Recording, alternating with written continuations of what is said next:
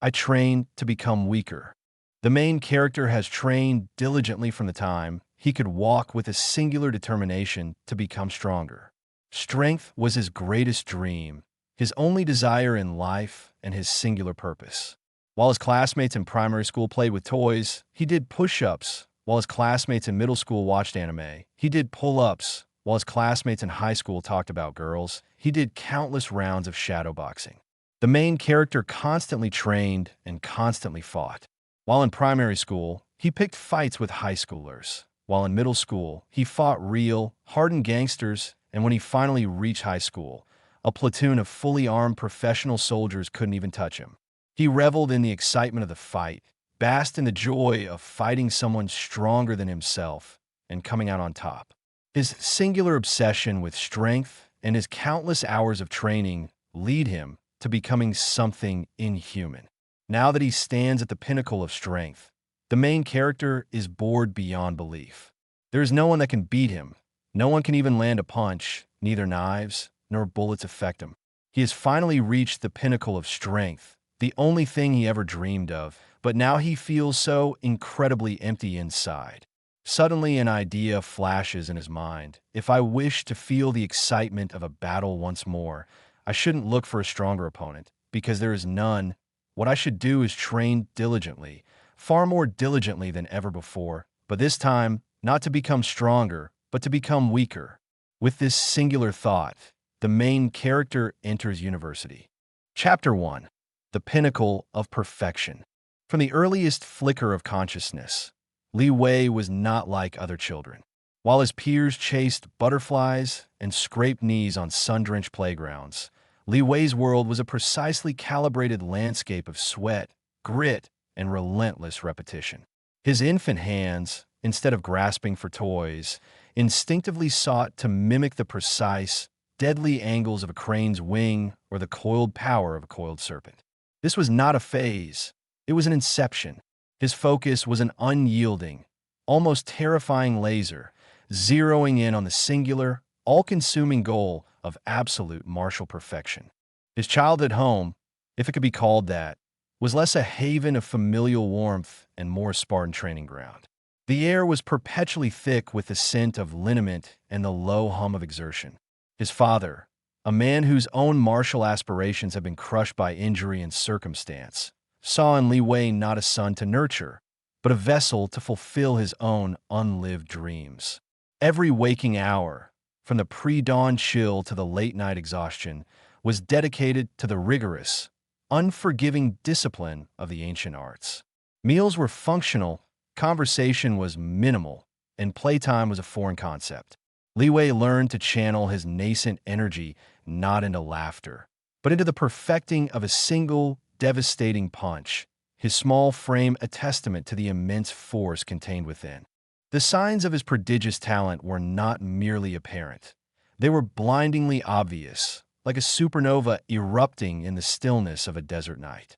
His movements possessed an innate fluidity, a perfect economy of motion that belied his years. Where other children fumbled with basic stances, Li Wei could execute complex katas with the grace of a seasoned master. His reflexes were unnaturally sharp, his body responding to stimuli with an almost preternatural speed. He learned faster, absorbed more, and pushed himself harder than any instructor could have conceived. This wasn't innate talent. It was a ferocious, almost desperate drive, fueled by a profound, unshakable belief. This belief, instilled in him from his earliest memories, was simple and absolute. That absolute strength was the ultimate achievement. In a world that seemed chaotic and unpredictable, power was the only constant, the only true form of security. Strength meant control, mastery, invincibility. It was the highest form of being, the apex of human potential. He internalized this doctrine with the unquestioning fervor of a zealot, his nascent mind interpreting every success, every commendation, as further proof of its irrefutable truth. The accolades, when they came, were not met with childish pride, but with a quiet intensity, a silent acknowledgement that he was on the right path, closer to the ultimate goal.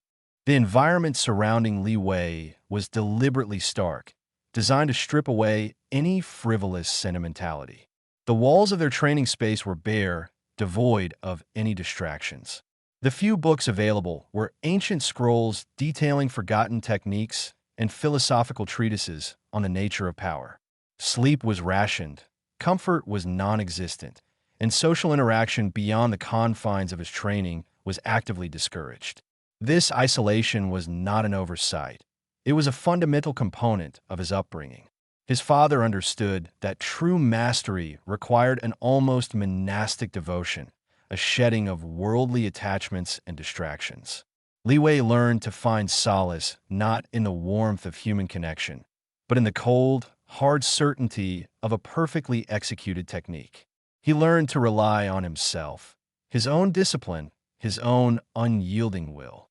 His prodigious talent, honed in this crucible of extreme discipline, began to manifest in ways that even his father found astonishing. By the age of 10, Li Wei had mastered forms that took seasoned martial artists decades to perfect. His sparring sessions, though carefully managed to prevent injury, were a stark display of raw potential. Opponents, often twice his age, would find themselves outmaneuvered, their attacks deflected with an effortless precision that left them bewildered and humbled. He possessed an uncanny ability to anticipate moves, to see openings before they even appeared. It was as if he could perceive the flow of energy, the subtle shifts in intent, and react accordingly. His father, a man who had spent his life yearning for what Li Wei was effortlessly achieving, pushed him harder still. He saw not a child, but a masterpiece in progress, a testament to his own relentless vision. The sacrifices made were not just Li Wei's, but his father's as well. Social standing, financial security, even basic human comfort, all were willingly cast aside in the relentless pursuit of martial apotheosis. Li Wei's education was rudimentary, his social development almost non-existent. He was a finely tuned instrument, designed for one purpose, and nothing else was allowed to interfere with its calibration. He began to internalize the idea that weakness was not just an absence of power, but a fundamental flaw, a betrayal of one's own potential. Any hesitation, any flicker of doubt, any misstep was a sign of this inherent weakness. He trained himself to suppress these impulses, to cultivate an unshakable resolve. Emotions, too, were seen as liabilities, betraying a lack of control, a vulnerability that could be exploited. Love, fear, sadness, even joy, these were distractions, impediments to the singular focus required for absolute mastery. He learned to compartmentalize, to build walls around his inner world, ensuring that only the pursuit of strength remained. The environment of discipline extended beyond mere physical training. Li Wei was subjected to mental exercises designed to strengthen his focus and resilience. He would spend hours in meditation, not for peace, but to hone his ability to withstand discomfort and mental fatigue. He was taught to observe, to analyze, to dissect every movement, every technique, every opponent with a cold, objective precision. There was no room for sentiment, no space for emotional interpretation. Everything was reduced to mechanics, to physics, to the pure, unadulterated application of force and strategy. His nights were often filled with vivid dreams, not of childhood fantasies, but of endless dojos, of phantom opponents, of the perfect execution of impossible techniques. He would wake in a cold sweat, his small body already unconsciously mimicking the movements from his dreams. This was the unyielding grip of childhood's obsession, a force that had shaped him, molded him, and irrevocably set him on a path that would eventually lead him to question the very foundation upon which his entire existence was built. He was a prodigy, a phenomenon, a child warrior forged in the fires of an all-consuming ambition, and the seeds of his future existential crisis were already being sown, hidden amidst the triumphs of his relentless ascent. The world marveled at his nascent power, unaware of the profound isolation it was already beginning to carve into his young soul. He was on the pinnacle, But he didn't yet know that a pinnacle was also a lonely place. The unwavering belief in absolute strength was his guiding star. But stars, however bright, are often furthest from the earth, leaving those who gaze upon them in a state of profound, almost cosmic, solitude. This was the genesis of Li Wei, a child not just trained, but became the martial art, a living embodiment of an ideal that would, paradoxically, become his greatest burden. The early glimmers of Li Wei's legend were not forged in the quiet intensity of his father's secluded dojo, but in the blinding glare of public arenas. His first true ascent into the wider martial arts world began not with a gentle introduction, but with a cataclysmic eruption. It was a regional tournament, an event of modest prestige, but one that served as the crucible where the raw, untamed brilliance of a boy became a legend whispered in hushed tones. He was barely 14, a slender figure who appeared to be more wisp than warrior, facing down-seasoned combatants who had carved their names into the annals of the martial world over decades. His opponents, their faces etched with the confidence of experience, saw not a threat, but an anomaly, a child who had somehow found his way onto the professional stage. They underestimated him, a fatal error that would become a recurring motif in the early chapters of his ascent.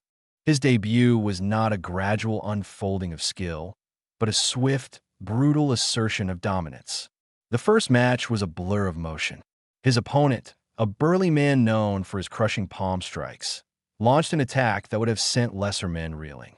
But Li Wei moved with a preternatural grace, his body seemingly anticipating the trajectory of the blow before it was even fully formed. He flowed around the strike, a shadow slipping through a gap in the storm, and then, with the speed of a striking viper, he unleashed a flurry of kicks. Each impact was precise, a symphony of snapping bone and taut muscle, targeting pressure points with a devastating accuracy that left his opponent gasping for air, defeated before he could even comprehend what had happened. The crowd, initially murmuring with polite curiosity, fell into a stunned silence. This was not the clumsy enthusiasm of a novice. This was the cold, calculated execution of a master. The victories piled up with unnerving regularity. Tournament after tournament, Li Wei carved a path of destruction through the ranks. His style was unlike anything the martial world had ever witnessed. It was a terrifying fusion of raw power and surgical precision. He possessed a devastating arsenal of strikes, each one capable of ending a fight instantly. Yet he employed them with an almost surgical restraint, demonstrating a mastery of control that was as awe-inspiring as his destructive potential. His signature move, a blindingly fast series of palm strikes to the chest, became known as the thunderclap, for the sharp, percussive sound it made as it landed, a sound that often preceded the unconscious collapse of his opponents. There were no wasted movements, no flamboyant displays, just pure, unadulterated efficiency. Each bout was a testament to his years of relentless training, a living embodiment of his father's unwavering, if harsh, philosophy. The reverence he commanded was palpable, a suffocating aura that seemed to precede him into every arena. Spectators would arrive hours early, not just to witness the fights, but to catch a glimpse of Li Wei, to feel the electric charge in the air that accompanied his presence. He was a phenomenon, a prodigy whose name was spoken with a mixture of awe and fear. The established masters, men who had dedicated their lives to the martial arts, found themselves outmaneuvered, outmatched, and ultimately outclassed. They spoke of his ghost-like footwork, his unbreakable defense, and his lightning strikes. He was a force of nature, an unstoppable tide that swept away all opposition. His reputation grew not just through victories, but through the sheer, overwhelming nature of his dominance. He rarely lost a round, let alone a match. The outcome of his fights became a foregone conclusion before the first blow was even struck. One particularly iconic victory came during the coveted Celestial Dragon Championship. The final bout pitted him against the reigning champion, a legendary warrior named Master Gene, a man whose iron fists had earned him countless accolades and a fearsome reputation. Master Jean was the epitome of traditional martial arts, a stoic figure of immense power and unwavering discipline. The fight was billed as the clash of titans, the old guard versus the new, tradition versus innovation. The arena was electric, a sea of faces turned towards the center, anticipating a brutal, drawn-out war. The early exchanges were cautious, Master Jean probing for weaknesses, Li Wei absorbing the onslaught with an unnerving calm. Jean unleashed a series of devastating blows, each one imbued with the force of a sledgehammer. But Li Wei seemed to dance between them, his movements fluid and evasive. He parried and deflected, his hands moving with a blur of speed, redirecting Jin's power with minimal effort. The crowd roared, sensing the titanic struggle. Then, in a moment that would be replayed endlessly in martial arts lore, Li Wei saw his opening. As Master Jean committed to a powerful upward strike, Li Wei dropped low, almost disappearing from view, and then exploded upwards. His palm, charged with an incredible force, met Jin's solar plexus. The sound was not a crack, but a deep, resonant thud that echoed through the stunned silence. Master Jin's eyes widened in disbelief, his breath stolen, and he crumpled to the mat, defeated. The arena erupted. Li Wei, the boy wonder, had vanquished the legend. The victory cemented his status. He was no longer just a prodigy. He was the undisputed master, the pinnacle of martial prowess. The cheers of the crowd washed over him, a deafening wave of adoration. He stood at the center of the arena, his chest rising and falling with controlled breaths, his gaze sweeping across the adoring faces. He had achieved what he had set out to do, or so it seemed. The world saw an invincible warrior, a beacon of perfection. They saw the polished, flawless exterior, the embodiment of absolute strength. They saw the legend, forged in sweat and blood, and they marveled at its brilliance. But beneath the veneer of invincibility, a subtle shift was occurring within Li Wei. The cheers, once a validation of his efforts, began to sound hollow. The awe in the eyes of his defeated opponents, once a source of pride, now felt like a reflection of his own isolation. Each victory, each roar of the crowd, was a brick in the gilded cage that was being built around him. His father's relentless training had been effective, terrifyingly so. He had achieved absolute strength, an almost inhuman level of martial mastery. Yet, the pursuit had been so singular, so all-consuming, that it had left no room for anything else. He would stand in the quiet solitude of his hotel room after a victorious match, the adulation of thousands still ringing in his ears, and feel nothing. The thrill of victory was fleeting, replaced by a familiar emptiness. He had conquered the martial arts world, but he had also, in a way, conquered himself, stripping away the very parts of him that might have allowed him to truly savor his triumphs. The absolute strength he had so desperately sought had become a double-edged sword, providing unparalleled power but also an equally unparalleled sense of detachment. He was untouchable, yes, but also increasingly unreachable. The public's perception of him was that of an impassive, almost robotic warrior, a living embodiment of martial perfection. And in many ways, that perception was accurate. His emotional responses had been systematically trained out of him. He had learned to suppress fear, to dismiss anger, to disregard joy. These were weaknesses, distractions from the path of absolute strength. He had become a master of his own physiology, his own mind, but in doing so, he had also become a prisoner of his own creation. He understood the mechanics of victory perfectly, but the feeling of true elation, of genuine connection, remained an alien concept.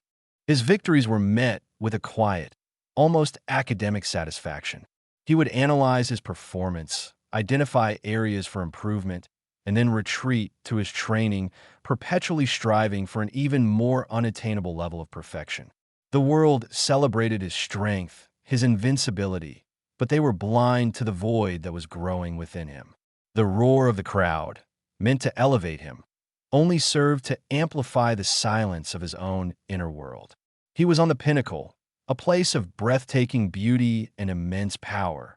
But he was there alone, the vast expanse of his own achievement a stark reminder of the profound solitude that true invincibility had wrought. The legend was forged brilliant and blinding, but within its incandescent glow, a seed of profound unease had begun to sprout, hinting that this peak was not a summit of fulfillment, but a precipice overlooking an unknown and perhaps terrifying abyss.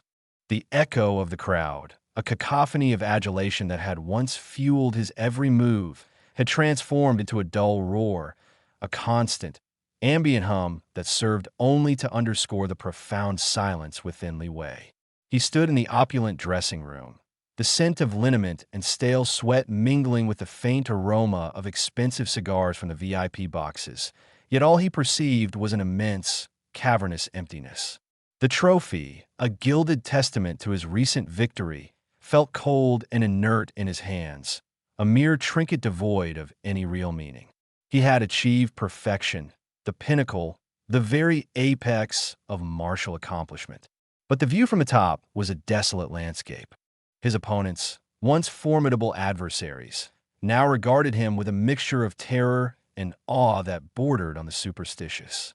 They saw not a fellow practitioner of the martial arts, but a force of nature, an anomaly that defied the natural order of combat. Their eyes, when they met his, held a flicker of primal fear, the same fear one might reserve for a predator or a natural disaster.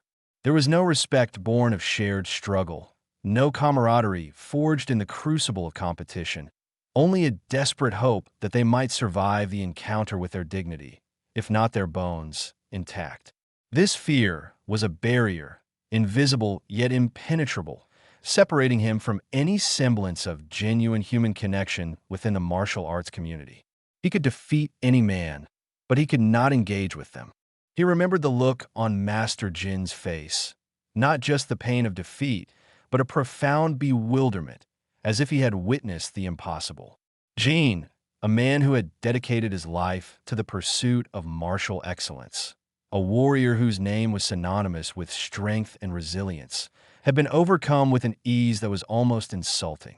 Li Wei hadn't felt triumph in that moment, only a chilling realization. He was no longer playing the same game. He had transcended the human element of competition, and in doing so, had left himself utterly alone.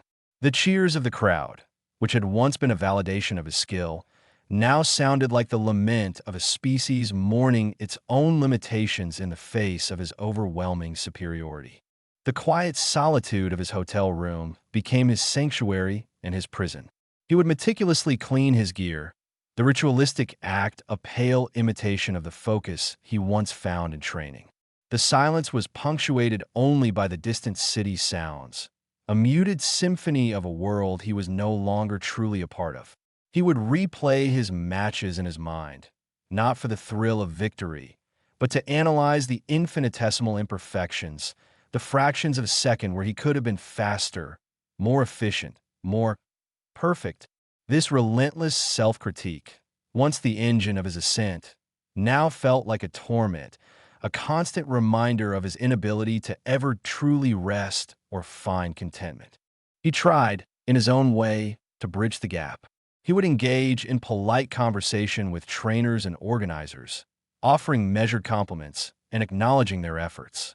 But these interactions were like carefully choreographed dances, devoid of spontaneity or genuine emotion. His words, carefully chosen, carried the weight of his reputation, and his every gesture was scrutinized, dissected, and ultimately misinterpreted. They saw the legend, the embodiment of martial perfection, and projected onto him an aura of unapproachability. He was a statue, admired from afar, but never truly touched. The truth was, he had no peers. There was no one who could challenge him, no one who could push him beyond his current limits. The men he fought were mere obstacles, stepping stones on a path that now stretched into an infinite, featureless horizon. He yearned for a rival, someone who could meet him blow for blow, someone who could understand the immense pressure and the crushing loneliness of his position. But such a person did not exist. His father's training had been too effective, too absolute. He had been sculpted into a weapon, honed to a razor's edge, and now the weapon found itself without a target worthy of its precision. He began to question the very purpose of his strength. What was the point of being invincible if it meant being perpetually isolated? What was the value of perfection if it rendered him incapable of experiencing the simple joys of human connection? The martial arts, which had once been his passion, his refuge, his entire world, now felt like a gilded cage. He had achieved mastery, but at the cost of his humanity. The discipline that had brought him to this solitary peak had also stripped him of the very qualities that made life worth living. He found himself staring at his reflection in the polished surface of his training equipment. The face that stared back was that of a warrior, strong, stoic, unyielding. But the eyes held a depth of sorrow that no one seemed to notice, or perhaps no one was willing to acknowledge. They saw the victor, the champion, the pinnacle of perfection.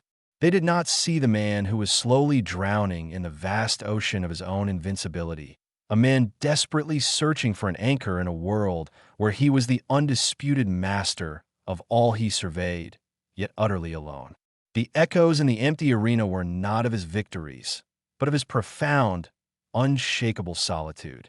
The gilded trophy, cool and impersonal against his palm, felt less like a symbol of triumph and more like a lead weight tethering him to a reality he increasingly found hollow.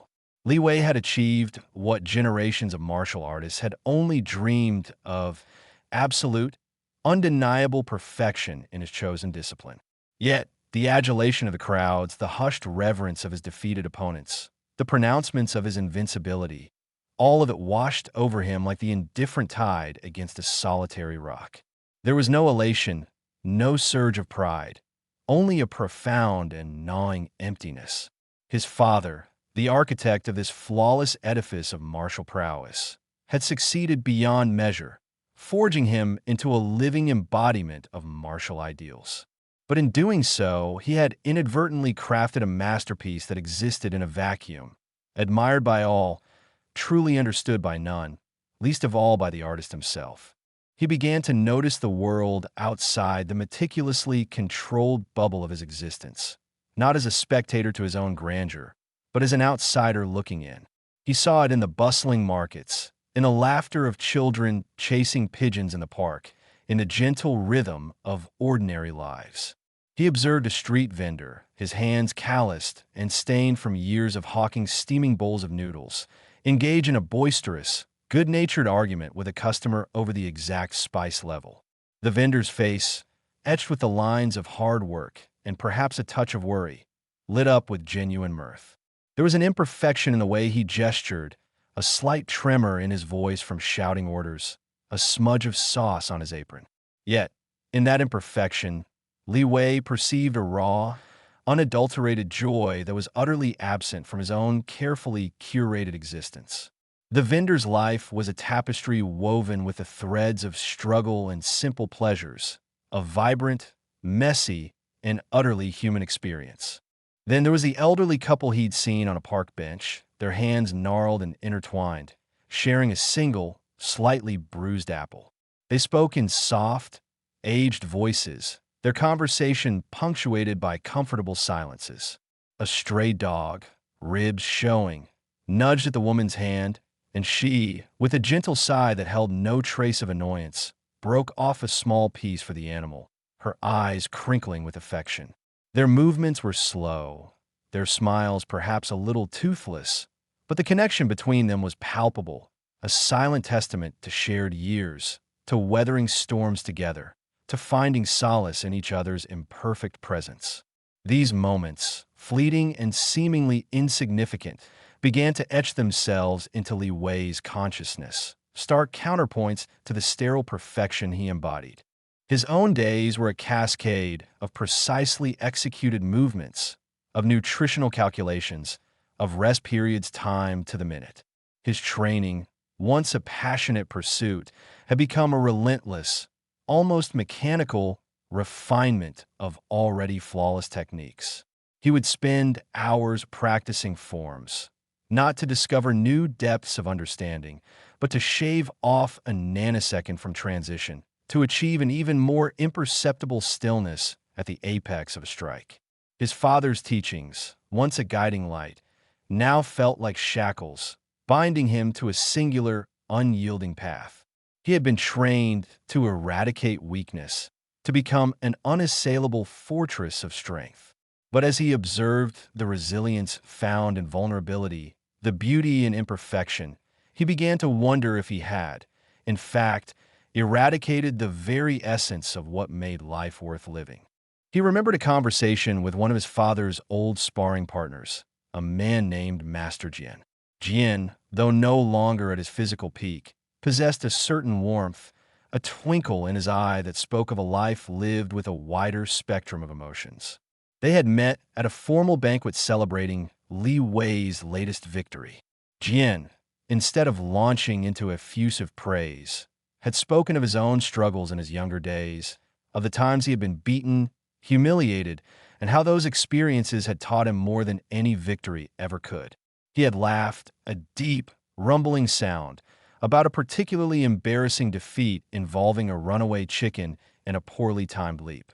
Li Wei, ever the stoic, had offered a polite nod, but Jin's words had planted a seed, a small, persistent doubt about the singular value of his own path. Jin's life, like the noodle vendors or the elderly couples, was a rich, textured narrative, full of stumbles and triumphs, laughter and tears. Li Wei's was a single, sharp, unblemished line. The stark contrast between his own rigidly controlled regimen and the seemingly chaotic, yet joyful, lives of ordinary people began to fuel a quiet, internal rebellion. He found himself watching children play tag, their movements clumsy and their laughter unrestrained. Their occasional falls met not with despair, but with a quick get-up-and-continue spirit. They stumbled, they scraped knees, they cried for a moment, but they always got back up, fueled by an instinct for joy rather than an obsession with flawlessness. He envied their ability to embrace the messiness of existence, their unself-conscious freedom. His own movements were precise, economical, and utterly devoid of the spontaneous abandon that animated their play. He started to experiment, subtly at first. During his meditation sessions, which were usually focused on emptying the mind and achieving perfect stillness, he would deliberately allow stray thoughts to linger, to drift like clouds. He'd recall a childhood memory, a moment of simple pleasure, the taste of his mother's sweet buns, the warmth of the sun on his face during a rare day off. These weren't profound revelations, but small, fragile sparks of something forgotten, something human. He would find himself lingering in the bustling markets for longer than necessary, not to observe the awe he inspired, but to simply listen to the ebb and flow of human voices, the vibrant symphony of everyday life. He'd observe the subtle expressions on people's faces, the flicker of annoyance, the quick flash of concern, the genuine smile exchanged between strangers. These were the nuances his own carefully guarded demeanor prevented him from expressing or fully appreciating. The more he observed, the more he realized that his pursuit of perfection had been a zero-sum game. For every ounce of strength he had gained, he had surrendered a measure of his capacity for empathy. For every flaw he had eradicated, he had erased a potential avenue for connection. His father's relentless drive for martial supremacy had inadvertently instilled in him a profound fear of vulnerability. To be strong meant to be untouchable, and to be untouchable meant to be isolated. This realization was not a sudden epiphany, but a slow, dawning awareness, like the gradual emergence of the sun after a long night. He began to question the very foundation of his life's work. What was the ultimate purpose of a strength that could not be shared, a skill that could not be used to build or protect in any meaningful way beyond the confines of the arena? What was the value of a perfect technique if it left him incapable of expressing genuine emotion, of forming authentic bonds? The martial arts, his lifelong passion, his raison d'etre, now felt like a vast, opulent prison. He had mastered the art of combat, but had failed to master the art of living. The discipline that had elevated him to an unprecedented level of physical and mental control had also rendered him emotionally stunted, a brilliant instrument incapable of playing any music but its own solitary, perfect note. This growing disillusionment was a dangerous, yet exhilarating sensation. The smooth, predictable surface of his life was beginning to crack, revealing a yearning for something he had actively suppressed for so long. The freedom to be imperfect, the courage to be vulnerable, the simple, profound joy of being human.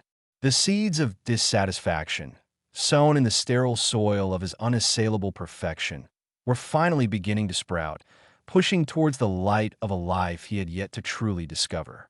He was no longer just the pinnacle of martial achievement. He was a man at a crossroads, sensing that the greatest challenge of his life lay not in conquering an opponent, but in conquering himself, in finding a way back from the desolate peak of invincibility to the vibrant, messy, and ultimately more rewarding landscape of human experience. The gilded trophy, cool and impersonal against his palm, felt less like a symbol of triumph and more like a lead weight tethering him to a reality he increasingly found hollow. Li Wei had achieved what generations of martial artists had only dreamed of: absolute, undeniable perfection in his chosen discipline. Yet, the adulation of the crowds, the hushed reverence of his defeated opponents, the pronouncements of his invincibility, all of it washed over him like the indifferent tide against a solitary rock. There was no elation, no surge of pride, only a profound and gnawing emptiness.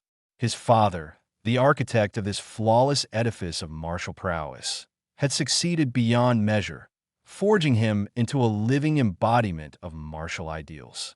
But in doing so, he had inadvertently crafted a masterpiece that existed in a vacuum, admired by all, truly understood by none, least of all by the artist himself. He began to notice the world outside the meticulously controlled bubble of his existence, not as a spectator to his own grandeur, but as an outsider looking in.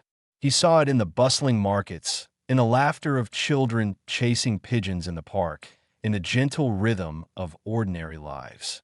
He observed a street vendor, his hands calloused and stained from years of hawking steaming bowls of noodles, engage in a boisterous, good-natured argument with a customer over the exact spice level. The vendor's face, etched with the lines of hard work and perhaps a touch of worry, lit up with genuine mirth. There was an imperfection in the way he gestured, a slight tremor in his voice from shouting orders, a smudge of sauce on his apron. Yet, in that imperfection, Li Wei perceived a raw, unadulterated joy that was utterly absent from his own carefully curated existence. The vendor's life was a tapestry woven with the threads of struggle and simple pleasures, a vibrant, messy, and utterly human experience. Then there was the elderly couple he'd seen on a park bench, their hands gnarled and intertwined, sharing a single, slightly bruised apple. They spoke in soft, aged voices, their conversation punctuated by comfortable silences. A stray dog, ribs showing, nudged at the woman's hand, and she, with a gentle sigh that held no trace of annoyance, broke off a small piece for the animal, her eyes crinkling with affection. Their movements were slow, their smiles perhaps a little toothless, but the connection between them was palpable, a silent testament to shared years, to weathering storms together, to finding solace in each other's imperfect presence. These moments, fleeting and seemingly insignificant, began to etch themselves into Li Wei's consciousness, stark counterpoints to the sterile perfection he embodied. His own days were a cascade of precisely executed movements, of nutritional calculations, of rest periods timed to the minute. His training, once a passionate pursuit, had become a relentless, almost mechanical refinement of already flawless techniques. He would spend hours practicing forms, not to discover new depths of understanding, but to shave off a nanosecond from transition, to achieve an even more imperceptible stillness at the apex of a strike. His father's teachings, once a guiding light, now felt like shackles, binding him to a singular, unyielding path. He had been trained to eradicate weakness, to become an unassailable fortress of strength.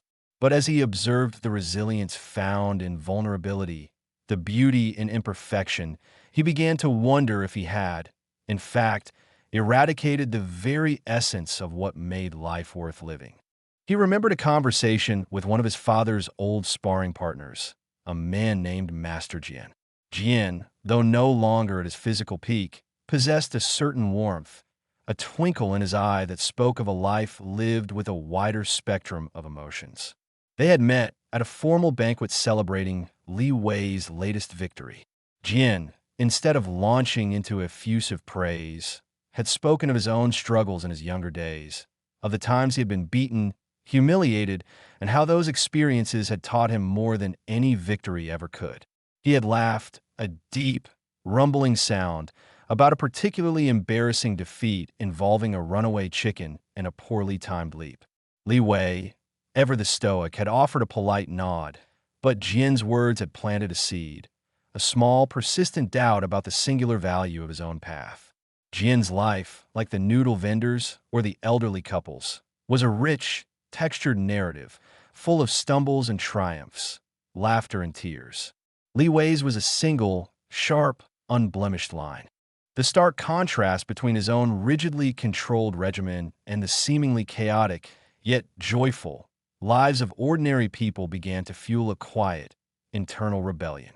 He found himself watching children play tag, their movements clumsy and their laughter unrestrained, their occasional falls met not with despair, but with a quick get-up-and-continue spirit. They stumbled, they scraped knees, they cried for a moment, but they always got back up, fueled by an instinct for joy rather than an obsession with flawlessness. He envied their ability to embrace the messiness of existence, their unself-conscious freedom. His own movements were precise, economical, and utterly devoid of the spontaneous abandon that animated their play. He started to experiment, subtly at first. During his meditation sessions, which were usually focused on emptying the mind and achieving perfect stillness, he would deliberately allow stray thoughts to linger, to drift like clouds.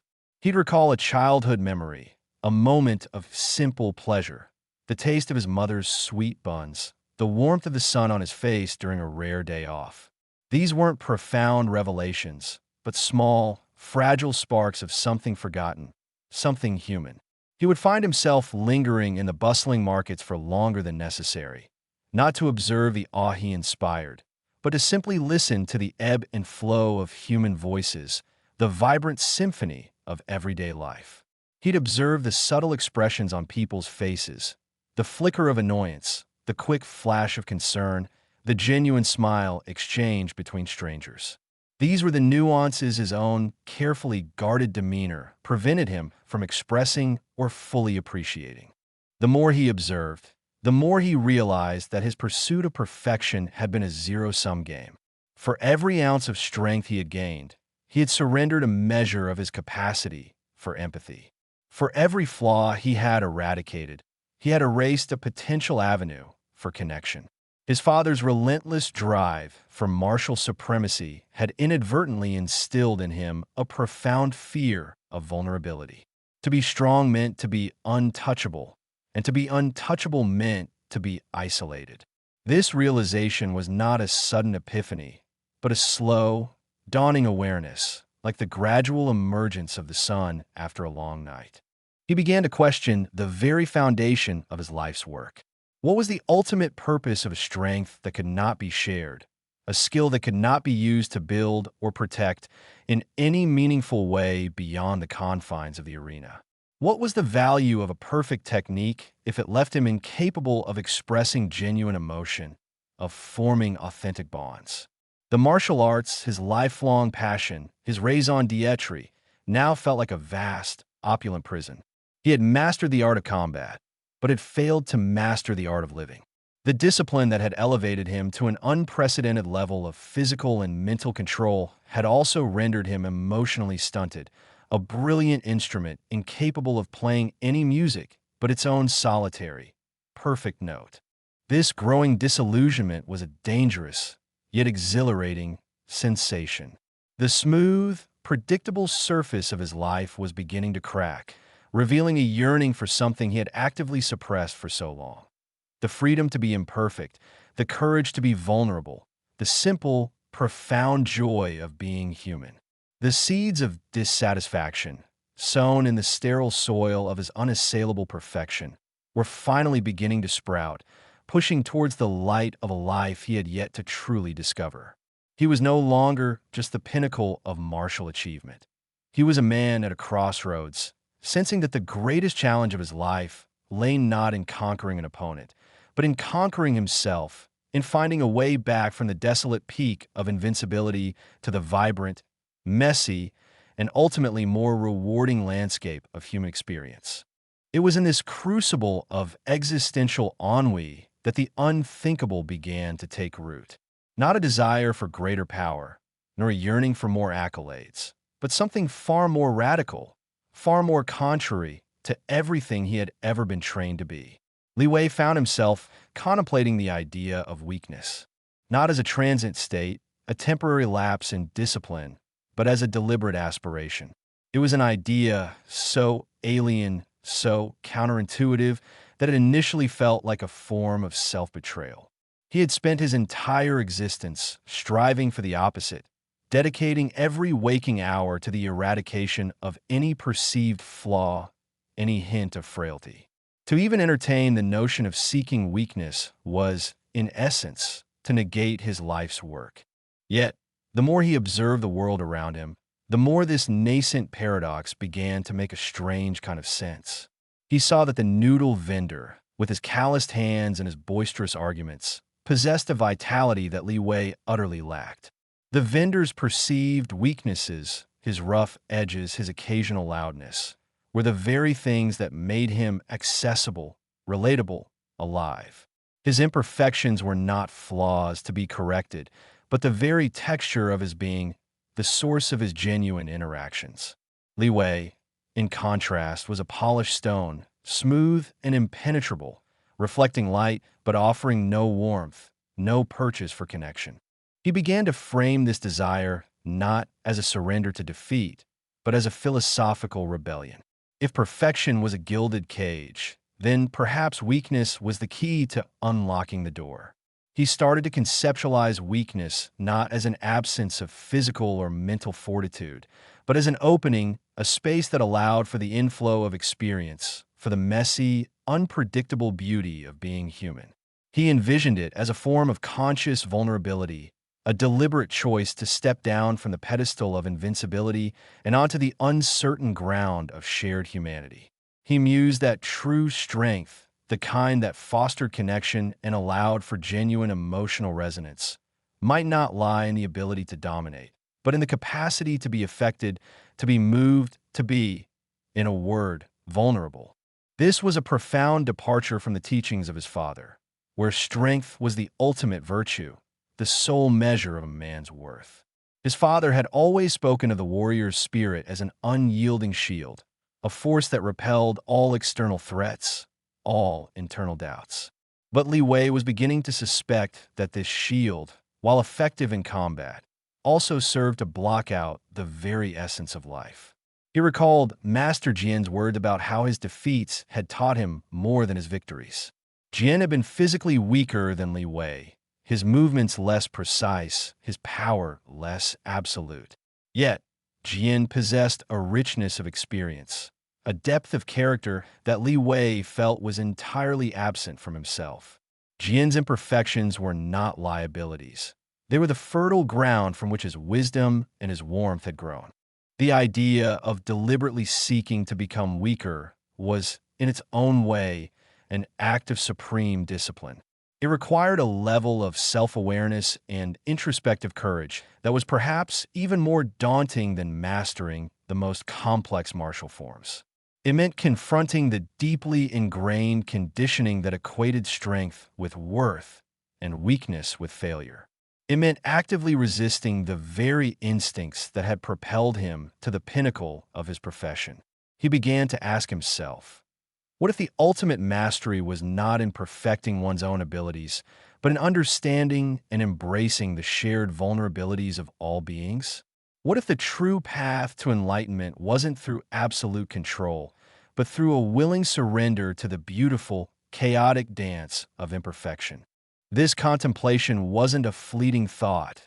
It was a burgeoning conviction, a philosophical anchor in the vast, empty ocean of his achievements.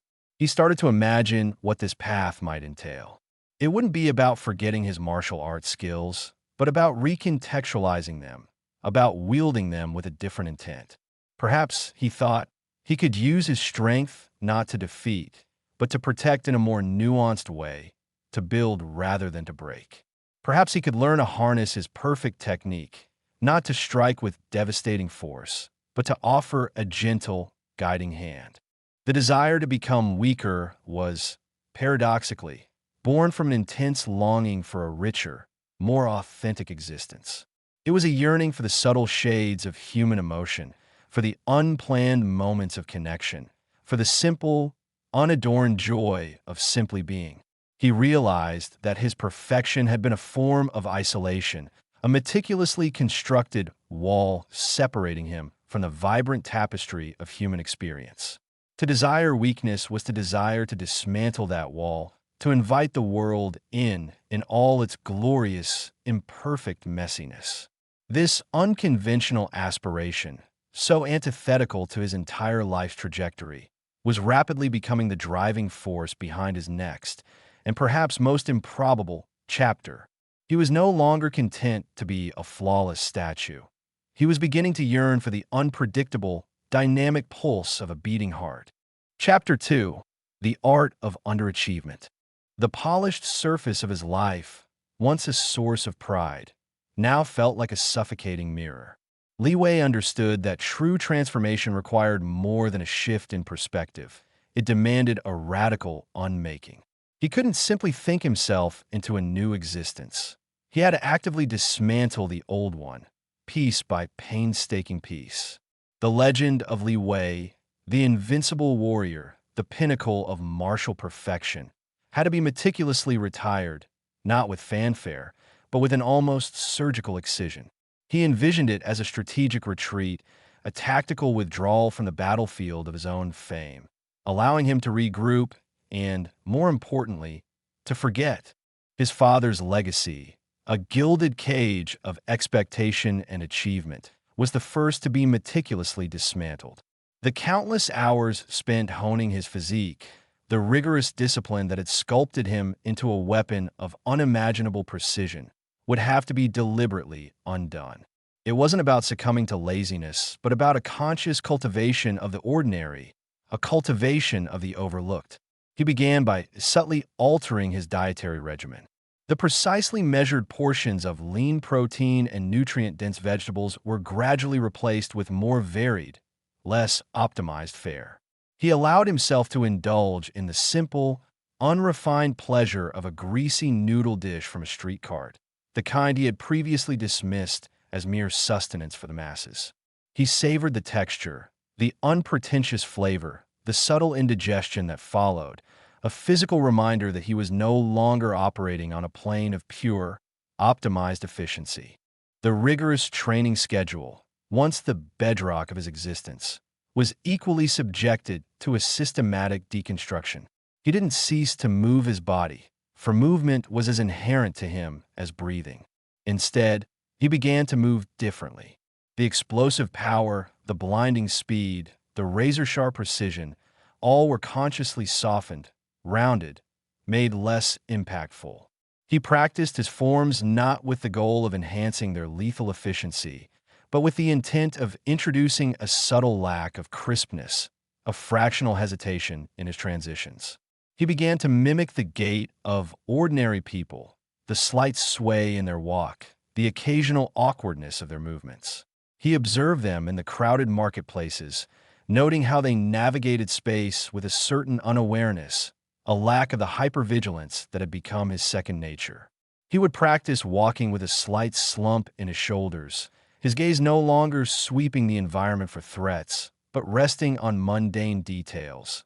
The worn cobblestones, the faded posters advertising local events, the pigeons pecking at discarded scraps. His physical appearance, the very embodiment of martial prowess, underwent a similar, deliberate transformation. The lean, sculpted physique, honed to peak performance, was deliberately softened. He began to allow a certain softness to creep back into his frame, a relaxation of the muscles that had been perpetually taut, ready for action. He stopped the relentless pursuit of peak conditioning, letting his body respond to a more relaxed, less demanding lifestyle. This wasn't a swift shedding. It was a slow, almost imperceptible unwinding, like a tightly coiled spring gradually releasing its tension. He even experimented with his posture, allowing himself to adopt the less-than-perfect stances he saw in others. He'd sit for longer periods, allowing his back to curve, his shoulders to droop, his movements to become less economical, more natural. The symbols of his legendary status were systematically purged. The meticulously crafted uniforms, once revered as extensions of his martial identity, were carefully packed away, not to be destroyed, but to be hidden, to become ghosts in his past.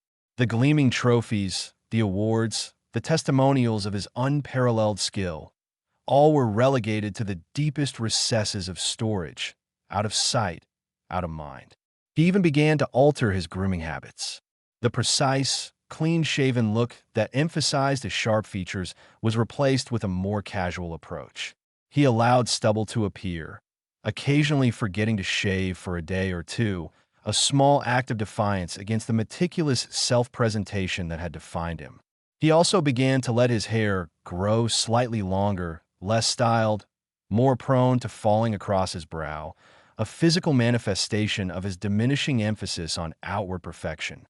He understood that the most formidable aspect of his legend was not his physical prowess, but the aura of invincibility that surrounded him. This aura was cultivated not just through his actions, but through his very demeanor. The stoic expression, the piercing gaze that seemed to see through all pretense, the measured, economical speech, these were all tools of his trade, integral to the myth of Li Wei. He knew that to truly disappear, he had to become forgettable. This meant actively cultivating a new persona, one that was the antithesis of his former self. He began to study the art of being unremarkable.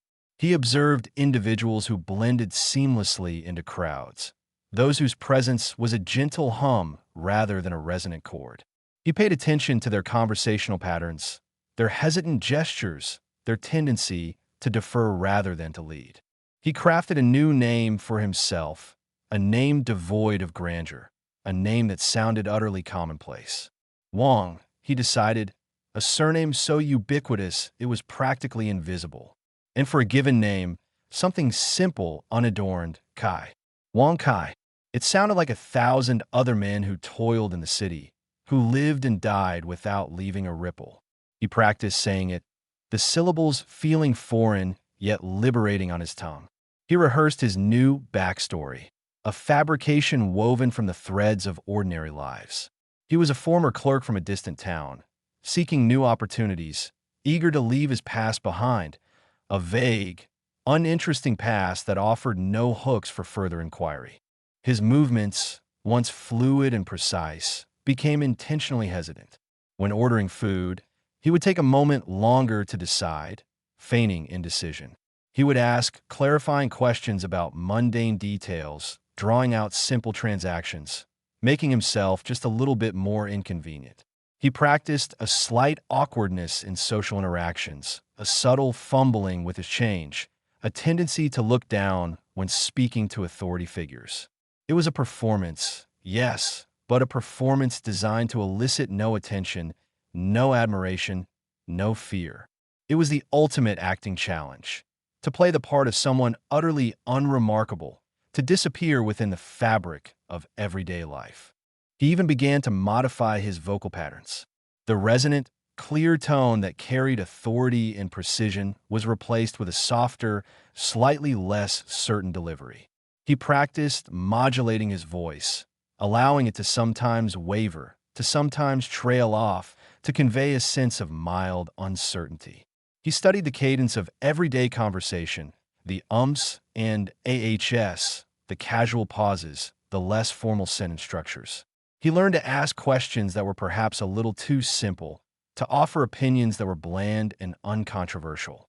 He was creating a vocal camouflage, a sonic fingerprint that would blend into the cacophony of a city. The process was an intense, ongoing exercise in self-erasure. It was a deliberate campaign against his own ingrained nature, a strategic dismantling of the formidable edifice his father had so painstakingly constructed. He was not merely retiring. He was undergoing a profound metamorphosis, shedding the skin of a legend to embrace the anonymity of the ordinary. Each altered habit, each consciously adopted imperfection, was a step away from the gilded cage of his former life and a step towards the vast, uncharted territory of genuine freedom. He was learning to walk, not as a master of his domain, but as a quiet traveler, content to be just another face in the crowd, his past accomplishments dissolving like mist in the morning sun. The legend of Li Wei was being meticulously unwritten, replaced by the unassuming narrative of Wang Kai. The ochre-colored brick buildings of the Municipal University of Xi'an seemed to exhale a collective sigh of the ordinary. It wasn't the imposing, incense-laden grandeur of a Shaolin temple, nor the hushed reverence of a scholar's retreat.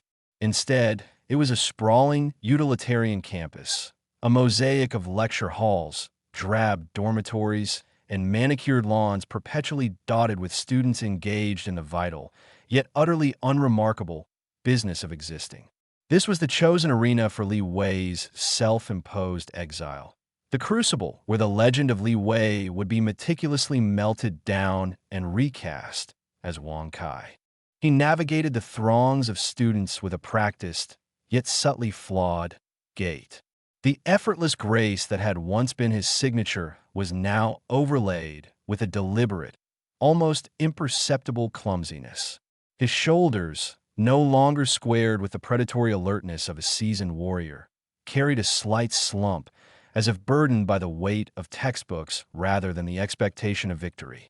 His eyes, once sharp and constantly scanning for threats or opportunities, now drifted, taking in the mundane details of campus life.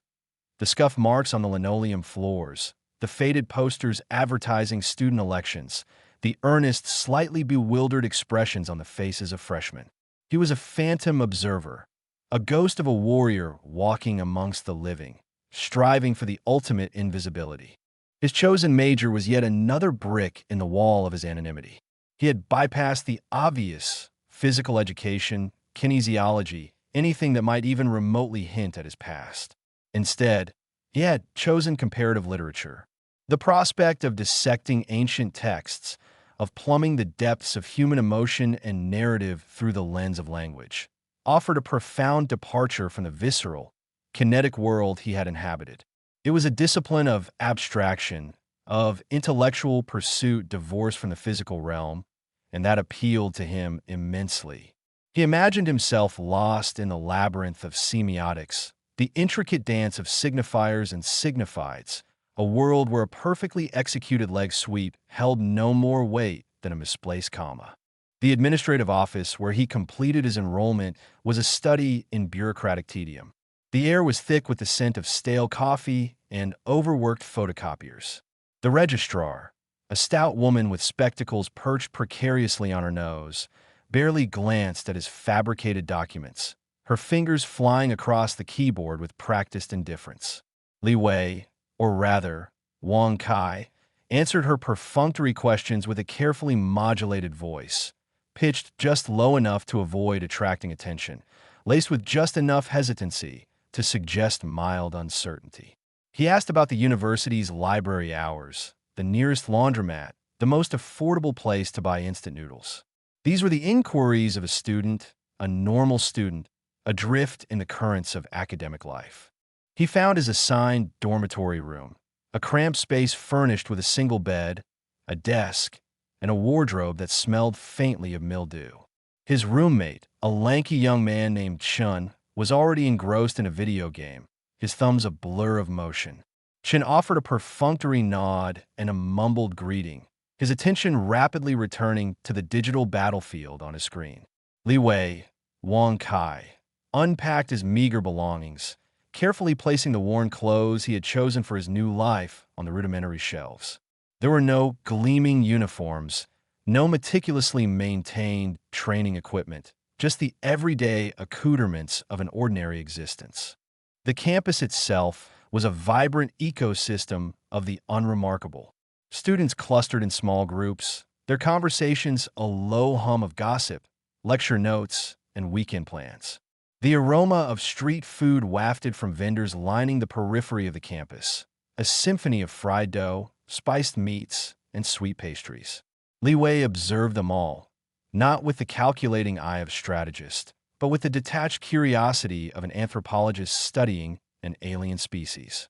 He noted their casual interactions, the unguarded laughter, the occasional frown of academic frustration, the sheer, unadulterated normalcy of it all. He made his way to the student union, a bustling hub of activity. The cafeteria offered a dizzying array of unpretentious fare: rice bowls, noodle soups, stir-fried vegetables. He joined the queue, his gaze fixed on the menu board, feigning deliberation over his choice. He ordered a simple dish of fried rice with egg, the kind he would have dismissed as peasant food in his former life. He found an empty table, not in a secluded corner, but in the middle of the room, deliberately positioning himself amidst the ebb and flow of student life. He ate slowly, savoring the blandness, the lack of any discernible complexity. It was a conscious act of defiance against his own refined palate, a deliberate immersion in the flavors of the ordinary. The next few days were a blur of orientation sessions, introductory lectures, and the endless pursuit of syllabi. Li Wei found himself adrift in a sea of information, none of it related to the art of self-defense or the pursuit of perfection. He attended a lecture on existentialism, the professor's voice a monotonous drone, the students in the audience exhibiting varying degrees of attention, from rapt engagement to overt slumber.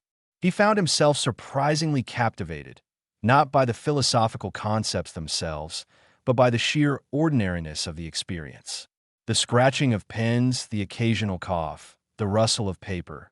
These were the sounds of learning, the soundtrack to a life lived without the pressure of impossible expectations. He deliberately chose to sit in the middle rows of lecture halls, never at the front, never at the back. He avoided making eye contact with the lecturers, his gaze often fixed on some unremarkable spot on the wall or the worn surface of his desk. When called upon, which was rare, he would offer short, uninspired answers, carefully avoiding any display of intellectual prowess. He was a student, yes, but one who aimed to be perfectly forgettable, a silhouette against the backdrop of 1,000 other faces. His interactions with his fellow students were equally guarded.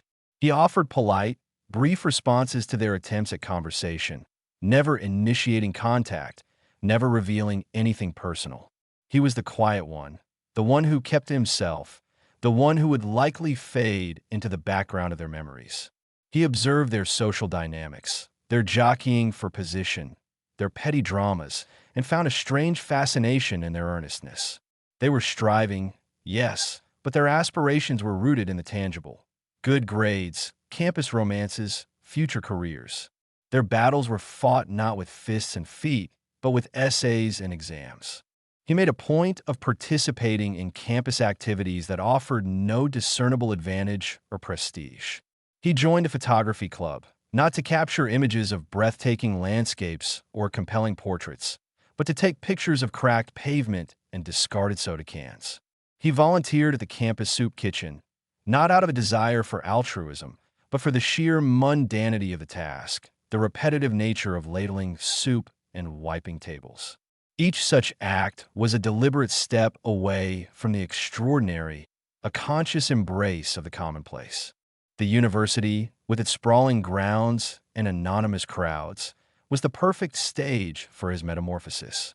It was a place where individual identities were often subsumed by the collective, where the pursuit of academic success was the primary, often overwhelming, goal. Here, his past life, with its tales of martial prowess and legendary feats, seemed impossibly distant, a fantastical narrative belonging to another man, another era. He began to consciously cultivate the small imperfections that made a person human, rather than a finely tuned machine. He would occasionally misplace his student ID, fumble with his locker combination, or arrive a minute or two late for class, offering a mumbled apology that conveyed genuine, yet unremarkable, regret. These were not deliberate acts of sabotage, but rather the gentle unraveling of the perfect discipline that had once defined him. He was learning to stumble, to falter, to be just a little bit off kilter, and in that imperfection, he found a nascent sense of freedom. The legend of Li Wei was not being vanquished by force, but gently dissolved, absorbed into the vast, undifferentiated ocean of the ordinary. The school of the ordinary was proving to be a far more challenging and ultimately more liberating institution than he could have ever imagined. The first few weeks of Wang Kai's tenure at the Municipal University of Xi'an were an exercise in exquisite failure. His academic performance was a carefully orchestrated disaster. During his first English literature seminar, tasked with analyzing a passage from Shakespeare, he deliberately chose to misinterpret the soliloquy, waxing philosophical about the existential dread of a misplaced sock rather than the complex, emotional turmoil of Hamlet. His arguments were not merely weak. They were spectacularly illogical, meandering through tangents that left his professor, a wizened man with a penchant for Elizabethan prose, visibly bewildered. When pressed, Wang Kai would offer a sheepish grin and stammer, I suppose I got a bit carried away with the imagery of lint. The professor, after a moment of profound contemplation, scribbled a note in his gradebook that likely read, potential, but profoundly misguided. His mathematical aptitude, once a razor-sharp instrument capable of calculating trajectories with breathtaking precision, was deliberately blunted. In his introductory calculus class, he intentionally solved differential equations with a baffling series of errors, each one more elementary than the last. He'd stare at the blackboard, his brow furrowed in theatrical confusion, before scribbling down an answer that was demonstrably, almost comically, wrong. When the professor pointed out his mistake, a simple arithmetic error, Wang Kai's face would fall, and he'd lament, "Oh, I'm so sorry, professor. I always get my 7s and my 9s mixed up when I'm tired." His roommate, Chun, who had a passing familiarity with calculus from his own engineering studies, would sometimes watch Wang Kai's struggles with a mixture of pity and mild annoyance, occasionally muttering, "That's not even close, man." Even the most mundane tasks proved to be Herculean challenges for the new, weak Wang Kai.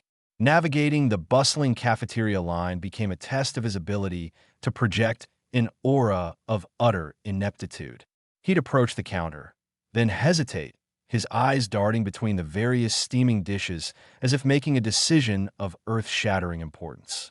He'd order something simple like congee, only to then ask for a side of chili paste, then inexplicably request to be served in a separate bowl, only to then forget the bowl and try to balance it precariously on his tray, leading to a near disaster of scalding liquid.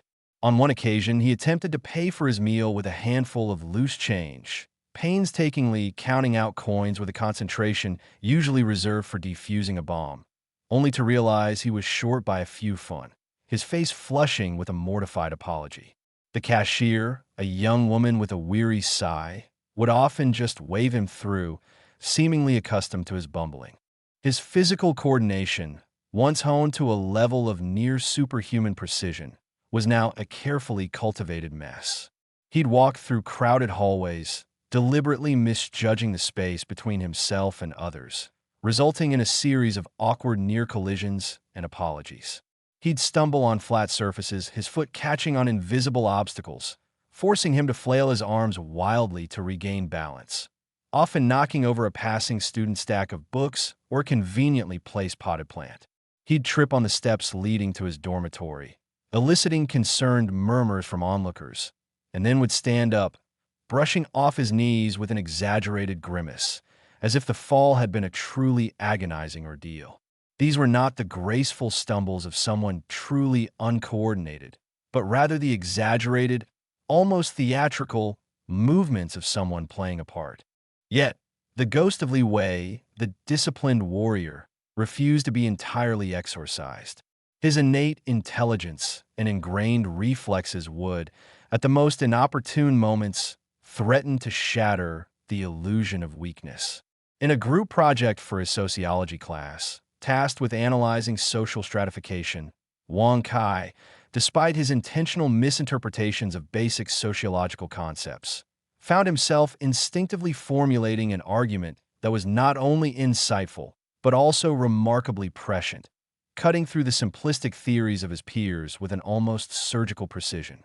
He caught himself mid-sentence, his eyes widening in alarm as he realized he was about to articulate a profound truth that would undoubtedly draw attention. He quickly backtracked, deliberately introducing a nonsensical analogy involving the social hierarchy of a colony of ants, effectively derailing his own brilliance. He then feigned a coughing fit, his face contorted in what he hoped looked like academic frustration. During a mandatory campus safety drill, while his fellow students scurried out of the buildings with varying degrees of panic, Wang Kai, in his haste to appear panicked, tripped over his own feet, sending his shoes flying in opposite directions. As he scrambled to retrieve them, he found himself in a near-empty stairwell, with only one elderly security guard remaining, struggling with a jammed fire door. Without a second thought, his warrior instincts took over. His hands moved with a speed and precision that belied his carefully constructed persona.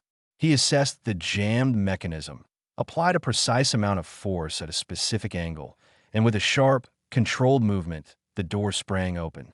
He then immediately caught himself, the warrior's satisfaction instantly replaced by a wave of cold dread. He looked at the security guard, who was staring at him with mild surprise, and quickly adopted his clumsy demeanor. "Oh, my goodness," he exclaimed, his voice trembling slightly.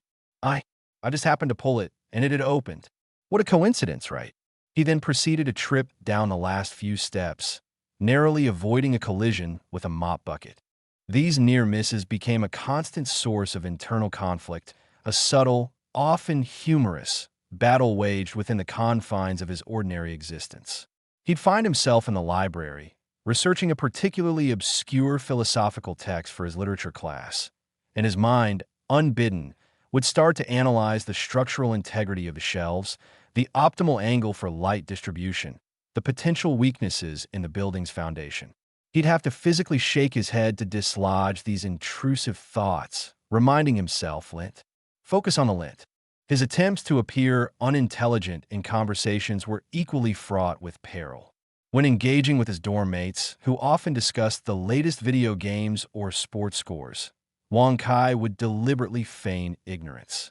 He'd nod along, his expression vacant, and when asked for his opinion, he'd offer something profoundly inane. "Ah, yes," he might say, his voice laced with faux sincerity, the ball, it goes forward. That's important, I think." However, on one occasion, during a heated debate about the strategic merits of a particular in-game maneuver, Wang Kai, in a moment of pure intellectual habit, began to deconstruct the opponent's strategy with such a clear and incisive logic that the room fell silent. He outlined the weaknesses in the flank defense, the predictable feints, the optimal counterattack timings. He then looked around, realizing he had just delivered a masterclass in strategic analysis to a group of teenagers playing a fantasy role-playing game. He quickly coughed, adjusted his glasses and new affectation, and stammered, I think that's how you win, right? Or maybe it's just about collecting shiny things." He watched as the teenagers, momentarily stunned, quickly resumed their animated discussion, the brief flicker of recognition in their eyes fading as quickly as it appeared. Even his attempts at expressing frustration or anger were carefully calibrated to project an image of mild inconvenience rather than potent emotion. When his internet connection would inevitably fail during a crucial assignment submission, he wouldn't rage. Instead, he'd sigh a theatrical, world-weary sound and say, "Oh dear, the internet is being uncooperative again. I suppose I'll just have to try again later. Such is life, isn't it?" He'd then spend an inordinate amount of time staring at the buffering icon, his shoulders slumped in a posture of profound, yet entirely manufactured, despair. The most challenging aspect of his new life was not the overt suppression of his skills, but the constant, subtle battle against his own ingrained perfectionism. He had to choose to be mediocre, to embrace the sloppiness, the lack of polish, the inherent messiness of being ordinary. It was a discipline far more rigorous than any martial art he had ever practiced. Every dropped pen, every mispronounced word, every fumbled attempt at small talk was a deliberate act of will, a conscious rejection of the extraordinary that resided within him. He was not just hiding his strength. He was actively cultivating his weakness, and in that relentless pursuit of underachievement, Li Wei, the legend, was slowly, painstakingly, becoming Wang Kai, the reluctant underdog. The university, in its sheer, overwhelming ordinariness, was proving to be the most effective dojo he had ever encountered, and his greatest opponent was himself.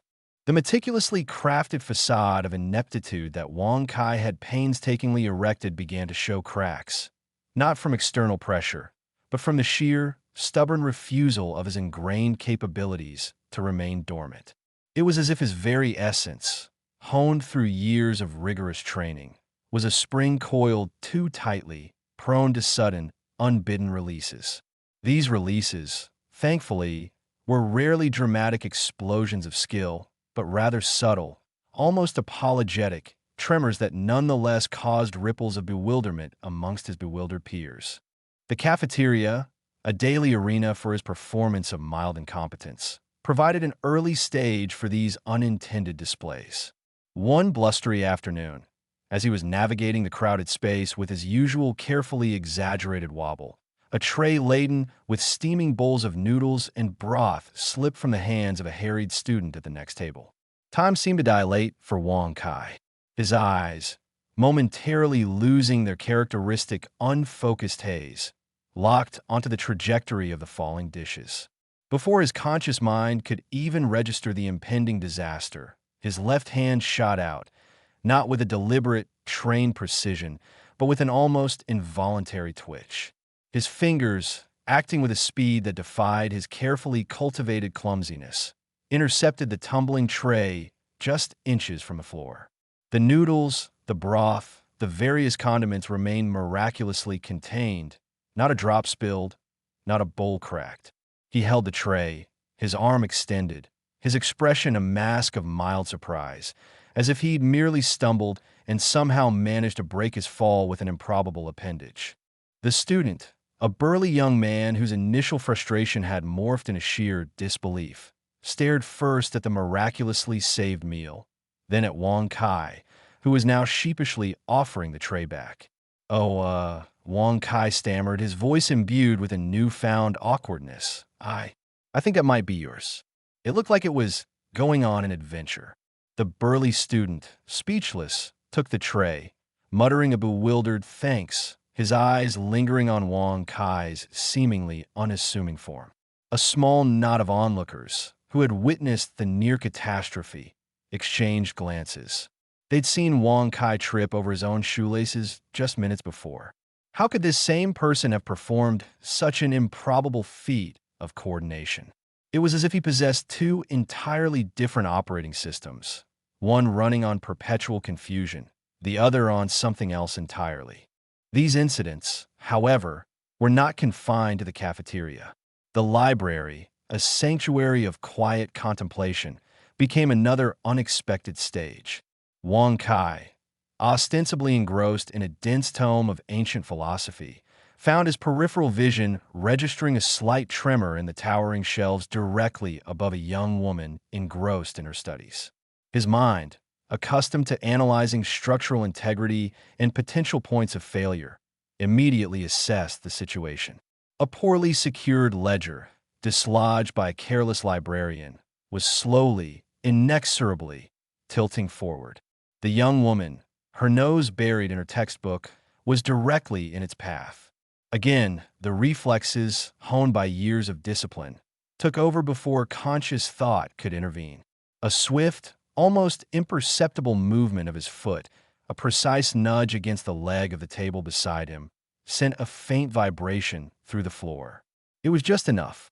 The ledger, instead of falling directly onto the unsuspecting student, teetered precariously for a moment, then settled back into its place with a soft thud. The young woman, startled by the slight tremor, looked up, her brow furrowed. She scanned the shelves, saw nothing amiss, and then her gaze fell upon Wang Kai, who was now meticulously turning a page, his face a picture of scholarly absorption, though his knuckles were perhaps a shade paler than usual. He offered a small, polite nod, as if acknowledging her brief glance. She, in turn, offered a tentative smile, a flicker of curiosity in her eyes. She felt something, seen a subtle shift, but had no explanation. It was another enigma in the growing collection surrounding the seemingly unremarkable Wang Kai.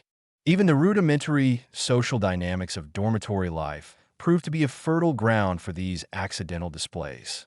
A notorious bully, a hulking individual named Zhao, who seemed to derive perverse pleasure from intimidating smaller students, cornered Wang Kai's roommate, Chun, one evening. Zhao, with a sneer, snatched Chen's prized portable music player, taunting him about his perceived weakness. Wang Kai, who had been feigning sleep at his bunk, found himself roused not by anger, but by an instinctual aversion to injustice, a deeply ingrained principle that even his current charade couldn't entirely suppress. He sat up, rubbing his eyes, and in a voice thick with simulated grogginess said, "Hey man, what's all the ruckus? Trying to catch some ZS here." Zhao, momentarily distracted, turned his attention to Wang Kai, a smug grin on his face. "Mind your own business, weakling. Your friend owes me something." He then, with a deliberate show of force, shoved Chen roughly against the wall. It was a gratuitous act designed to humiliate. Wang Kai, still half reclined, sighed, a sound of profound inconvenience. He reached out a hand, not to fight, but to steady himself as he pushed himself up. As he did so, his fingers brushed against Zhao's forearm. It was not a strike, not a push, but a mere glancing contact. Yet, Zhao, as if struck by an invisible force, yelped and stumbled backward, his hand instinctively flying to his arm. The music player, which he had been holding aloft, slipped from his grasp and clattered to the floor. Zhao, stunned, glared at Wang Kai. "What did you do?" he growled, rubbing his arm as if it had been burned. Wang Kai blinked, feigning confusion. "Do? I didn't do anything. I just sat up. Maybe you tripped." He gestured vaguely at the floor. "You know, lots of tripping hazards around here." Zhao, still reeling from the unexpected sensation and the dropped music player, looked from Wang Kai's innocent, albeit slightly dopey, expression to Chun, who was now cautiously retrieving his device. For the first time, Zhao seemed uncertain, a crack appearing in his bravado. He grumbled a vague threat and stormed out, leaving Chun staring at Wang Kai with a mixture of awe and utter bafflement. How did you do that?" Chen whispered. Wang Kai just shrugged, pulling his blanket up. "Pure luck, man. Must have been a static shock or something. You know how dry the air gets in here." These events, seemingly random and disconnected, began to form a pattern. Wang Kai would perform an act of astonishing precision, display an uncanny intuition, or exhibit a surprising level of physical intervention, only to immediately backtrack, offering a convoluted explanation involving coincidence, luck, or a profound misunderstanding of the situation. His attempts to explain away his heroism only served to deepen the mystery, painting him as a bizarre blend of accidental savior and utter buffoon. His dorm mates, his classmates, even his professors, started to see him not as simply unintelligent, but as something far more peculiar, an enigma of humble genius, a master of underachievement who, despite himself, occasionally stumbled into greatness. The philosophical implications of his own predicament began to weigh on him. Was it possible to truly suppress one's nature? Or was his true nature simply too resilient, too deeply ingrained to be entirely buried under layers of feigned incompetence? He found himself analyzing the very concept of heroism. Was it an act of deliberate courage, a conscious choice to confront danger? Or could it be an unconscious byproduct of a well-honed mind and body, an accidental bloom in the arid landscape of deliberate mediocrity? He started to see his own accidental acts not as failures of his disguise, but as unexpected, albeit inconvenient, confirmations of his true self. One particularly cold evening, as he was walking across campus, a group of students were engaged in a boisterous game of street basketball. A stray shot, a wild arc of orange against the dusky sky, was heading directly towards a group of younger children playing nearby, oblivious to the danger. Wang Kai, wrapped in his worn jacket, his gaze fixed on the ground, heard the collective gasp. His head snapped up. The ball was descending with alarming speed. Again, the ingrained reflexes took over. He didn't sprint. He didn't leap. Instead, he took two long, fluid strides, his body moving with an economy of motion that belied his usual ungainly gait. He reached out, not to catch the ball, but to intercept its path. With a gentle, perfectly timed push of his palm, he altered its trajectory. The ball, instead of striking the children, bounced harmlessly off a nearby lamppost and rolled away. The students playing basketball stared, their mouths agape. The children, startled by the sudden movement, looked around, confused but unharmed. Wang Kai, his face a mask of mild embarrassment, waved dismissively. "Sorry," he called out, his voice carrying on the wind. "Just making sure no one got their faces rearranged. Wouldn't want that." He then turned and continued his walk, his pace deliberately slowing, his shoulders slumping slightly as if the exertion had been too much. The basketball players exchanged bewildered looks. They'd seen him lumbering around campus, dropping textbooks, fumbling with his keys. And then, he just saved the day with a casual flick of his wrist. It was as if the universe itself was playing a cosmic joke, constantly attempting to reveal the hidden depths of the man who so desperately wished to remain unseen. He was becoming, in the most unintentional way possible, a legend in his own quiet, bumbling way. The art of underachievement he was learning was far more complex and, perversely, more revealing than the art of mastery. The aroma of fried dough and soy sauce, once a mundane backdrop to his meticulously orchestrated performances of ineptitude, now held a comforting, almost nostalgic quality for Li Wei. He found himself lingering in the bustling cafeteria, not to strategically drop a tray or spill his soup for dramatic effect, but to simply be among the cacophony of student life. The boisterous laughter of his classmates, the clatter of cutlery, the hushed whispers of gossip, these sounds, which he had once dismissed as the irrelevant noise of the unexceptional, now wove a surprisingly pleasant tapestry. It was a symphony of ordinariness, and he, the reluctant conductor, was beginning to appreciate its melody. He watched, a genuine smile playing on his lips as his roommate, Chun, enthusiastically recounted a particularly arduous study session, punctuating his tale with exaggerated gestures and dramatic sighs that, to Li Wei's discerning eye, were far more theatrical than any of his own carefully rehearsed fumbles. There was an unvarnished authenticity to Chen's exaggerated woes, a shared vulnerability that fostered a palpable sense of connection. Li Wei found himself nodding along, not with the practiced air of a dismissive observer, but with a burgeoning sense of empathy. He, too, had experienced the gnawing anxiety of looming exams, the frustration of incomprehensible lectures. And in that shared human experience, stripped of all pretense of perfection, he found a peculiar solace. The food itself, once a mere prop in his elaborate charade, had transformed into a source of unexpected delight.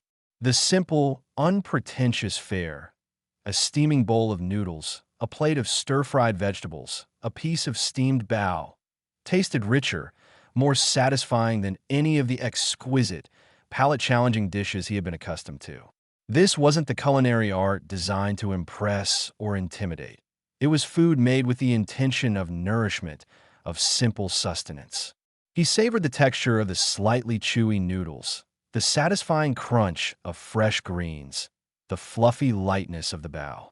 Each bite was a small, unburdened pleasure, a testament to the fact that true satisfaction didn't always require complexity or refinement.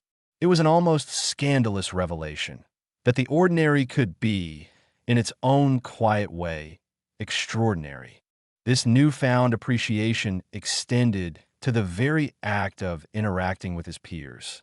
He began to engage in conversations that weren't subtly manipulative or designed to elicit a specific reaction. He asked Shun about his day, not to gather information for some convoluted scheme, but out of genuine curiosity. He offered a casual compliment to a classmate on her drawing, not as a prelude to a request, but as a simple acknowledgement of shared creativity. These were the small, seemingly insignificant exchanges that formed the bedrock of human connection, the very fabric of normal life that he had so painstakingly sought to escape. And in embracing them, he discovered a subtle richness he had never anticipated. The relentless pressure to be exceptional, the constant demand for perfection, had been a gilded cage. He had been so focused on the illusion of his own superiority, so consumed by the performance of being something more, that he had overlooked the quiet grace of simply being. Now, freed from the crushing weight of expectation, he found a new kind of freedom. The freedom to be imperfect, to stumble, to occasionally be utterly unremarkable, and to find a profound sense of peace in that unburdened state.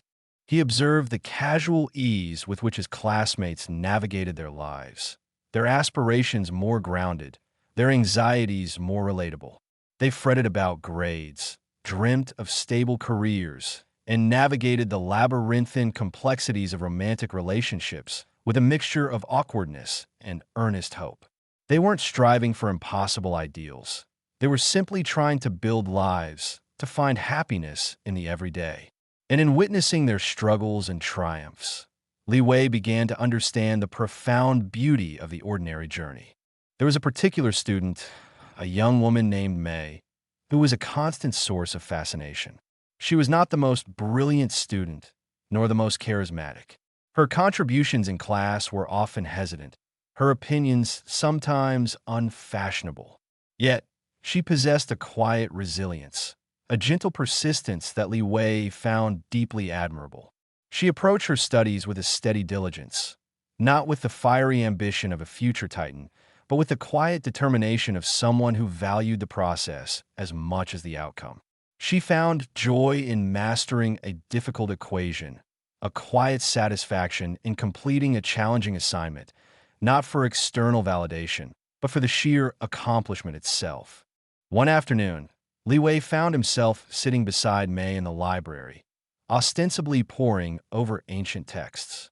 She was struggling with a particularly dense passage in a history textbook, her brow furrowed in concentration.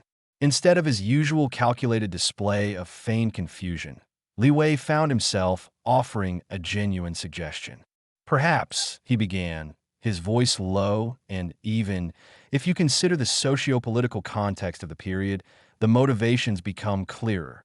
He pointed to a specific paragraph, his finger tracing the lines of text. Mei looked up, surprised, then nodded slowly, her eyes lighting up with understanding. "Oh, I see. You're absolutely right. I was so focused on the events themselves, I missed the underlying currents." She smiled, a genuine, unburdened smile, and Li Wei felt a warmth spread through him, a feeling entirely unrelated to any strategic advantage. It was the simple pleasure of shared discovery, of intellectual connection untainted by pretense. He began to understand that the allure of mediocrity wasn't about embracing failure, but about embracing humanity. It was about recognizing that the pursuit of perfection was often a solitary, isolating endeavor, whereas the acceptance of imperfection fostered connection and understanding. The quiet beauty of an ordinary life lay in its shared experiences, its relatable struggles, its unpretentious joys. He saw this reflected in the simple rituals of student life, the shared anxieties before an exam, the collective relief upon its completion, the camaraderie forged in late-night study sessions fueled by cheap coffee and shared dreams. These were not moments of extraordinary brilliance, but moments of shared vulnerability, of collective human experience. And in this shared space, Li Wei found a sense of belonging he had never known. The whispers of his accidental prowess, the legends of his inexplicable acts of heroism, began to fade into the background, replaced by a more grounded reality. He was no longer the enigmatic figure of impossible feats. He was becoming simply Li Wei, the student who sometimes fumbled his words, who enjoyed a good bowl of noodles, who could offer a helpful insight on occasion. And in this transformation, he discovered a profound truth. That true fulfillment wasn't found in defying the ordinary, but in embracing it, in discovering the quiet, unassuming grace that lay hidden within the mundane rhythms of everyday life. The relentless pursuit of excellence, he realized, had been a form of self-imprisonment. It had demanded a constant vigilance, a perpetual performance that left no room for genuine emotion or authentic connection. By choosing to shed that burden, by allowing himself to simply be, he had unlocked a far more profound and enduring form of satisfaction. The allure of mediocrity, he discovered, was not an embrace of weakness, but a liberation from the tyranny of impossible standards, a pathway to a more genuine and deeply felt existence. It was the quiet realization that sometimes the most extraordinary thing one could do was to simply be ordinary and to find profound joy in that simple, unburdened state. He was no longer performing a role. He was finally, authentically living a life. Chapter 3. The Philosophy of Less. The ripple effect of Li Wei's transformed demeanor was subtle yet undeniable. It began with hushed conversations in the corridors, then escalated to more overt whispers during lectures. Students, accustomed to a certain frenetic energy that permeated the campus, the relentless drive for academic accolades, the fierce competition for extracurricular glory, the constant anxiety of future prospects, found Li Wei a perplexing anomaly. He moved through the throngs of ambitious, often stressed, young adults with an almost palpable serenity. His formerly calculated missteps, the stage stumbles and fumbled apologies, were now being reinterpreted not as clumsy accidents, but as deliberate acts of philosophical grace. During a particularly heated debate in Professor Zhang's ethics class, a heated exchange erupted between two students, their voices escalating to the point where the entire room fell silent, anticipating an outburst. Li Wei, who had been quietly sketching in his notebook, looked up. He didn't interject with a sharp retort or a clever argument. Instead, he offered a soft, almost absent-minded, "Perhaps, if we consider the perspective of the snail crossing the road, the urgency of our own path might seem less vital." He said this not as a pronouncement, but as a gentle observation, his gaze drifting towards the window. The students, momentarily stunned by the unexpected analogy, paused. The tension didn't vanish instantly, but it deflated like a leaky balloon. The aggressive posturing softened, replaced by a bewildered quiet. Professor Zhang, an astute observer of student dynamics, raised an eyebrow, a faint smile playing on his lips. He noted Li Wei's intervention not for its content, but for its effect. He scribbled something in his notepad, marking it as an interesting de-escalation technique. To Li Wei, it was another unintended consequence, a masterful display of accidental zen. His roommate, Chun, who had initially viewed Li Wei's metamorphosis with a mixture of amusement and bemusement, was now witnessing it from an even closer vantage point. Chun, a perennial worrier and overachiever, found himself seeking Li Wei's counsel more and more, not for martial arts advice, but for something far more elusive. Li Wei, Chun would sigh, collapsing onto his bed after a grueling study session. "I just don't see how I can possibly finish this paper, prepare for the exam, and maintain my club responsibilities. I'm drowning." Li Wei, who would be meticulously arranging his collection of pebbles on his desk, would simply respond, "The river does not rush. It flows." Chun would stare at him, bewildered. But the deadline is tomorrow. If I don't rush, I'll fail." And if you drown in the rush, Li Wei would counter softly, his fingers tracing the smooth surface of a particularly gray stone. What then? Chen would ponder this, rubbing his temples. He wouldn't necessarily find a concrete solution, but the frantic energy that had been constricting him would dissipate, replaced by a strange, almost Luddite calm. He wouldn't suddenly become a paragon of efficiency, but he might decide to focus on one task at a time, or even, in a moment of profound rebellion against his own perfectionism, take a short nap. He attributed this shift to Li Wei's profound understanding of stress management. He saw it as a deliberate choice, a conscious decision to embrace a slower, more mindful pace. He didn't realize Li Wei was simply trying to survive the day without accidentally setting something on fire. The cafeteria became another stage for Li Wei's unintended guru status. He'd sit, savoring his simple meal, observing the frantic energy of students vying for the best tables, the most popular dishes. One afternoon, a younger student, clearly overwhelmed, approached Li Wei's table, eyes wide with desperation. "Excuse me, senpai," she stammered. "Do you know if the steamed buns are any good today? I have a presentation in an hour, and I need something quick, but I'm terrified of getting something terrible and ruining my composure." Li Wei looked at her, then at the steamed buns. He recalled the previous day's experience, where he'd inadvertently spilled his entire tray of food, a spectacle that had earned him more sympathetic glances than mockery. He considered the bun. It was indeed just a steamed bun. "It is a bun," Li Wei stated simply, his voice devoid of any judgment or enthusiasm. "It will fill your stomach. Whether it is good or not," he paused, a faint smile touching his lips, "depends on how hungry you are and how much you expect from a bun." The student blinked, processing this. She hadn't expected a culinary review, but she hadn't expected such zen indifference either. "So, you're saying it's okay to just eat it?" "It is food," Li Wei affirmed, returning to his own meal. "And you are hungry. The bun is here." A simple transaction. The student, strangely reassured by the sheer lack of drama, picked up a bun. She found it to be perfectly adequate. It didn't miraculously imbue her with presentation day confidence, but it did quell her gnawing hunger and, more importantly, dissipate the paralyzing fear of making a wrong choice. She later recounted the encounter to her friends, describing Li Wei as a master of minimalist advice, someone who could cut through the noise with elegant simplicity. They began to seek him out, not for philosophical debates, but for these concise, seemingly profound pronouncements that somehow diffused their anxieties. The faculty, too, began to take notice. Professor Lin, who taught advanced metallurgy and was known for his gruff demeanor and demanding standards, found himself observing Li Wei during a particularly challenging demonstration.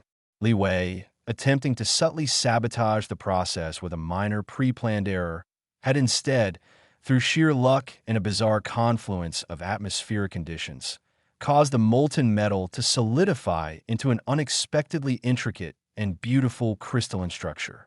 Professor Lin, who had been bracing himself for a lecture on Li Wei's supposed incompetence, stood speechless. Later, during a departmental meeting, Professor Lin remarked, "There's something unique about Li Wei. He doesn't approach problems with the usual frantic energy. He seems to have a patient acceptance of the materials. Even when things go awry, he doesn't panic. He simply observes." He then recounted the incident with the molten metal, framing it as a testament to Li Wei's intuitive understanding of metallurgical serendipity. He even suggested that Li Wei's approach might be valuable for younger students struggling with a rigid adherence to theory.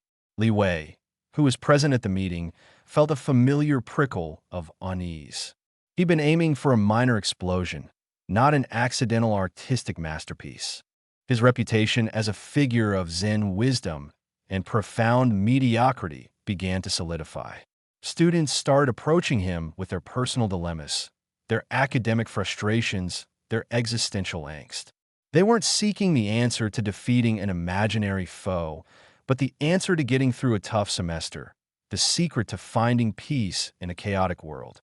They saw his calm demeanor, his unassuming presence, and his tendency to offer seemingly simple often metaphorical.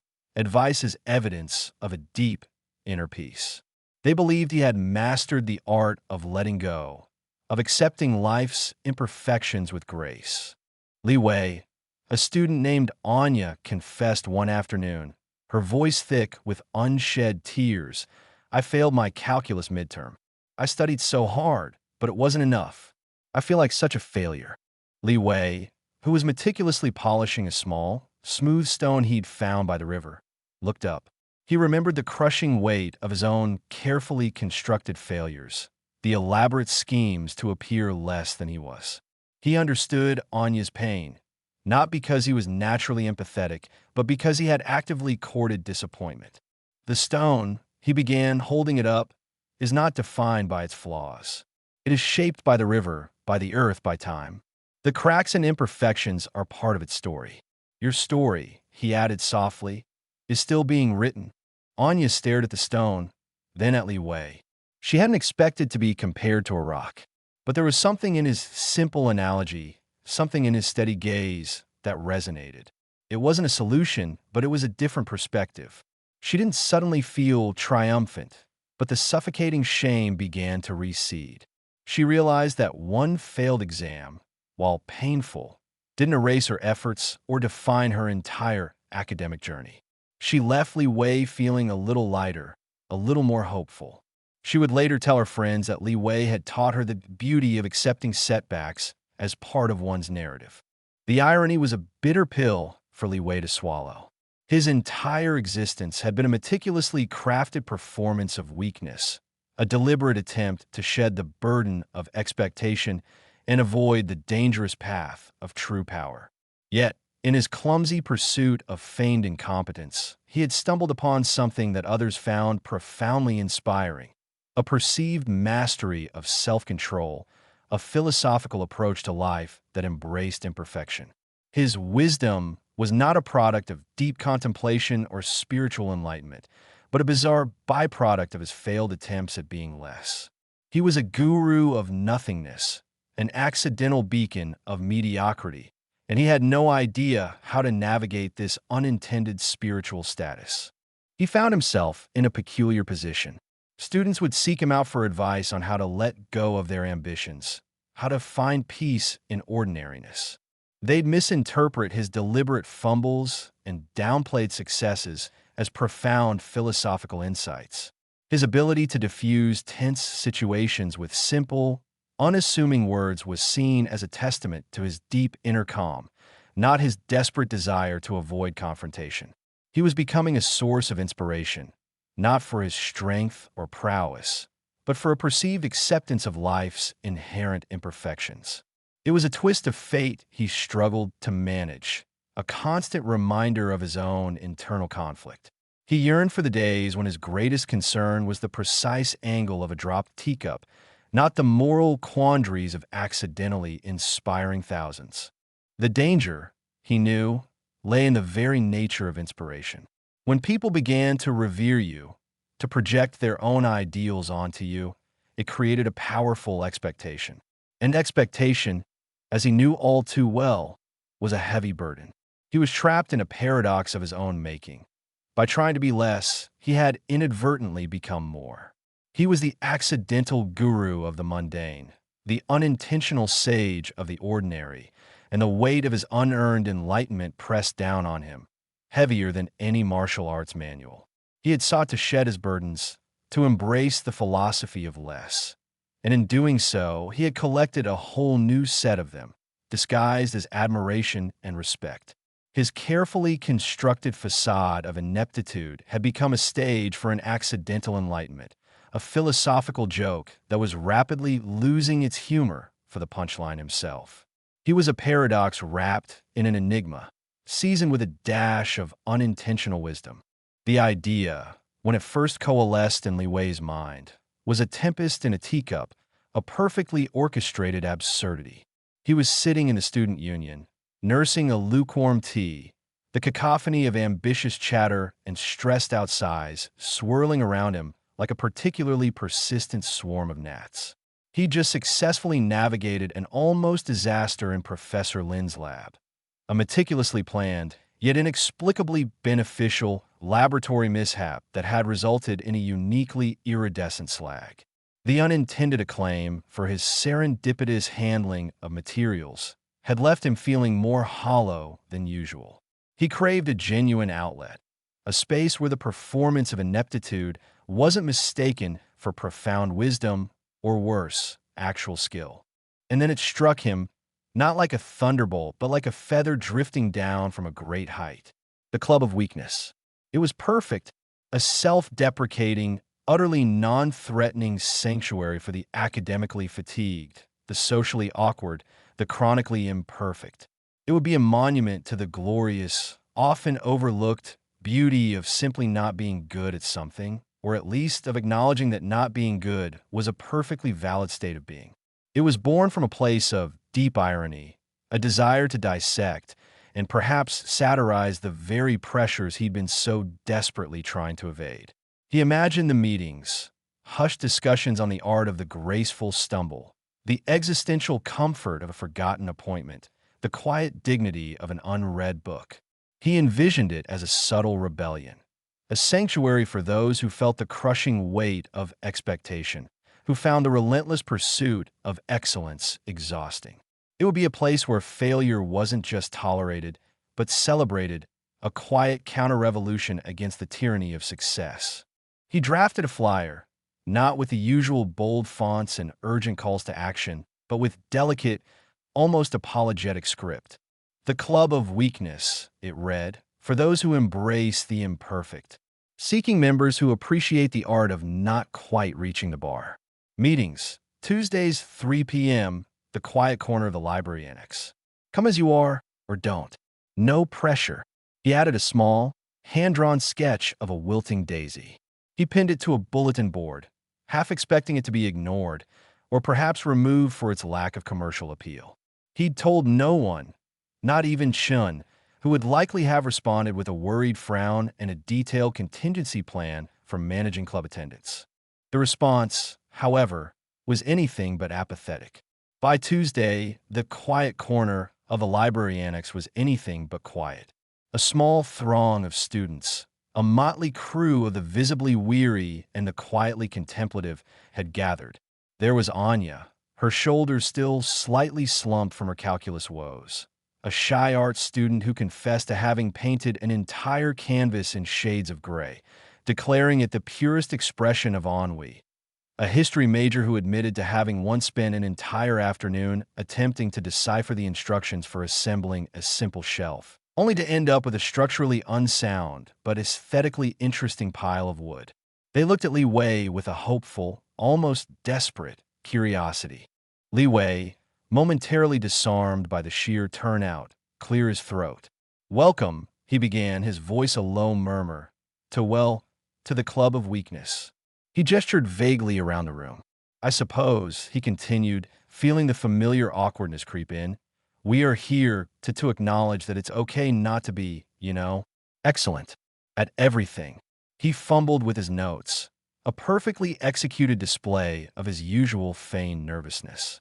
"I, for one," he announced, feeling a surge of genuine, albeit reluctant, enthusiasm for his own creation, have always struggled with the correct pronunciation of onomatopoeia. He pronounced it with a distinct, yet deliberate, wobble. "It's a weakness I've chosen to embrace." A ripple of murmurs went through the crowd. Someone giggled. A young woman with bright, anxious eyes raised her hand. I'm terrible at making decisions," she confessed, her voice barely audible. "Even choosing what to eat for lunch can paralyze me for an hour. I'm always worried about making the wrong choice." Li Wei nodded solemnly.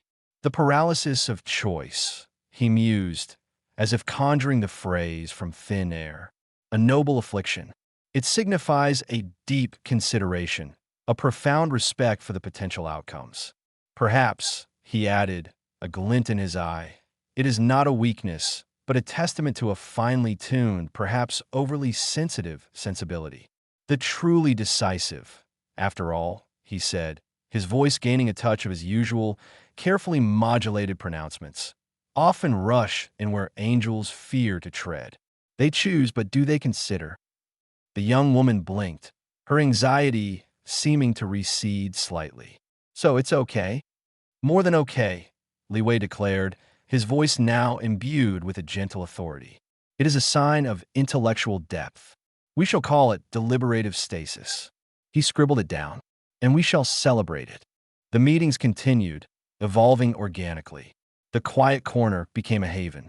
The discussions, initially centered around Li Wei's carefully curated examples of his own supposed failings, broadened. Students shared their own vulnerabilities, their minor humiliations, their quiet despairs. There was the student who could never remember names, leading to a lengthy discussion on the liberating anonymity of the unfamiliar. There was the one who was perpetually late, a topic that naturally segued into the temporal elasticity of the profoundly unhurried. There is even a surprisingly robust debate about the existential dread of dropping a perfectly balanced pastry. Li Wei found himself navigating this unexpected community with a growing sense of bewilderment and, dare he admit it, a flicker of something akin to pride.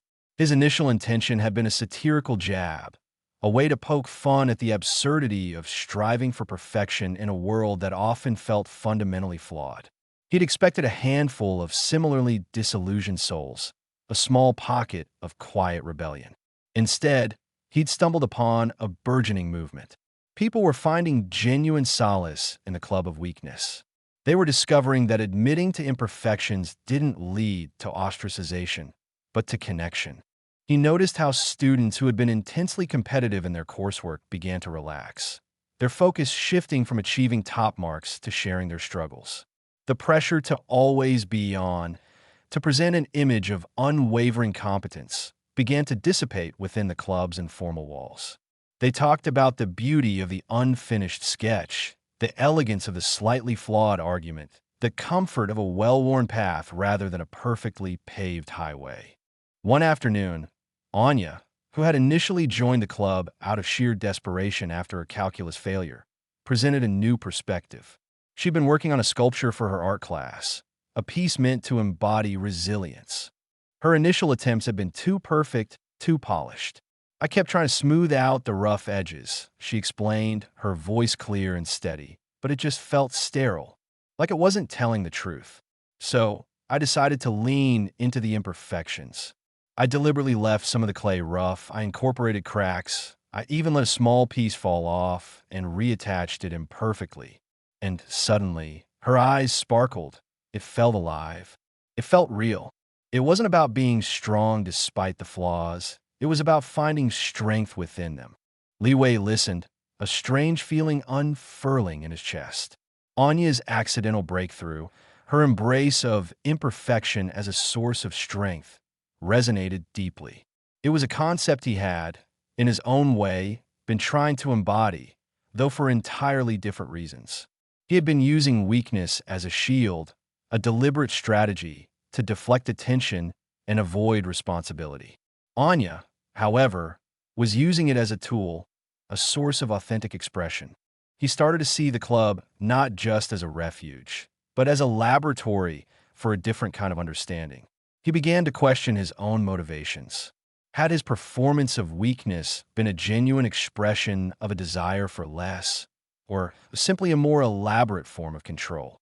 By appearing weak, was he not, in a perverse way, manipulating the expectations of others, guiding them towards a certain perception of him? The club of weakness, he realized, was forcing him to confront the very philosophy he thought he was championing. He found himself engaging in more profound discussions, not just about the superficial aspects of failing, but about the deeper implications of vulnerability. They talked about how societal pressures often forced individuals to suppress their true selves, leading to isolation and anxiety. They explored how acknowledging one's limitations could paradoxically lead to greater empathy and stronger connections.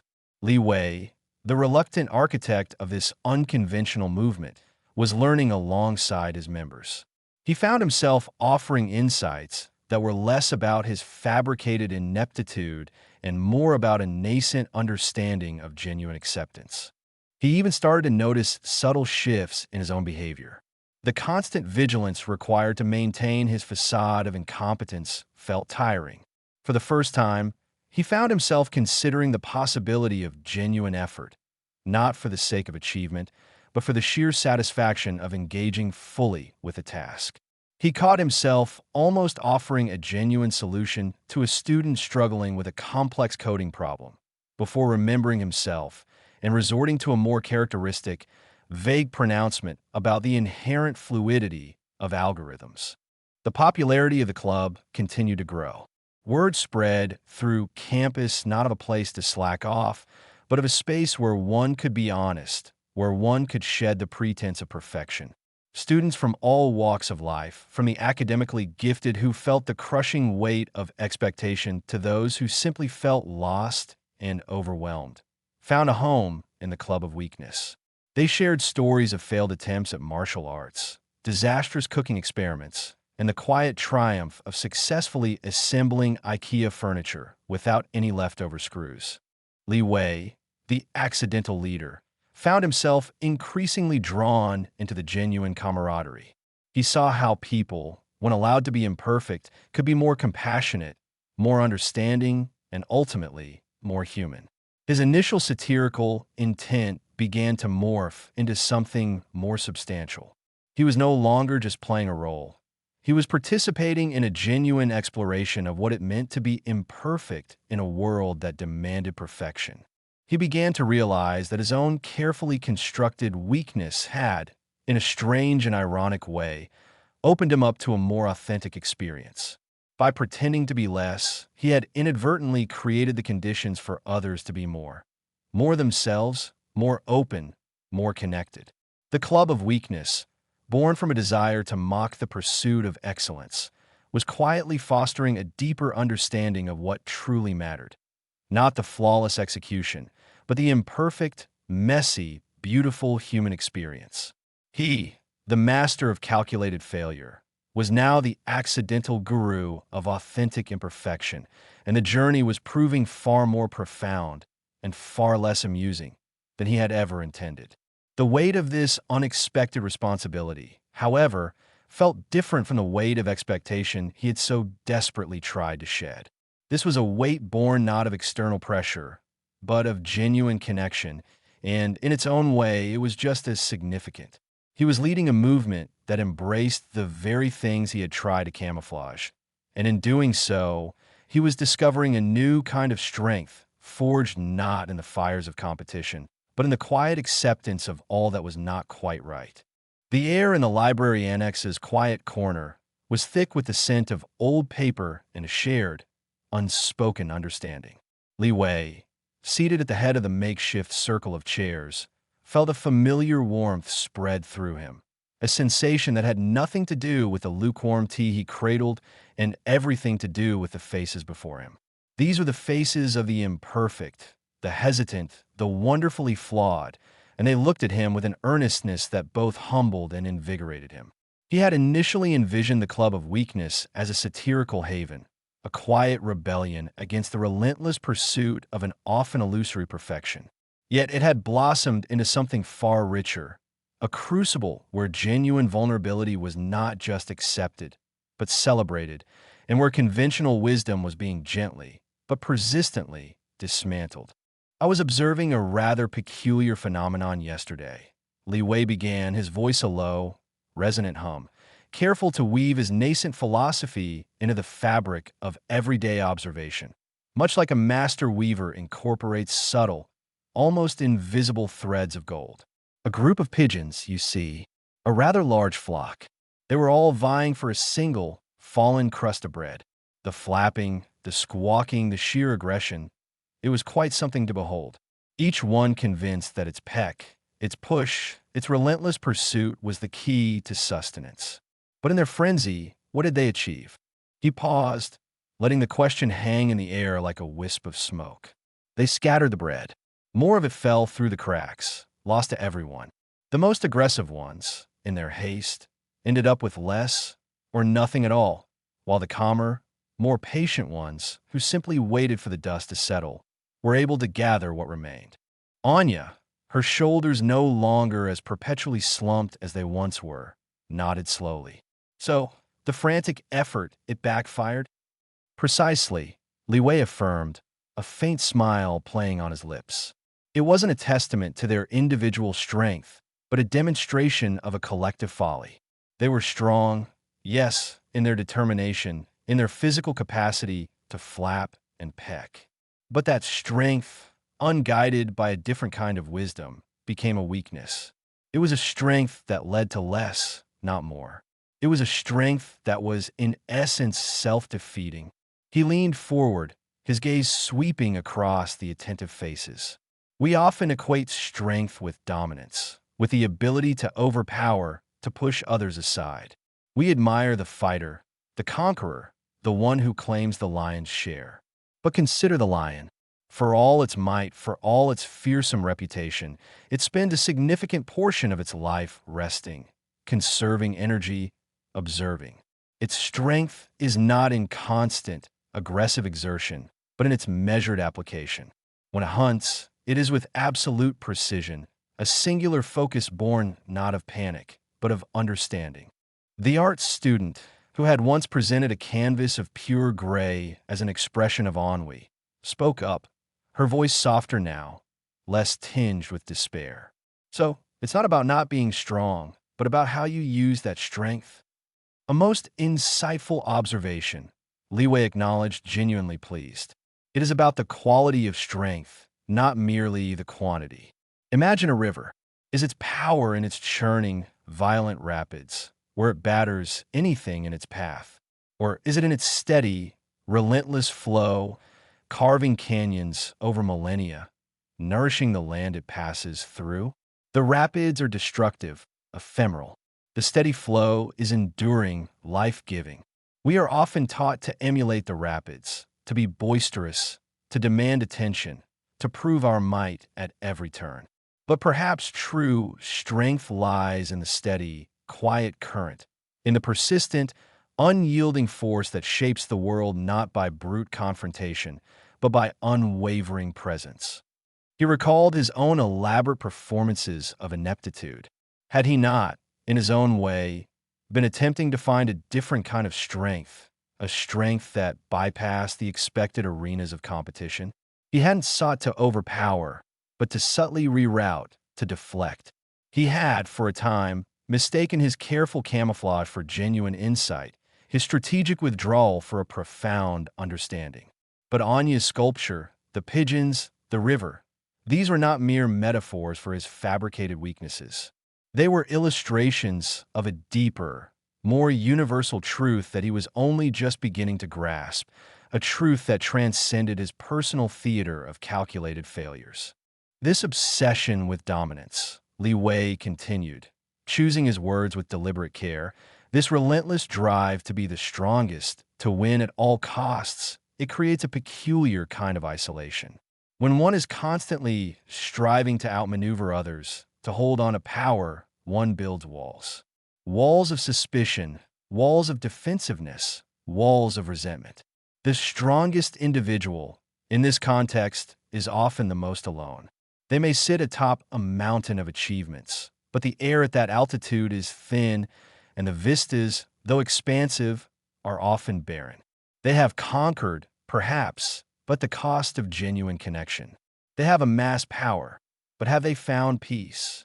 A history major, who had once recounted his epic struggle with flat-pack furniture instructions, chimed in. It's like in the old tales, isn't it?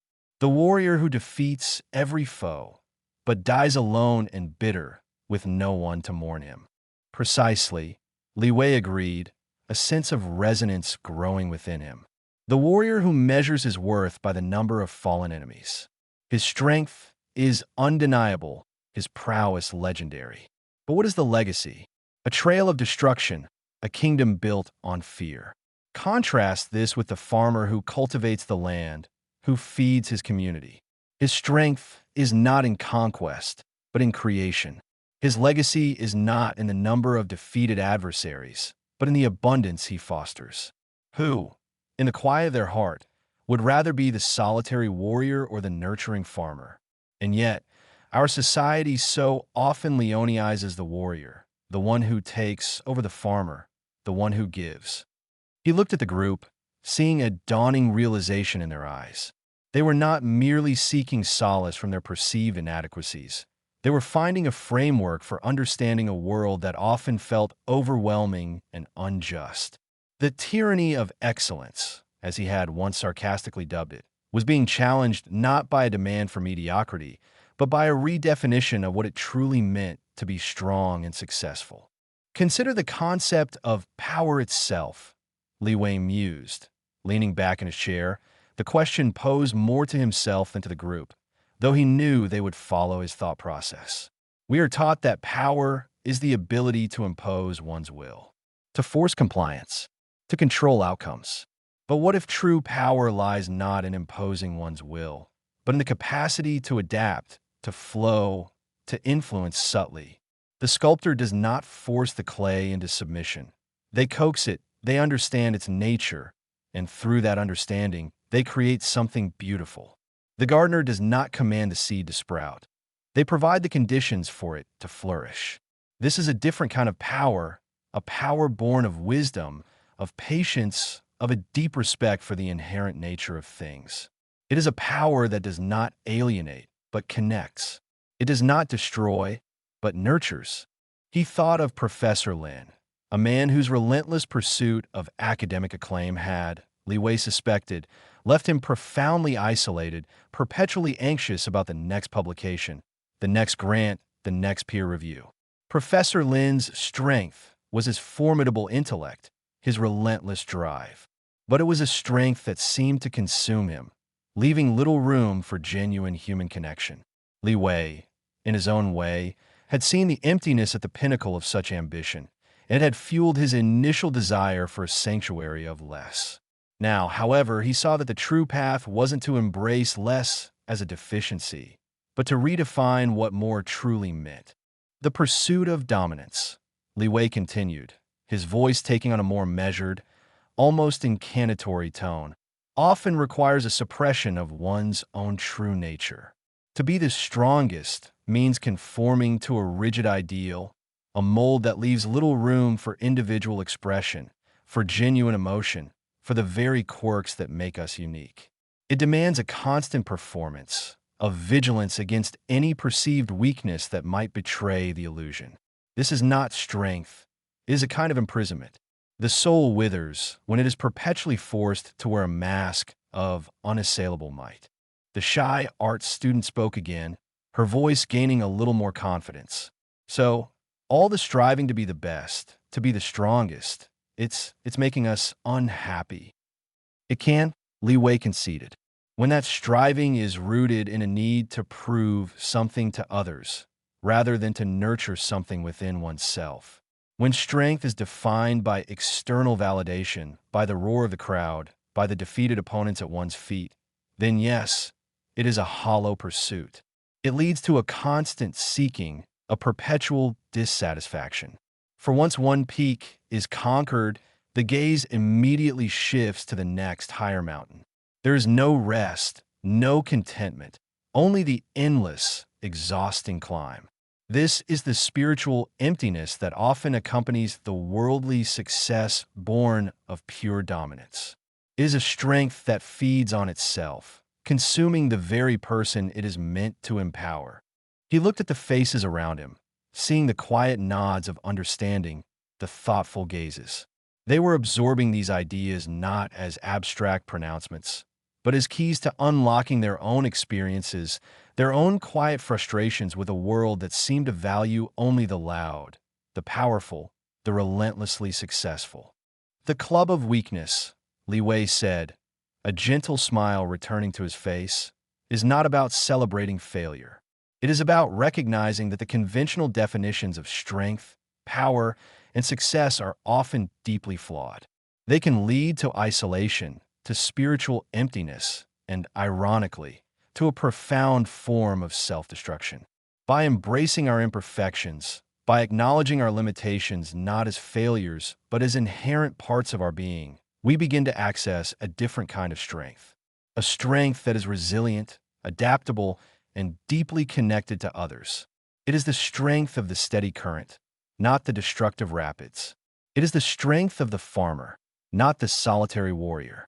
It is the strength that arises from authenticity, from self-acceptance, from understanding that true power lies not in dominance, but in connection. He felt a sense of profound liberation, a shedding of the very performance that had brought him to this point. The careful construction of his weakness had, in an unexpected twist of fate, led him to a genuine understanding of his own philosophy. He was no longer merely playing a role. He was, for the first time, embodying the truth he had so artfully disguised. The club was not just a refuge. It was a testament to the power of embracing what society deemed undesirable, and in doing so, discovering a richer, more authentic form of being. The path of less, he realized, was not about diminishing oneself, but about finding a more profound and meaningful way to exist. It was a philosophy that, when truly embraced, led not to emptiness, but to an overflowing sense of purpose and connection. The myth of strength, in its conventional, aggressive form, was slowly but surely being debunked, replaced by a more nuanced, more human, and ultimately, more potent understanding of what it truly meant to be powerful. The ripples of Li Wei's philosophy, initially confined to the hushed sanctuary of the library annex, were beginning to spread with an almost imperceptible, yet undeniable momentum. It wasn't a tidal wave of overt rebellion, no grand pronouncements or public protests. Instead, it manifested as a series of gentle currents, weaving their way through the quotidian lives of those who had found resonance in the Club of Weakness. The prevailing societal narrative, one that lauded relentless ambition and the unwavering facade of perfection, found itself subtly challenged, not by force, but by a quiet, pervasive shift in perspective. At the university, the effects were becoming increasingly visible. The art department, once a breeding ground for angst and hypercompetition, began to see a curious shift in student submissions. The raw, often painfully honest, self-portraits that had once been met with hesitant nods of approval were now being discussed with genuine curiosity and empathy.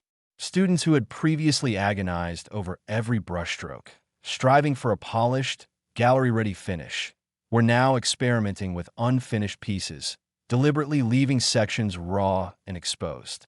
They spoke of embracing the process, of allowing the imperfection to speak, rather than striving for an unattainable ideal of technical mastery. One student, known for her meticulously detailed, almost hyper-realistic still lives, began creating abstract pieces that deliberately incorporated smudges, drips, and visible canvas. When questioned by a bewildered professor about the deliberate flaws, she calmly explained that she was exploring the beauty of vulnerability, of acknowledging that the artist, like the art, was a work in progress. It wasn't about a lack of skill, but a conscious choice to showcase the human element, the trace of the hand and the mind that could not be entirely erased. Literature classes, too, began to feel the subtle influence. While critical analysis of canonical works continued, a new genre of personal narrative and confessional poetry started gaining traction. Students who had once submitted polished essays on historical events or theoretical concepts were now grappling with their own lived experiences, sharing stories of their anxieties, their failures, their moments of profound doubt. These were not tales of overcoming adversity through sheer force of will, but explorations of finding meaning within the struggle, of recognizing the inherent value of vulnerability. A young writer, who had previously submitted a technically proficient but emotionally sterile short story, brought in a collection of poems that detailed his ongoing battle with social anxiety. He spoke not of conquering his fear, but of learning to navigate it, of finding moments of connection amidst the internal turmoil. His classmates listened, not with pity, but with a shared understanding, recognizing fragments of their own internal landscapes reflected in his words.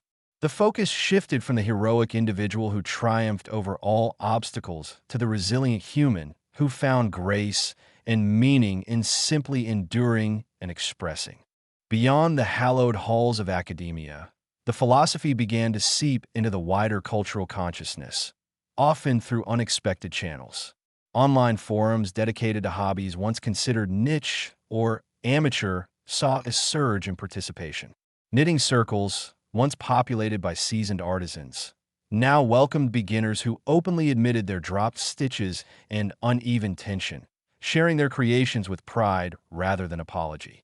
Photography enthusiasts started posting images that celebrated the mundane, the slightly out of focus, the accidental compositions, finding beauty not in technical perfection, but in the candid, unfiltered moments of life. Even in the realm of fitness, the relentless pursuit of sculpted physiques and peak performance began to be tempered by a growing appreciation for gentle movement, for the simple joy of being active. Yoga studios that once emphasized advanced poses and athletic prowess started offering classes focused on mindful stretching and body acceptance. The message was subtle but clear.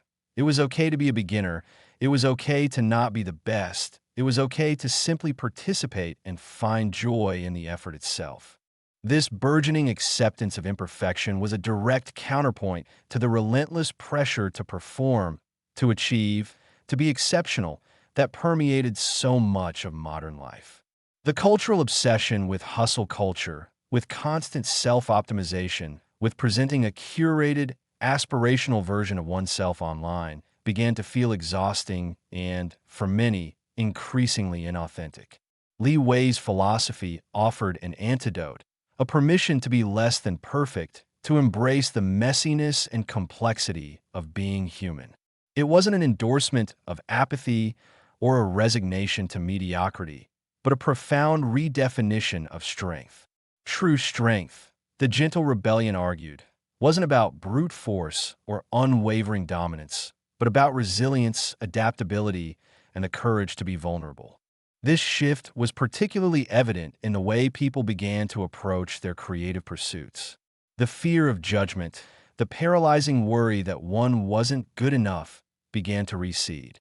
Individuals who had long harbored creative dreams, but had suppressed them due to self-doubt, were finding the courage to explore them.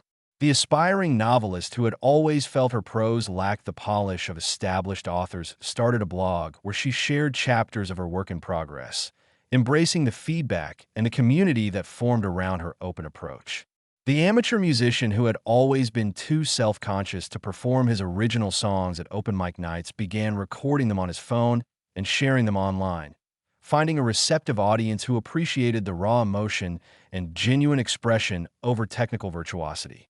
This was the essence of the gentle rebellion, a quiet dismantling of the barriers that societal expectations had erected, a reclaiming of personal expression from the tyranny of unattainable standards. The impact on interpersonal relationships was equally profound. The performative politeness, the careful avoidance of uncomfortable truths, began to give way to more authentic interactions. People started openly discussing their struggles with mental health, their financial anxieties, their relationship challenges. These conversations, once taboo, became opportunities for connection, for mutual support, for shared understanding. A group of friends who had previously engaged in superficial banter about their successes and their busy lives found themselves having deeper, more meaningful discussions about their insecurities and their fears. They discovered that their shared vulnerabilities created a stronger bond than their individual accomplishments ever could. This was a testament to Li Wei's assertion that true connection was forged not in shared triumphs, but in shared humanity, in the willingness to be seen, flaws and all. Even in the workplace, subtle shifts were occurring.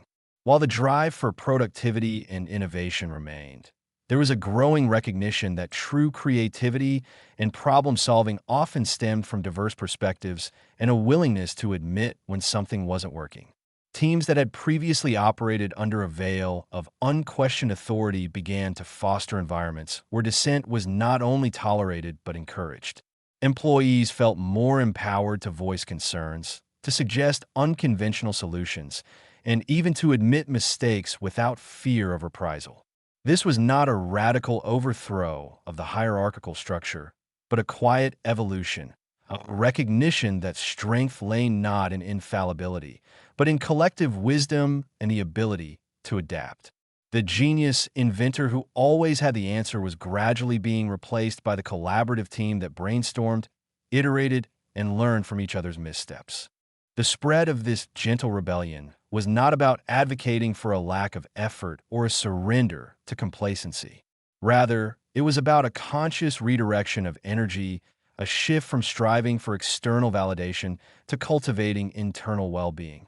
It was about understanding that true fulfillment often came not from conquering the highest peak, but from appreciating the journey, from finding joy in the process, and from connecting with others on a level that transcended superficial achievement.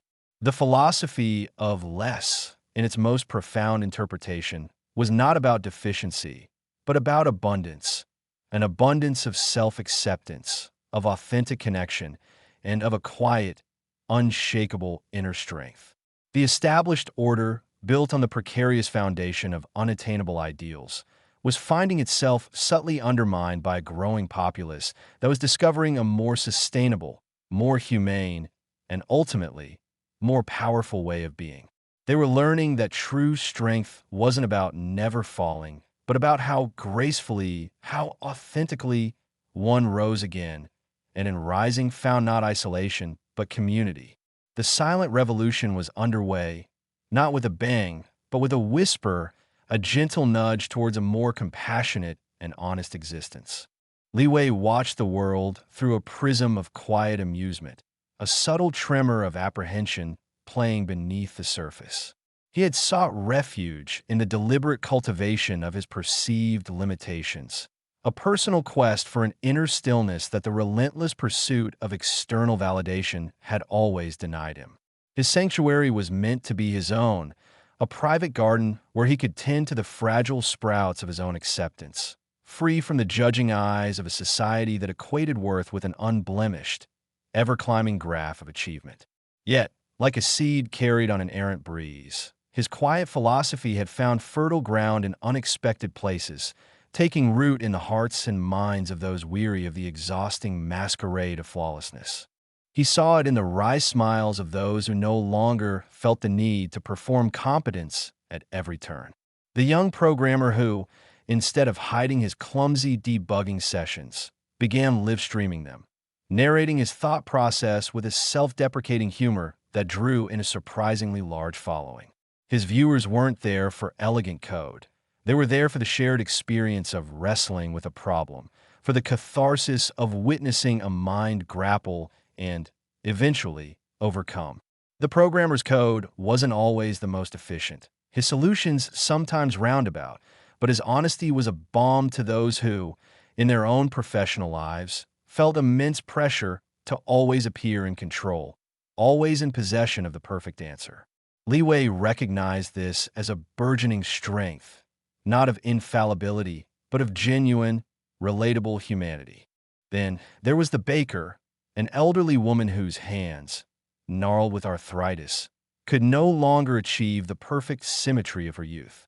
Her cakes, once flawlessly frosted, now bore the charming imperfections of a slightly uneven swirl, a dusting of flour that hinted at a moment's tremor. Instead of apologizing, she began to label them home-style charm and grandma's touch. Her regulars, a mix of young families and nostalgic elders, flocked to her shop not just for the taste, but for the comforting embrace of her imperfect creations. They spoke of how her cakes tasted like real life, a welcome antidote to the sterile perfection of mass-produced treats. Li Wei found himself marveling at how the very things that society deemed less, the tremor, the slight imperfection, were becoming the very markers of authenticity and warmth. He observed the burgeoning friendships formed in online communities dedicated to learning new skills. The language exchange groups where learners, instead of hiding their mangled grammar and hesitant pronunciation, embraced them. They created memes of their common mistakes, developed inside jokes around misheard phrases, and celebrated small victories. A correctly conjugated verb, an understood idiom, with genuine, unbridled enthusiasm. The pressure to be a fluent, articulate speaker evaporated, replaced by a shared journey of discovery. Li Wei saw in these nascent connections a powerful form of social cohesion, built not on polished presentations, but on the shared vulnerability of the learning process. It was a quiet revolution, this celebration of the clumsy first steps. Li Wei's own desire for peace had been a solitary pursuit, a turning inward. He had never intended to become a philosopher, or worse, a catalyst. His greatest fear had been being noticed, being judged, being forced back into the relentless arena of expectation. Yet, the very act of retreating, of embracing his own perceived shortcomings, had created a vacuum that others rushed to fill with their own quiet confessions. The fear of failure, once a paralyzing specter, seemed to be loosening its grip on a generation that was beginning to see failure not as an end, but as a data point, a stepping stone, a story worth telling. He remembered a particularly poignant instance at a local community garden.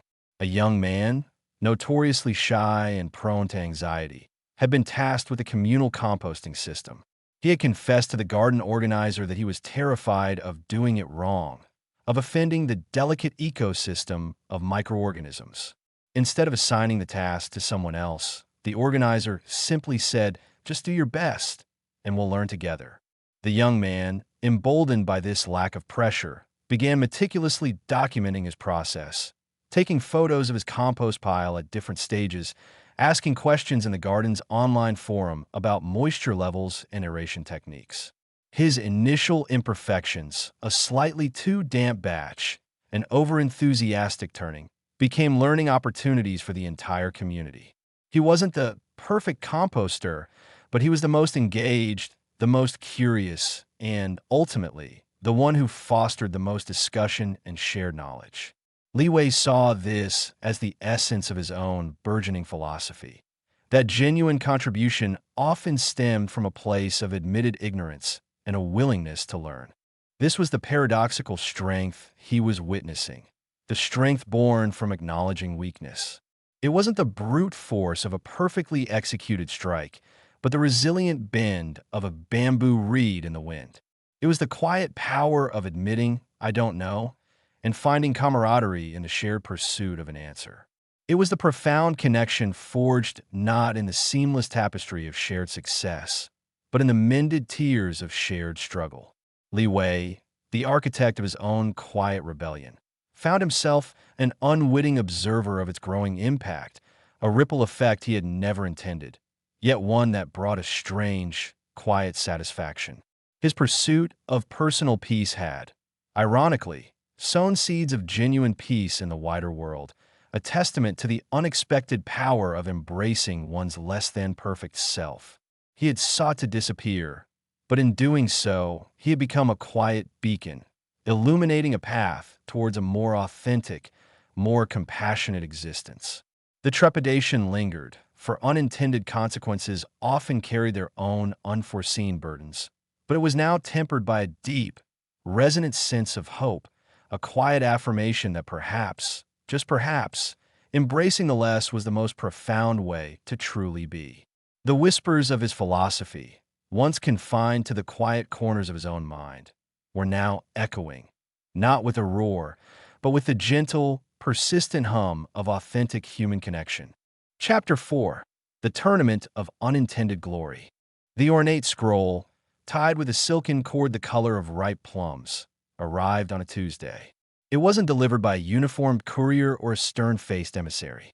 Instead, it was left discreetly on the polished surface of Li Wei's unassuming wooden table, nestled between a half-finished cup of lukewarm tea and a well-worn copy of Meditations.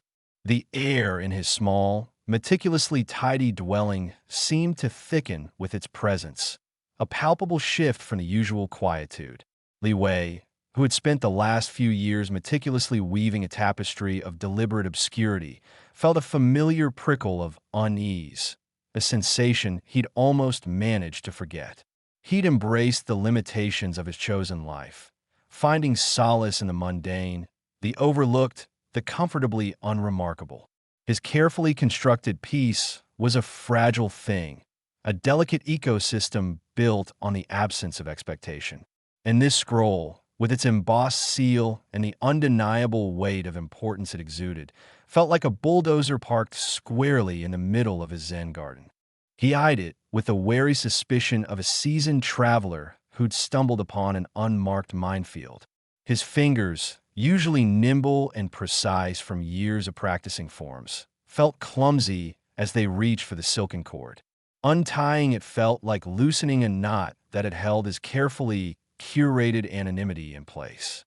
As the scroll unfurled, revealing elegant calligraphy that seemed to shimmer with an inner light, the words swam into focus, each character a tiny, perfectly formed hammer blow against his carefully constructed wall of invisibility. The grand celestial convergence, it proclaimed, followed by a date that was alarmingly close and a location that was all too familiar. It was an invitation, no, a summons to the most prestigious, most scrutinized martial arts tournament in existence. The very arena he had so assiduously avoided, the global stage where legends were forged and broken. A dry chuckle, devoid of humor, escaped his lips. The universe, it seemed, had a perverse sense of irony. He had cultivated a persona of quiet incompetence, deliberately cultivating an aura of someone who had long since hung up his GI and traded his prowess for inner peace. He'd become the recluse, the faded legend, the whispered anecdote in dojos across the land. He'd even gone so far as to subtly sabotage his own physical conditioning, allowing a phantom ache to linger in his knee, a strategic stiffness to creep into his shoulders, all to ensure he remained safely outside the orbit of high-level competition. And now this. The invitation wasn't just an invitation. It was a coronation, a pronouncement of his inevitable return. The organizers, it appeared, were under the distinct impression that Li Wei, the dragon of the Eastern Peaks, the undisputed master, was making a triumphant comeback. They spoke of his legendary status, of the electrifying anticipation that his presence would undoubtedly ignite. They were oblivious, blissfully unaware, that the Li Wei they revered was a ghost, a memory, a carefully crafted illusion. The real Li Wei, the one who found joy in the quiet act of tending his small bonsai tree, the one who savored the taste of a perfectly brewed cup of oolong, was a man who wished nothing more than to fade into the background. He reread the text, searching for a loophole, a subtle clause that might allow him to decline without causing a diplomatic incident. There was none. The language was unambiguous, effusive, and utterly binding. His name was emblazoned across the document, not as a potential participant, but as a central figure, a beacon around which the entire spectacle would revolve. The organizers, he suspected, had ulterior motives. Perhaps it was a publicity stunt of epic proportions, a desperate attempt to inject some much-needed gravitas into their annual event by parading a long-vanished icon. Or perhaps, and this thought sent a shiver down his spine, it was a desperate plea disguised as an honor, a tacit acknowledgement that the current landscape of martial arts was lacking something vital, something only a figure like him could provide. Regardless of the why, the what was undeniable. He was expected to participate. The sheer absurdity of the situation threatened to overwhelm him. He, who had spent years honing his ability to disappear, to become invisible, was now being thrust onto the brightest stage imaginable. And not just to attend, but to compete. The words echoed in his mind. An unparalleled display of martial prowess, a testament to the enduring spirit of true champions. They expected him to unleash the dragon, to tear through opponents with the ferocity of his prime. But Li Wei's mind was already racing down a different, far more treacherous path. His challenge wasn't to win, not in the traditional sense.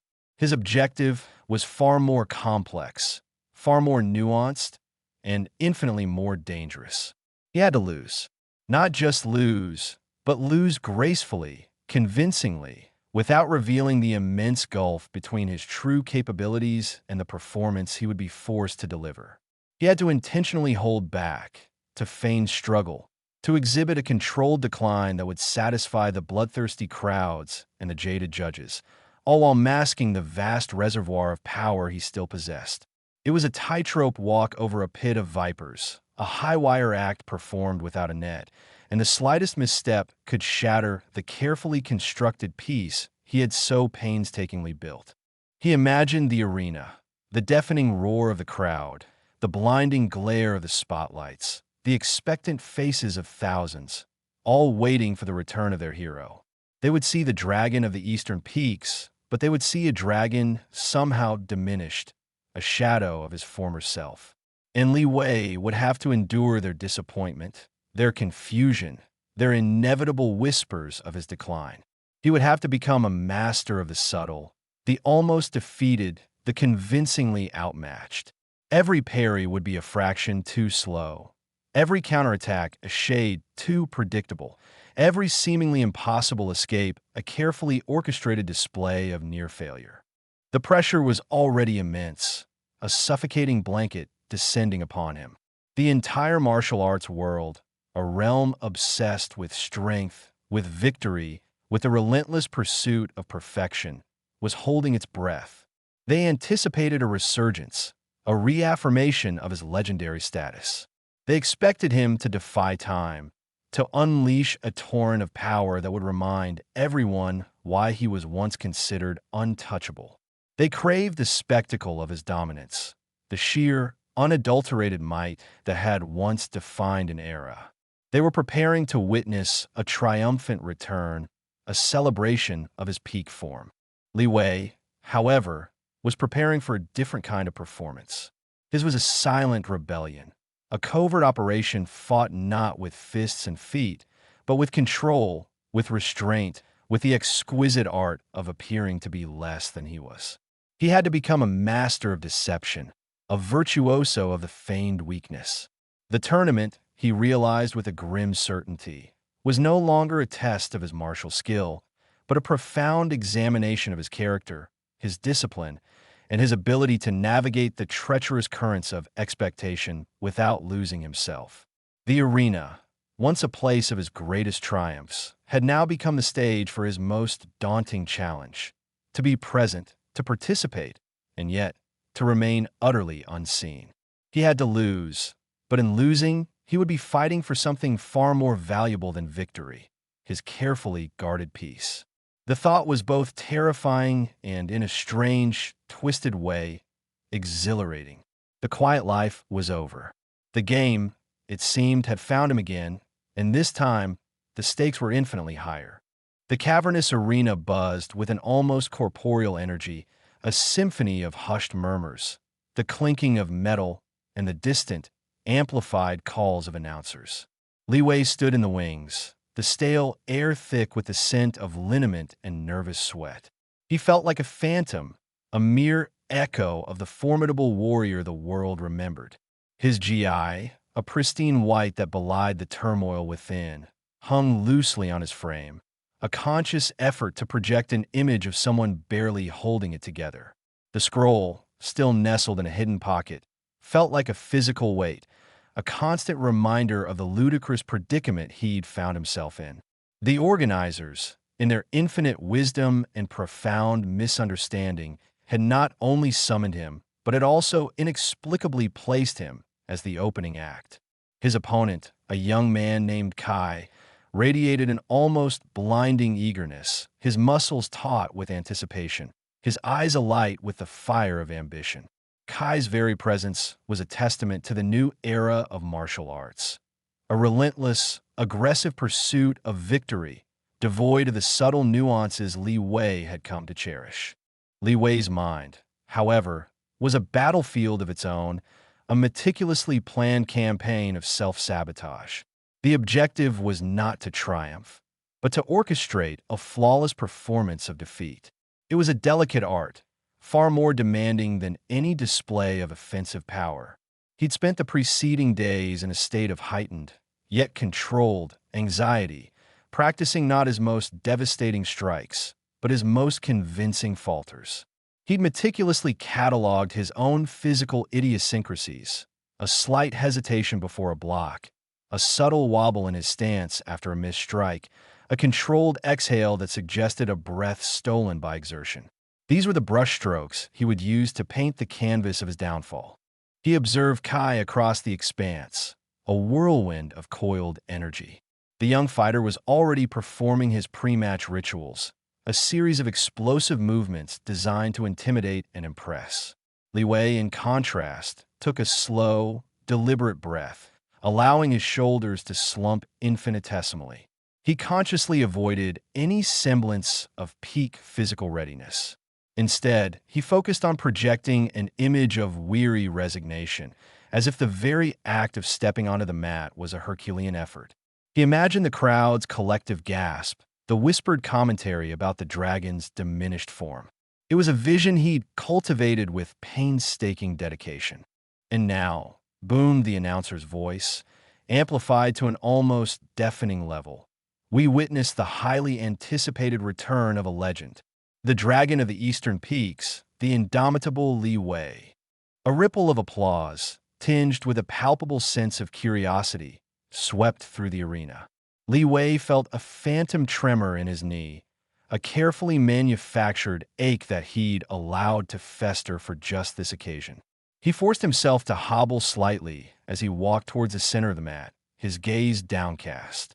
Kai, conversely, strode with an almost arrogant confidence, a stark visual contrast that served Li Wei's purpose perfectly.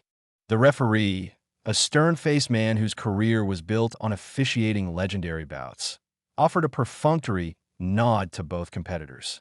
Li Wei met his gaze, offering a weak, almost apologetic smile. He could see the flicker of surprise in the referee's eyes, a subtle acknowledgement of Li Wei's apparent lack of ferocity. This was good.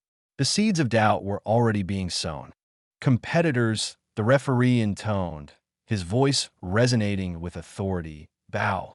Li Wei bowed, allowing his inclination to be a fraction deeper than necessary, a gesture of deference that bordered on submission.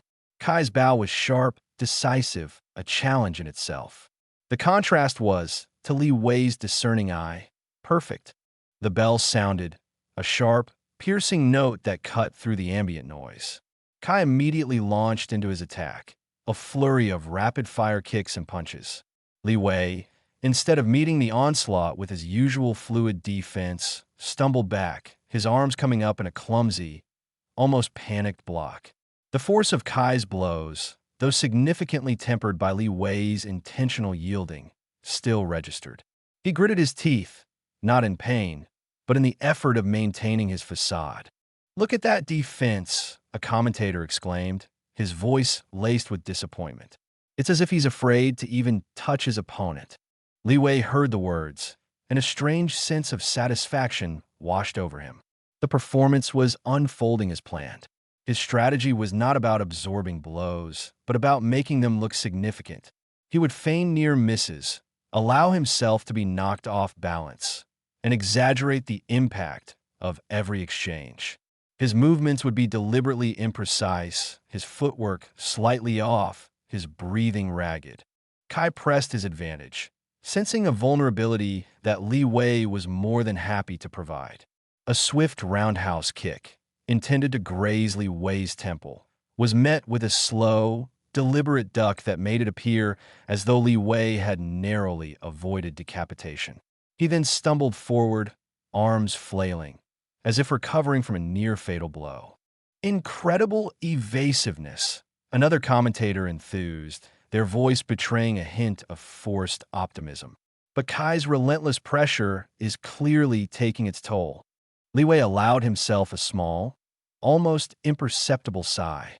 The narrative was being written, and he was the reluctant author of his own defeat. He knew the true danger wasn't in the physical exertion, but in the mental fortitude required to consistently underperform. He had to resist the ingrained instinct to counter, to evade with precision, to strike with devastating effect. Every fiber of his being screamed to unleash the dragon, to end this charade with a single, effortless move. But he held back, his control absolute, his discipline a shield against his own formidable power. He deliberately misjudged the distance of a sweeping leg attack, allowing it to connect with his shin. The impact was controlled, enough to elicit a pain grunt and a visible wince, but not enough to cause actual injury. He then clutched his leg, feigning a deep throb, his face contorted in a grimace. "He's hurt," the first commentator cried, his voice now filled with genuine excitement. "The dragon is wounded. This could be it." Li Wei caught Kai's eye. The young fighter's face was a mask of concentration, but he couldn't hide the burgeoning confidence, the belief that he was witnessing the twilight of a legend. It was a look Li Wei had seen countless times before, directed at him in his prime, but now it was directed at his supposed downfall. He found himself almost pitying Kai, this eager warrior so convinced of his impending victory, unaware that he was merely playing a role in Li Wei's meticulously crafted drama. His next move was a calculated risk. As Kai moved in for what appeared to be a finishing combination, Li Wei initiated a seemingly desperate defensive maneuver. He threw his arms up, not to block, but in a sweeping motion that appeared to catch Kai's outstretched elbow. The contact was minimal, barely a graze, but Li Wei reacted as if he'd been struck by lightning. He staggered backward, his eyes wide with feigned shock, his breath catching in his throat. "What was that?" the second commentator sputtered. "A deliberate foul? Or has he lost all control?" Li Wei deliberately widened his eyes, projecting an image of utter bewilderment. He then shook his head slowly, as if disoriented, and offered a conciliatory gesture towards Kai. This was crucial. He had to appear not just outmatched, but also to demonstrate an almost pathetic lack of tactical awareness. He was the aging warrior, his reflexes dulled, his judgment clouded by the passage of time. Kai, momentarily confused by Li Wei's strange reaction, hesitated. It was a fleeting moment, but in that pause, Li Wei saw an opportunity. He seized it, not to attack, but to misdirect. He feigned a sudden surge of energy, a last-ditch effort, and launched a clumsy telegraph punch. It was intentionally slow, predictable, designed to be easily evaded. Kai, predictably, sidestepped it with ease. As Kai weaved away, Li Wei continued his momentum, pivoting awkwardly and allowing himself to stumble. He then threw his entire weight into a deliberate fall, landing on the mat with a carefully controlled thud. He lay there for a moment, his chest heaving, his arms splayed, the picture of utter defeat. The crowd was in an uproar. Cheers and groans mingled, a cacophony of anticipation and disappointment.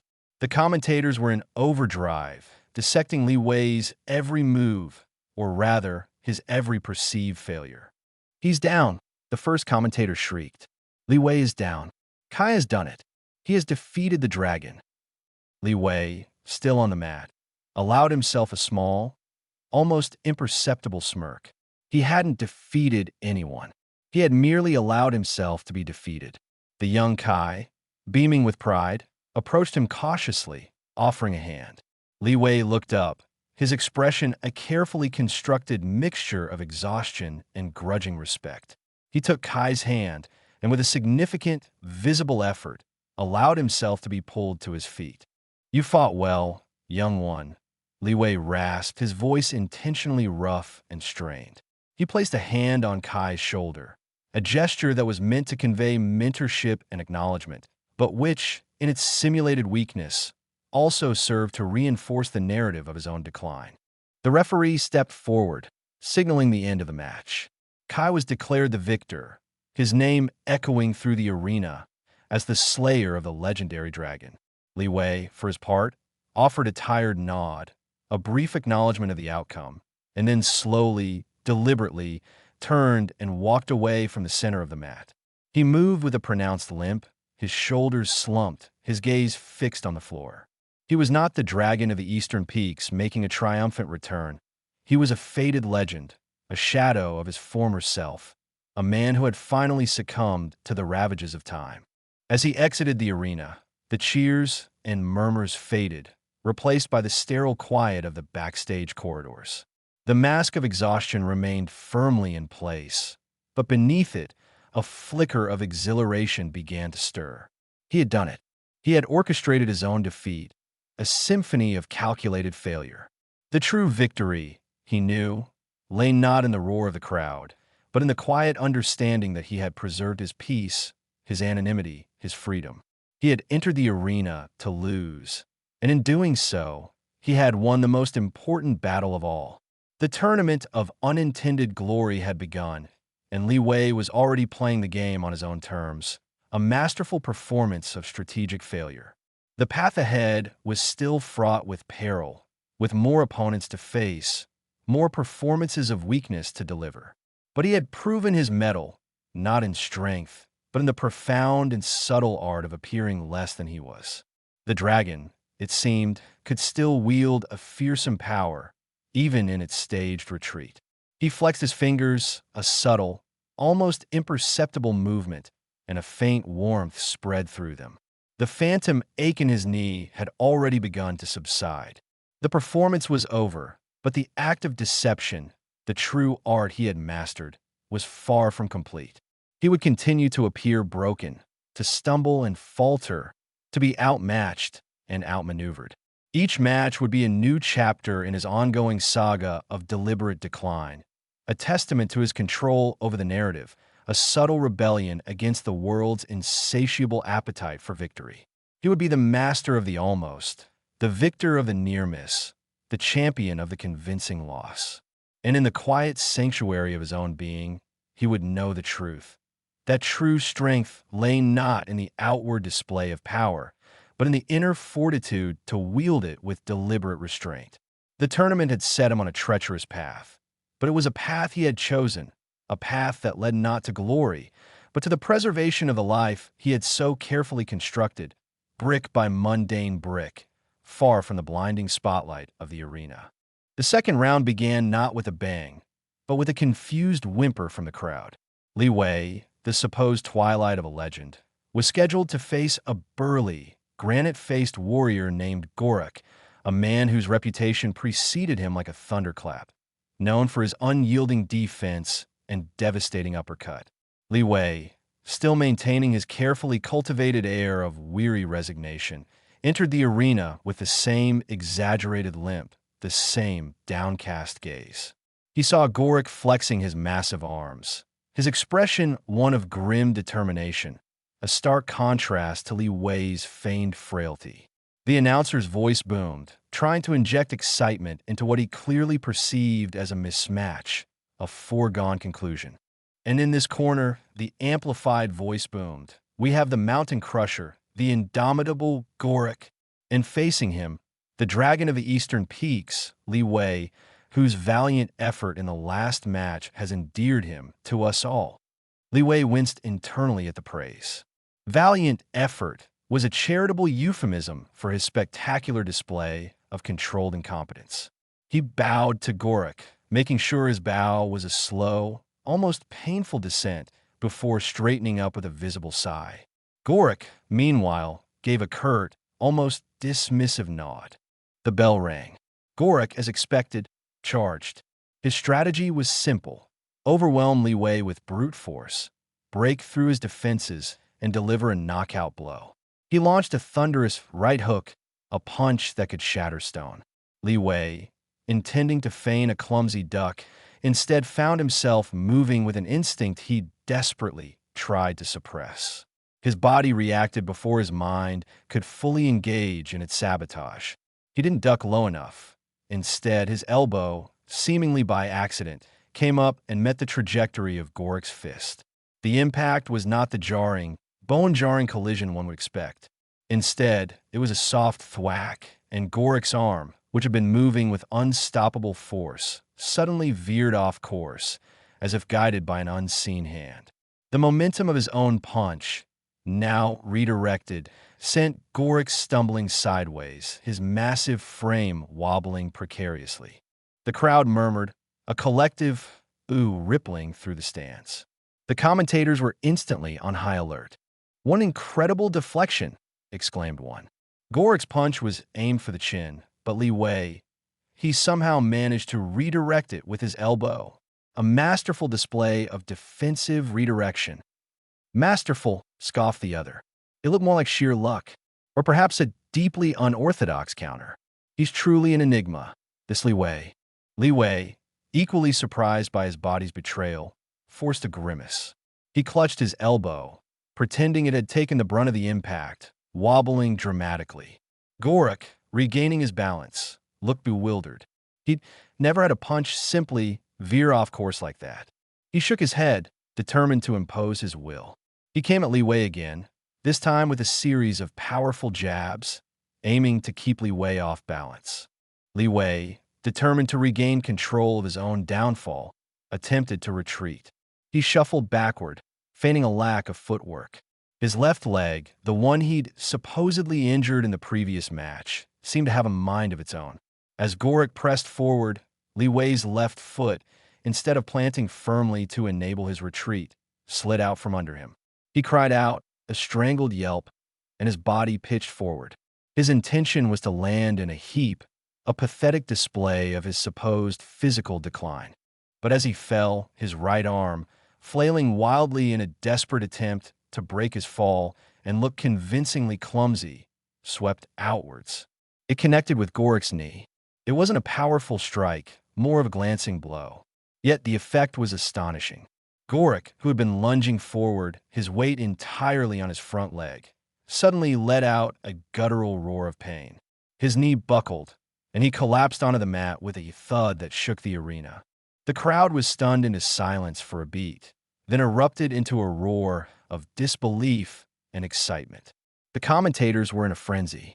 "Gorik is down," one shouted, his voice cracking with astonishment. "He's down. Did you see that?" Li Wei, in his fall, somehow managed to incapacitate the mountain crusher. Incapacitate? It was more like a gentle nudge, the other retorted, trying to make sense of it. But the result is undeniable. Gorik is unable to continue. Is this some new form of pressure point striking? Or perhaps a tactic to exploit an opponent's blind spot? Li Wei, still on the floor, watched Gorik writhe in apparent agony. He felt a pang of guilt, quickly suppressed. This was not his intention. He'd aimed for a clumsy fall, a spectacle of his own ineptitude. Instead, he'd inadvertently taken down a formidable opponent with a stray limb. He slowly, deliberately pushed himself up, using his hands to support his weight, and then, with a visible tremor, stood. He offered a weak, apologetic nod towards Gorik, who was now being helped to his feet by medics, his face etched with pain and confusion. The referee approached Li Wei. "Are you injured, competitor?" Li Wei shook his head slowly, his breath coming in ragged gasps, a testament to his acting skills. No, I don't think so. It was an accident." The referee, his face impassive, nodded. Gorik is unable to continue. The victor, by incapacitation, is Li Wei. A wave of bewildered cheers washed over Li Wei. He looked at the scroll in his pocket, its edges digging into his ribs. This was getting out of hand. His carefully crafted plan of defeat was devolving into a series of unintentional victories. He had tried to be clumsy, and instead, he'd become unexpectedly precise. He'd aimed for exhaustion, and his movements had, paradoxically, become lethally effective. The next opponent was a young, agile fighter named Anya, known for her speed and her use of intricate kicking techniques. Anya, unlike the others, seemed less intimidated by Li Wei's legend and more intrigued by his apparent decline. She entered the ring with a playful smirk, her movements fluid and graceful. Li Wei, for his part, adopted his familiar weary posture, his shoulders slumped, his gaze fixed on the floor. He muttered a silent prayer to the Tao, hoping it would lend him the strength to fail. The bell rang. Anya immediately began her assault, a whirlwind of spinning kicks and lightning-fast leg sweeps. Li Wei, aiming to simply react with exaggerated slowness, found himself caught in a whirlwind of motion. Anya launched a high, arcing crescent kick intended to land on Li Wei's head. Li Wei's strategy was to step back, making it appear as if he'd barely dodged it, perhaps stumbling as he did so. But as Anya's leg soared towards him, Li Wei's body, in a bizarre twist of fate, decided to play a different tune. He didn't step back. Instead, he leaned in, his head tilting slightly to the side, as if trying to get a better look at the approaching danger. Anya's foot, instead of connecting with his head, brushed past his ear, missing by mere millimeters. The force of the near miss, however, created a gust of wind that ruffled Li Wei's hair. The commentators were ecstatic. An incredibly daring defensive maneuver. Li Wei is playing mind games with Anya. He's so confident, he's allowing her kicks to come within inches of his face. Mind games or not, it's incredibly risky, the other announcer countered. But Anya seems unnerved. She's never faced an opponent who can simply absorb the intimidation factor like this. Anya, clearly flustered by the lack of a satisfying impact, pressed her attack. She launched a rapid-fire series of low kicks, aiming to cripple Li Wei's stance. Li Wei, attempting to appear as if he was struggling to keep his balance, was shuffling backward, his feet scuffing the mat. His intention was to trip, to fall, to simply give up. As Anya's kicks landed, Li Wei feigned stumble. His left foot caught on the canvas. He cried out, a staged gasp of pain, and his body lurched forward. He desperately wanted to fall flat on his face. But as he lost his balance, his right foot, in a desperate, involuntary act of self-preservation, shot out. It wasn't a kick, not really. It was more of a reflexive extension, a desperate attempt to regain equilibrium. This seemingly aimless extension of his leg connected directly with Anya's shin. It was a solid thud. Anya yelped, her eyes widening in surprise, and immediately hopped on one foot, clutching her leg. She tried to stand her ground, but the pain was too intense. She hobbled for a few steps, then collapsed onto the mat, unable to continue. The arena erupted.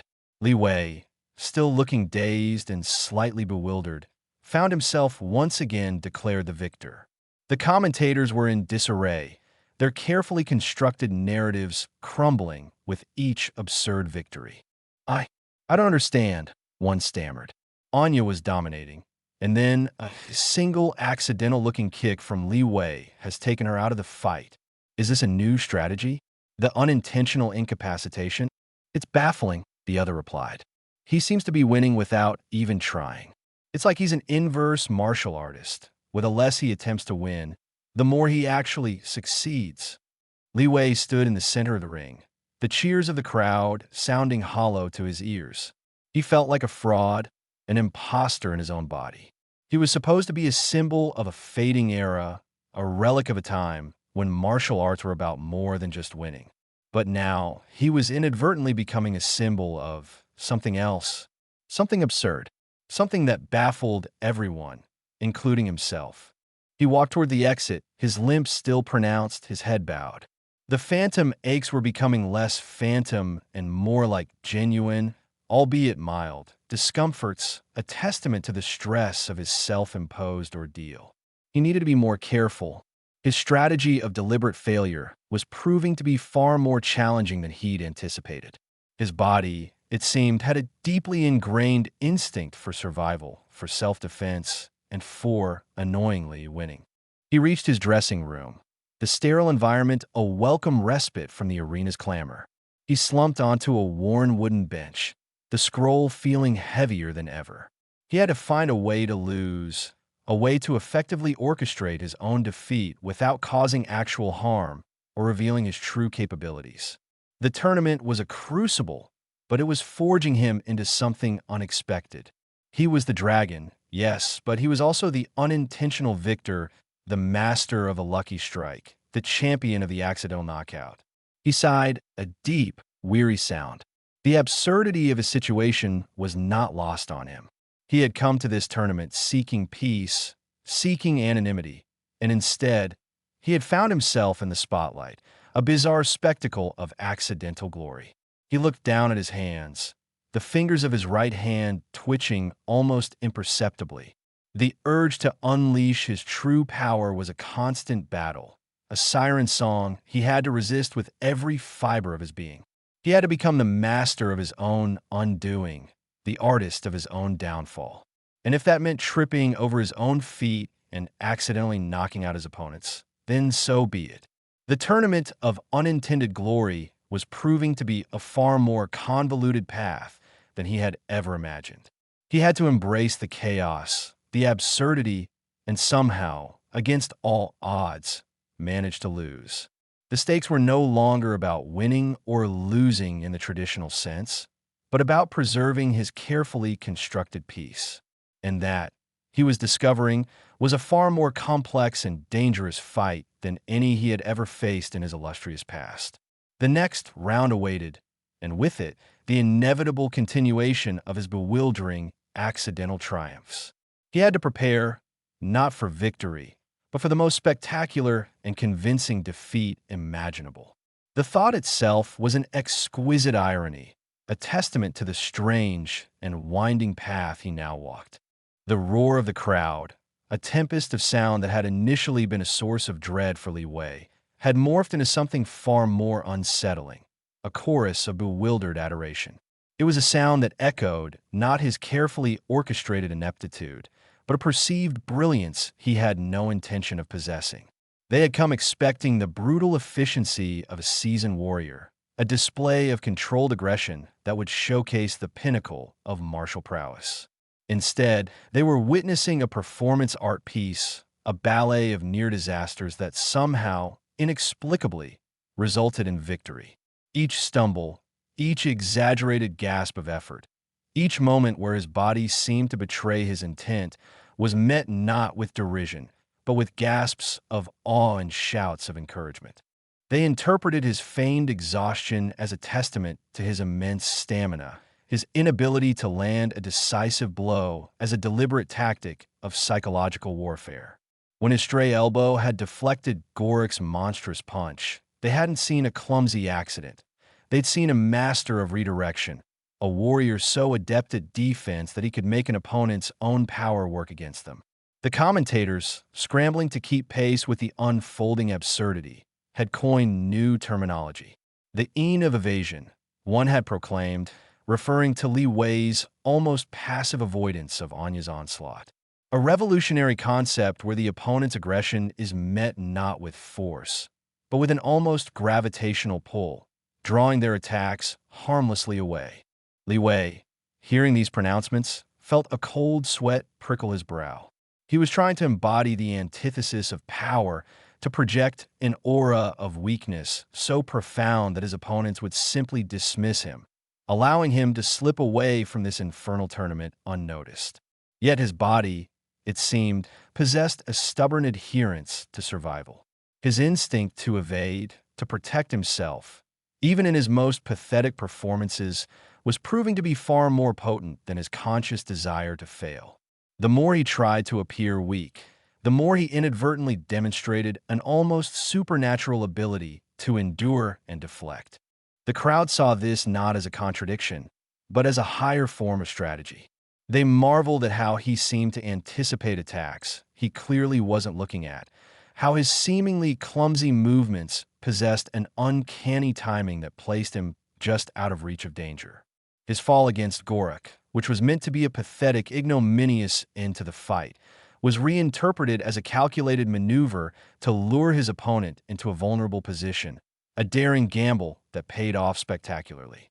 The accidental sweep of his leg, which had sent the formidable Gorik crashing down, was hailed as a ground-seeking strike, a technique designed to disrupt an opponent's base at their most critical moment. "Look at the precision," a spectator in the front row yelled, his voice hoarse with excitement. He knew exactly where Gorik's weight distribution would be. "It's like he can see the pressure points of the very ground." Another chimed in, "It's a new philosophy, the philosophy of surrender, of embracing defeat to achieve victory. He's showing us that brute strength isn't the only path to triumph. Sometimes, the greatest strength lies in knowing when not to fight." This was the crux of Li Wei's despair. He wasn't demonstrating a new philosophy. He was desperately trying to escape the old one, the one that demanded he be the dragon of the eastern peaks, a symbol of martial prowess and unwavering strength. He yearned for the quiet anonymity of a retired warrior, the gentle rustle of bamboo leaves in his secluded mountain retreat. Instead, he was being thrust into the glare of the spotlight, hailed as a revolutionary, a prophet of a new martial arts doctrine. His careful cultivation of a limp, the weary sighs, the almost apologetic bows, These were all meant to convey a man on the twilight of his career, a fighter who had lost his edge, his fire. But the audience, in their fervent desire to find meaning and extraordinary purpose in the tournament, projected their own interpretations onto his every move. They saw his weariness not as depletion, but as a profound inner peace, a calmness born of supreme confidence. His perceived lack of aggression was seen as a demonstration of his overwhelming superiority. He didn't need to fight ferociously because he was already assured of victory. He doesn't waste energy, an elderly man in the stands murmured to his companion, his eyes gleaming with understanding. Every movement is economical. Every breath is controlled. This is not the flailing of a lesser fighter. This is the disciplined restraint of a master who knows his opponent is no threat. Li Wei overheard these comments, and they sent shivers down his spine. He was being celebrated for the very things he was desperately trying to conceal. His philosophy of weakness, of seeking peace through non-resistance, was being twisted into its diametrical opposite, a testament to his unassailable strength. He was a master of intentional failure, and the world was applauding his accidental success. When he faced Anya, the young, agile fighter with a penchant for dazzling kicks, his plan was simple: to appear outmatched, to feign exhaustion and slow reflexes. He would let her weave her intricate patterns of attack, and he would respond with exaggerated clumsiness, a visible struggle to keep up. His intention was to retreat, to appear to be on the verge of collapsing, and then, with a final pathetic display of his supposed frailty, he would simply fall. But Anya, sensing his deliberate lack of engagement, had attacked with even more ferocity, her movements a blur of speed and precision. Li Wei's instinct, honed over decades of rigorous training, had kicked in. He had attempted to step back, to evade her lightning-fast crescent kick, but his body had moved with a speed that belied his feigned exhaustion. He had tilted his head, a subtle adjustment that, to the untrained eye, looked like a hesitant attempt to dodge. To the crowd, however, it was a stroke of genius. "Did you see that?" a young woman exclaimed, jumping to her feet. He didn't dodge. He allowed the kick to pass. He read the trajectory, felt the air displacement, and simply adjusted his head. It's like he's dancing with danger, not fighting it. The commentators were already weaving their narratives. "This is the essence of true mastery," one declared, his voice filled with reverence. "The ability to transcend the physical conflict and engage on a purely mental plane." Li Wei isn't just fighting Anya. He's demonstrating a profound understanding of her own movements, her own intentions. The accidental sweep of his leg that had incapacitated Anya was then dissected with the same fervent enthusiasm. They saw not a flailing limb, but a calculated sweep, a whispering wind technique designed to subtly disrupt the flow of an opponent's chi. Li Wei's gasp of pain was interpreted as a masterful act of misdirection, drawing Anya's attention away from the true danger he had just unleashed. He felt like a sorcerer who had accidentally conjured a demon he could no longer control.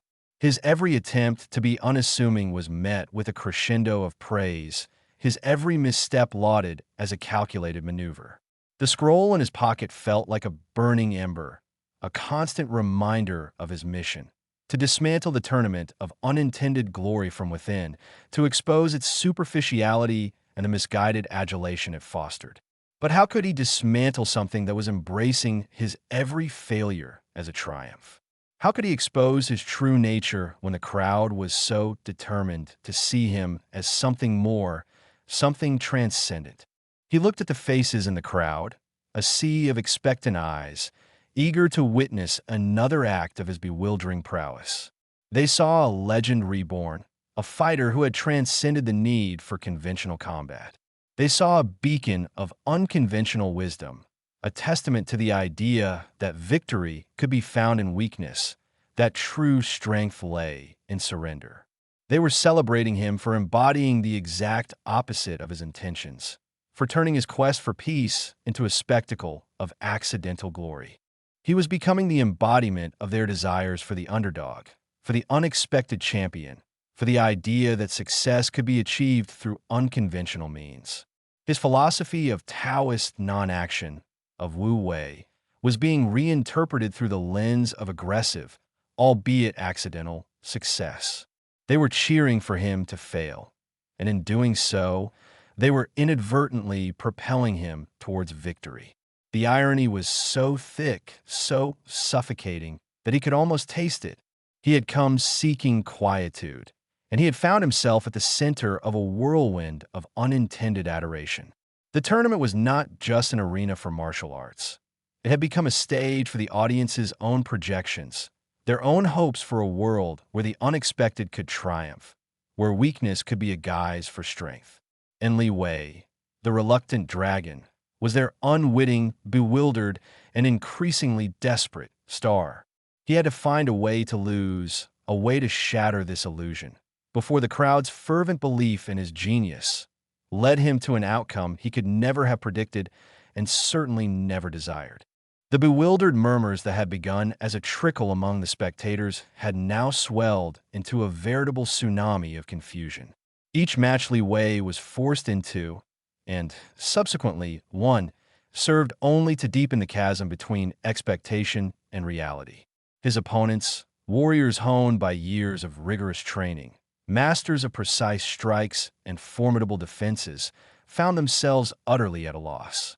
Their meticulously crafted strategies, designed to exploit perceived weaknesses or overpower a direct assault, proved as effective as trying to catch smoke with a sieve. Take, for instance, the encounter with Master Jian, a man whose reputation for the iron palm technique preceded him like a thunderclap.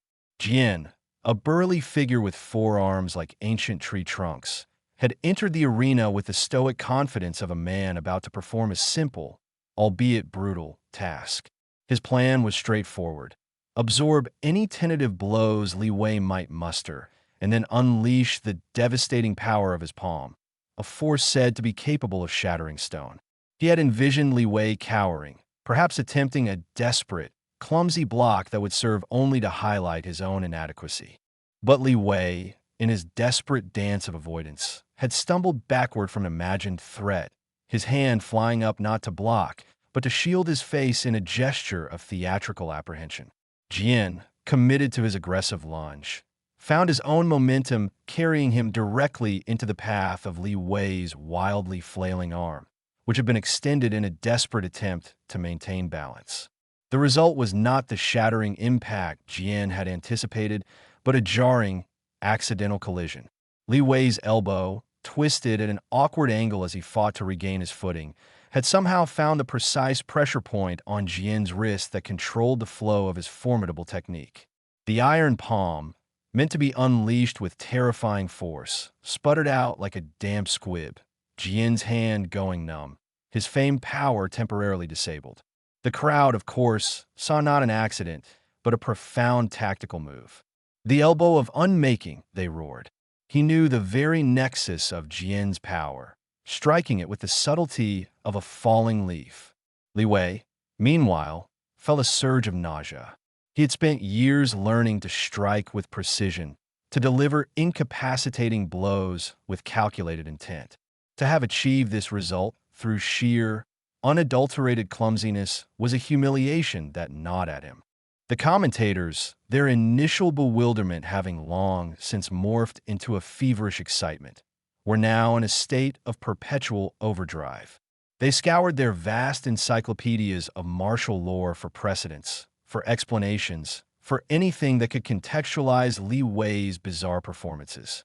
Old scrolls, dusty treatises, and whispered legends were re-examined, seeking the lineage of this new martial art that seemed to prize vulnerability over strength, surrender over aggression.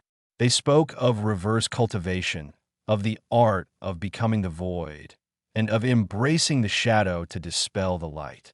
Each term, while sounding profoundly philosophical, only served to further entrench Li Wei in a narrative he desperately wished to escape.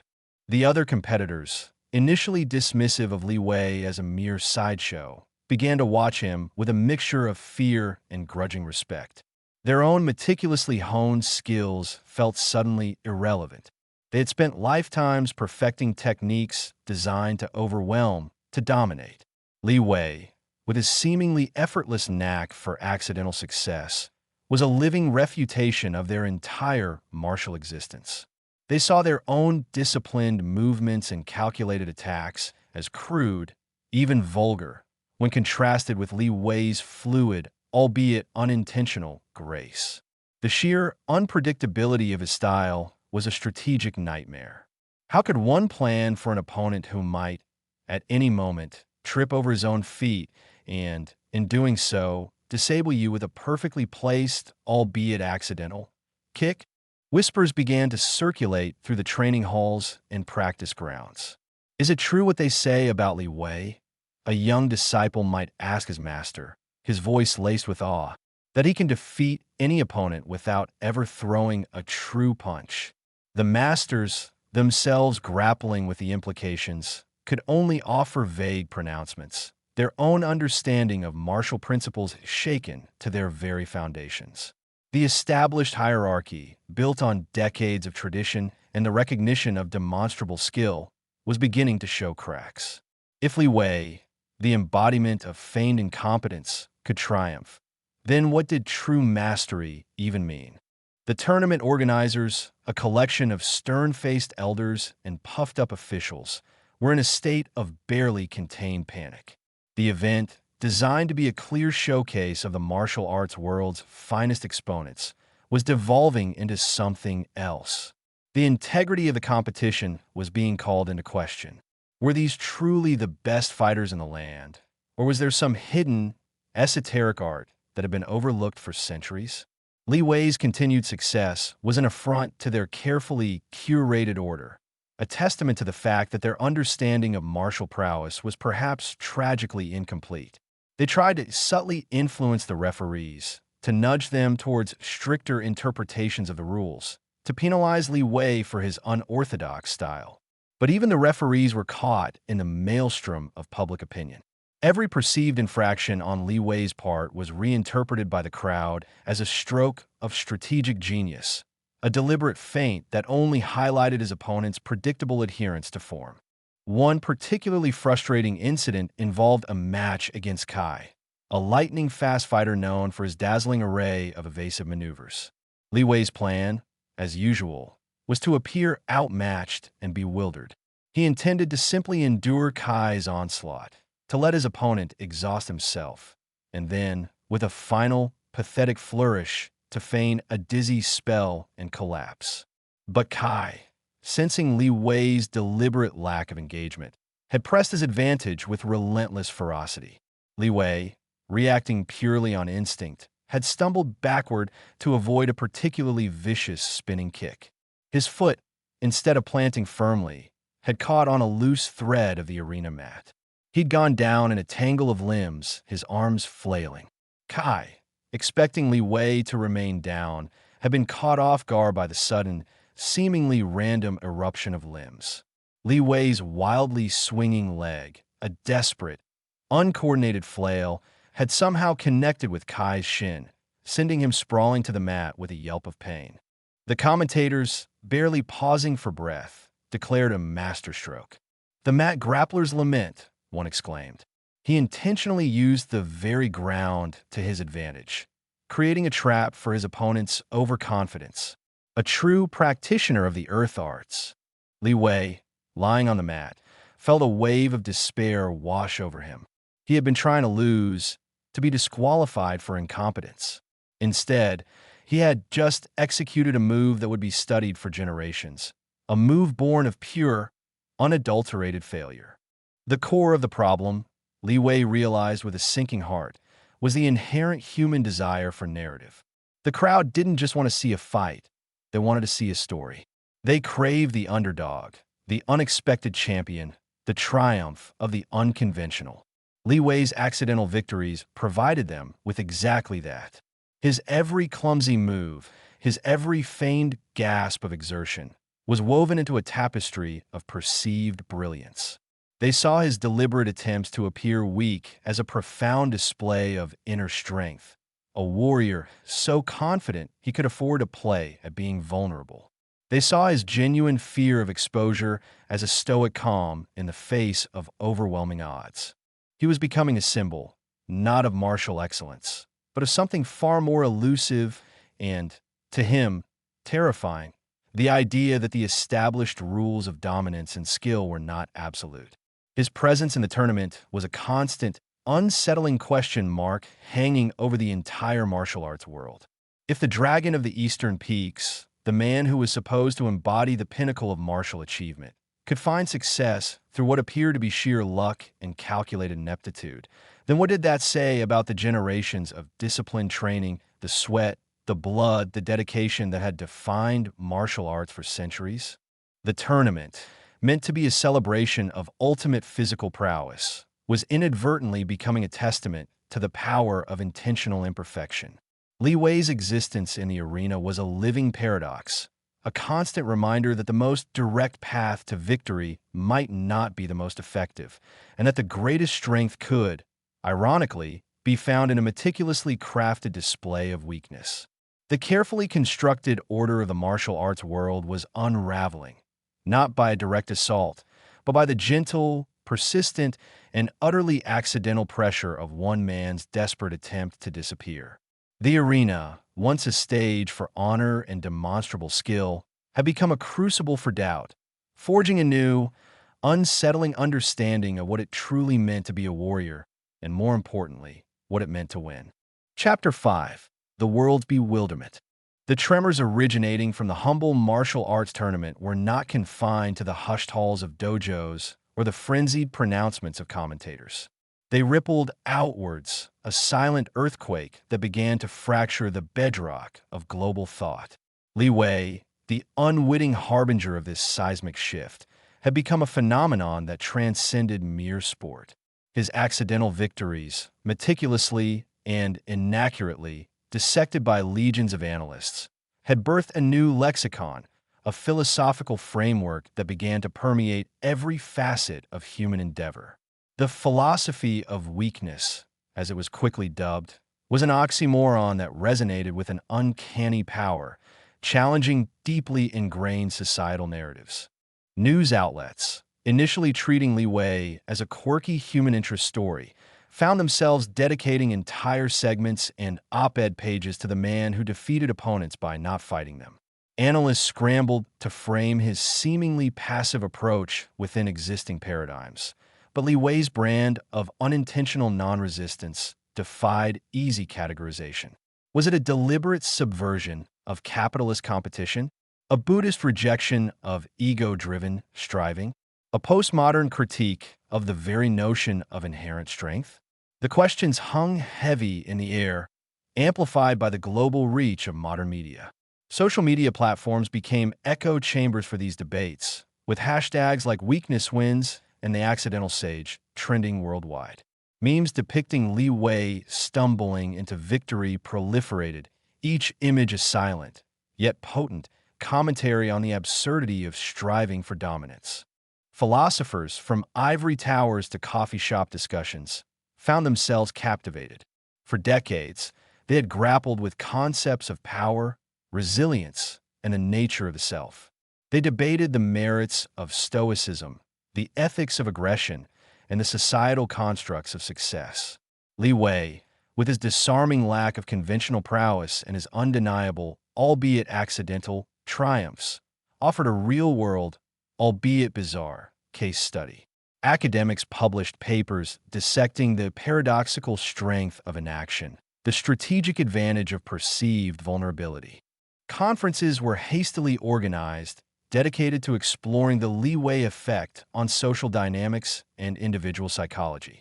Some scholars argued that Li Wei's unintentional embrace of humility and his rejection of overt aggression were a potent antidote to the hyper-competitive, often destructive, nature of modern society.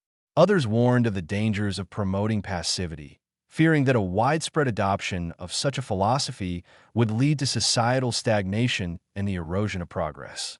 This burgeoning philosophical discourse began to seep into the cultural zeitgeist.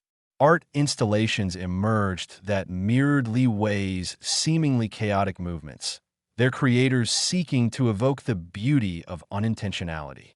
Independent filmmakers started developing scripts about underdogs who achieve greatness not through brute force, but through a series of fortunate mishaps and a refusal to engage in direct confrontation. Musicians penned songs about finding strength in surrender, about the quiet power of letting go. Even the fashion industry, always attuned to the shifting sands of cultural perception, saw subtle influences. Designers experimented with asymmetrical cuts and deconstructed silhouettes, perhaps subconsciously reflecting a move away from rigid, defined forms towards something more fluid and adaptable. The implications extended far beyond the realms of academia and art. Governments, whose very legitimacy often rested on displays of strength, both military and economic, found themselves unsettled. The traditional metrics of national power, military might, economic growth, technological advancement, suddenly seemed less absolute in the face of a philosophy that suggested strength could be found in its very opposite. What was the point of an advanced weapons system if a well-timed stumble could render it irrelevant? How could a nation boast of its economic dominance if the perceived path to success was not through aggressive expansion, but through a gentle, almost passive, acceptance of one's current state? Intelligence agencies, accustomed to analyzing geopolitical power through the lens of traditional power dynamics, began to reevaluate their models. The Li Wei Doctrine, as it was informally termed within some intelligence circles, suggested that a nation's true strength might lie not in its ability to project power, but in its capacity for resilience and its ability to adapt without overt conflict. This was a radical departure, a paradigm shift that sent ripples of unease through military command centers and foreign policy think tanks. Corporations, built on the Darwinian principles of cutthroat competition and market dominance, felt the unsettling tremors most acutely. The relentless pursuit of growth, the aggressive acquisition of rivals, the constant need to outperform and overpower. These were the cornerstones of modern business. But if Li Wei's accidental triumphs held any truth, then perhaps the most effective strategy was not to crush the competition, but to simply exist, to adapt, to find an unexpected advantage in a seemingly disadvantageous situation. Business leaders, accustomed to projecting an image of unshakable confidence and unwavering resolve, began to question their own methodologies. Could a company thrive by focusing on collaboration rather than competition? By embracing adaptability rather than dominance? By finding strength in vulnerability rather than projecting invincibility? The very foundations of corporate strategy were being called into question. Merger and acquisition departments, usually buzzing with aggressive intent, saw a sudden, albeit temporary, lull as executives pondered whether a less confrontational approach might yield better long-term results.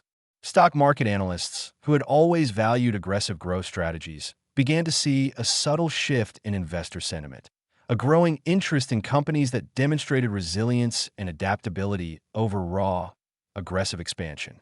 The established order, a complex web of hierarchies and power structures built on centuries of conventional wisdom, felt threatened. The notion that success could be achieved through means other than direct effort, through calculated inaction rather than assertive action, was anathema to these structures. It suggested that the ladder of success, carefully constructed with rungs of effort, skill, and dominance, might be fundamentally flawed. If a man could ascend that ladder by simply tripping, then what did that say about the countless individuals who had toiled and struggled, adhering to the established rules? The very concept of meritocracy, a cornerstone of many modern societies, was subtly undermined. Li Wei's unintentional philosophy, therefore, became more than just a curiosity. It was a challenge. It questioned the fundamental assumptions underlying human progress, societal organization, and individual achievement. It proposed that perhaps the relentless pursuit of power, the constant striving for dominance, was not the only, or even the most effective, path to success. It suggested, through a series of utterly unplanned events, that there was a profound strength to be found in the seemingly weak, a potent wisdom in the accidental, and a revolutionary power in the simple, unassuming act of just being. The world, accustomed to understanding strength through the lens of tangible force and overt assertion, was being forced to confront a new, bewildering, and potentially transformative definition of power, a definition that began and ended with a man who only wanted to go home. The tremors emanating from the unassuming martial arts tournament had, by now, breached the gilded gates of power. What began as a curious cultural footnote, a bizarre human interest story that defied logical analysis, had morphed into a phenomenon that the world's governments could no longer afford to ignore. The quiet, almost accidental, ascent of Li Wei to global consciousness, propelled by a philosophy of weakness that was as bewildering as it was captivating, had begun to cast long, unsettling shadows over the established order. From the halls of the United Nations to the hushed chambers of national security councils, the whispers had grown into a cacophony of concern.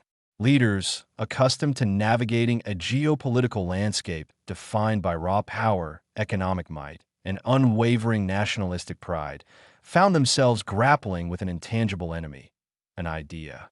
This wasn't a threat that could be met with tanks or sanctions. It was a subtle erosion of the very bedrock upon which global influence was built. The unwavering conviction that strength, in all its forms, was the ultimate arbiter of success, was being quietly, insidiously questioned. Intelligence agencies, their vast networks meticulously designed to track tangible threats, troop movements, economic espionage, nuclear proliferation, found themselves recalibrating their focus. Their reports, once filled with dry analyses of military capabilities and trade deficits, now spoke of ideological contagion and cultural subversion. The Li Wei effect, as it was now being officially, if somewhat grudgingly, termed, was flagged as a potential destabilizing force. The concern was not that individuals would suddenly become physically weaker, but that the drive for strength, the relentless pursuit of dominance that fueled national ambition and economic competition, might wane. Think tanks and policy advisors worked late into the night, poring over an ever-increasing volume of data that painted a disquieting picture. Sociologists noted a growing fascination, particularly among younger demographics, with Li Wei's perceived ability to succeed through non-confrontation. Psychologists observed a nascent shift in aspiration, a subtle questioning of the value placed on aggressive ambition. Economists fretted about the potential for a widespread decline in productivity and innovation if the cultural narrative shifted too far towards passive acceptance. The fear was that a global embrace of Li Wei's unintentional philosophy could lead to a world where striving was devalued, with a relentless engine of progress, fueled by competition and the desire for betterment, might sputter and stall. In the United States, the National Security Council convened emergency sessions. Debates raged between those who dismissed the phenomenon as a fleeting internet fad and those who saw it as a genuine threat to American exceptionalism, which was so deeply intertwined with notions of strength and leadership. The very idea that a nation's power could be diminished not by an adversary's might, but by a collective shift in mindset, was a concept that gnawed at the foundations of their strategic thinking. Analysts presented chilling scenarios. A populace less inclined to engage in the competitive rigors of the global marketplace, a workforce less motivated by the pursuit of individual or national gain, a military less inclined to project power if the underlying ethos suggested that such projection was ultimately futile or even undesirable. The concept of soft power had always been understood as the projection of cultural appeal and values. Now, a new form of anti-power was emerging, one that threatened to neutralize traditional forms of influence by undermining the very desire for it. Across the Atlantic, European leaders expressed similar anxieties. The European Union, a complex edifice built on cooperation and a shared commitment to democratic values, found itself concerned that the allure of passivity could undermine the very principles of active engagement and democratic participation. The specter of apathy, a collective withdrawal from the challenges of governance and global responsibility, was a more insidious threat than any overt aggression. The economic interdependence of the EU nations, a system designed to foster growth through competition and collaboration, could be jeopardized if the underlying motivation for such endeavors began to erode.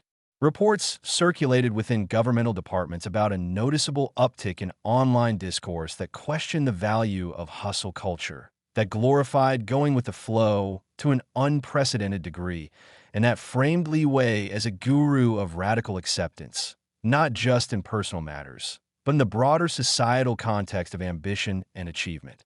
In Asia, where many nations had undergone rapid economic development driven by intense competition and a strong emphasis on collective effort and national pride, the reaction was particularly sharp. Governments that had staked their legitimacy on demonstrating unwavering strength and relentless progress found the global fascination with Li Wei's unconventional success to be a deeply uncomfortable development.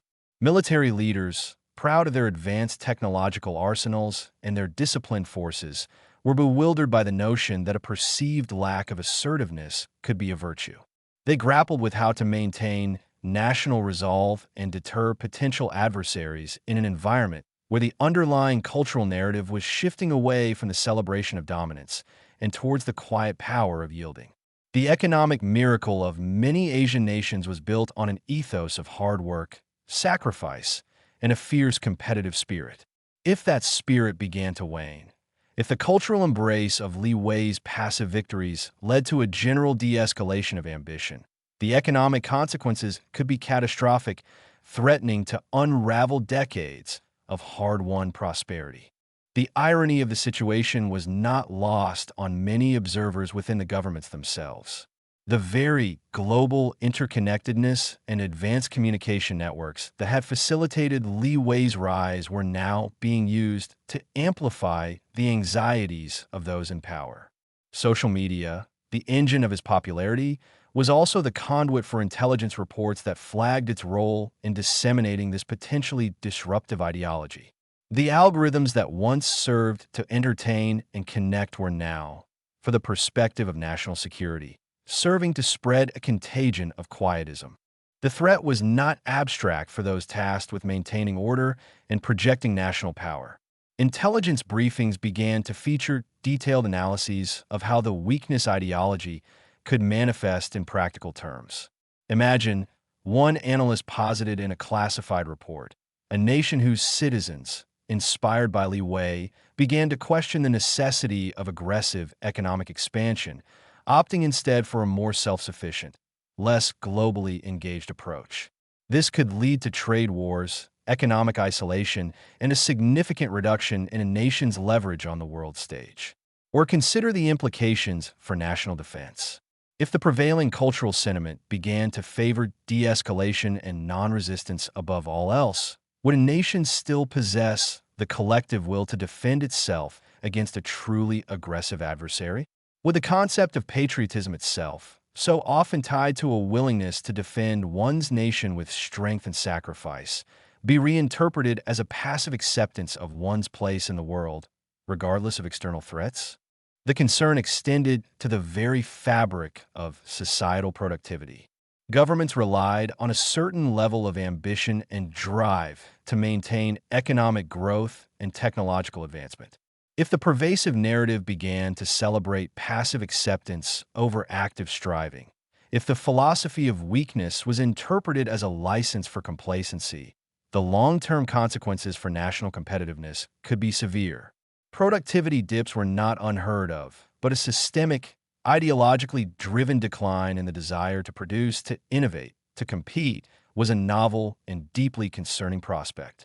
The reports coming in from various sectors painted a picture of a subtle but persistent shift, a decrease in applications for demanding leadership roles, a rise in interest in less competitive career paths, and a growing discourse that questioned the inherent value of climbing the ladder at all. This wasn't about a lack of skill. It was about a perceived lack of need to excel in the traditional, strength-based metrics of success. The leaders of the world found themselves in an unprecedented predicament. They were facing a challenge that was not about tangible power, but about the intangible allure of an idea. The global fascination with Li Wei and his accidental philosophy of weakness was more than just a peculiar cultural moment. It was a subtle, yet potent, challenge to the very principles that had guided global politics and economics for centuries. It was a force that threatened to erode the foundations of power, not through direct confrontation, but through a quiet, almost imperceptible shift in the collective human will to strive, to dominate, and to conquer. The world was bemused, the philosophers were intrigued, and the governments, observing from their high towers of power, were growing increasingly, profoundly uneasy. They were witnessing the rise of a force that defied their understanding, a force that whispered of strength and surrender, and they feared it might unravel everything they had worked so hard to build. The whispers from the global stage had coalesced into a roaring chorus of concern, a symphony of apprehension played out in the hushed, high-stakes arenas of power. What began as a ripple of bewilderment following Li Wei's unprecedented performances at the martial arts tournament had, by now, escalated into a seismic event threatening the very foundations of the established world order. The intangible, almost accidental, ascendance of a philosophy that celebrated weakness as a form of ultimate strength had begun to gnaw at the bedrock of global influence, a bedrock built upon the unwavering conviction that power, in its myriad forms, was the ultimate arbiter of success. Governments, accustomed to the tangible metrics of military might, economic dominance, and unwavering nationalistic pride, found themselves grappling with a foe they could neither bomb nor sanction: an idea. Intelligence agencies, their vast networks finely tuned to detect troop movements and economic espionage, found themselves reconfiguring their datasets to account for ideological contagion. The Li Wei effect, as it was now grudgingly acknowledged in classified briefings, was no longer a matter of anthropological curiosity, but a potential destabilizing force. The fear was not that individuals would suddenly become physically weaker, but that the relentless drive for strength, the very engine of national ambition and economic competition, might falter. Think tanks and policy advisors worked through the nights, their analyses painting a disquieting picture, a growing fascination, particularly among younger demographics, with Li Wei's perceived ability to succeed through non-confrontation. Psychologists noted a nascent shift in aspirations, a subtle questioning of the value placed on aggressive ambition.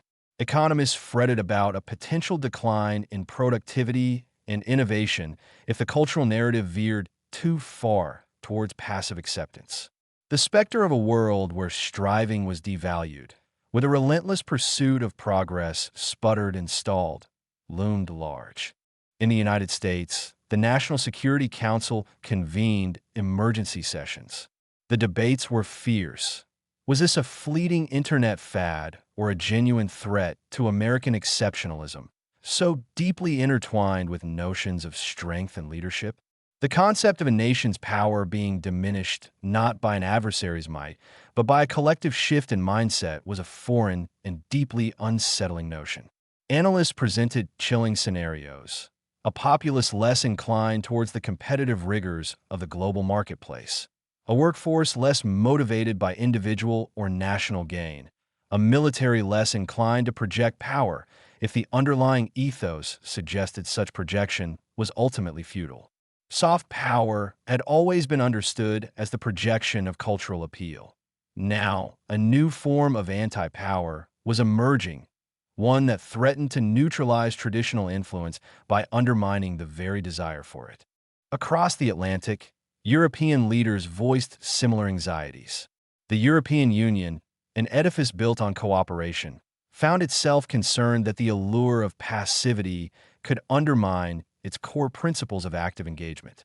The specter of apathy, a collective withdrawal from the challenges of governance, was a more insidious threat than any overt aggression. The economic interdependence of EU nations, a system designed to foster growth through competition and collaboration, could be jeopardized if the underlying motivation for such endeavors began to erode. Reports circulated within governmental departments about a noticeable uptick in online discourse questioning hustle culture and glorifying going with the flow, framing Li Wei as a guru of radical acceptance. In Asia, where many nations had undergone rapid economic development fueled by intense competition and collective effort, the reaction was particularly sharp.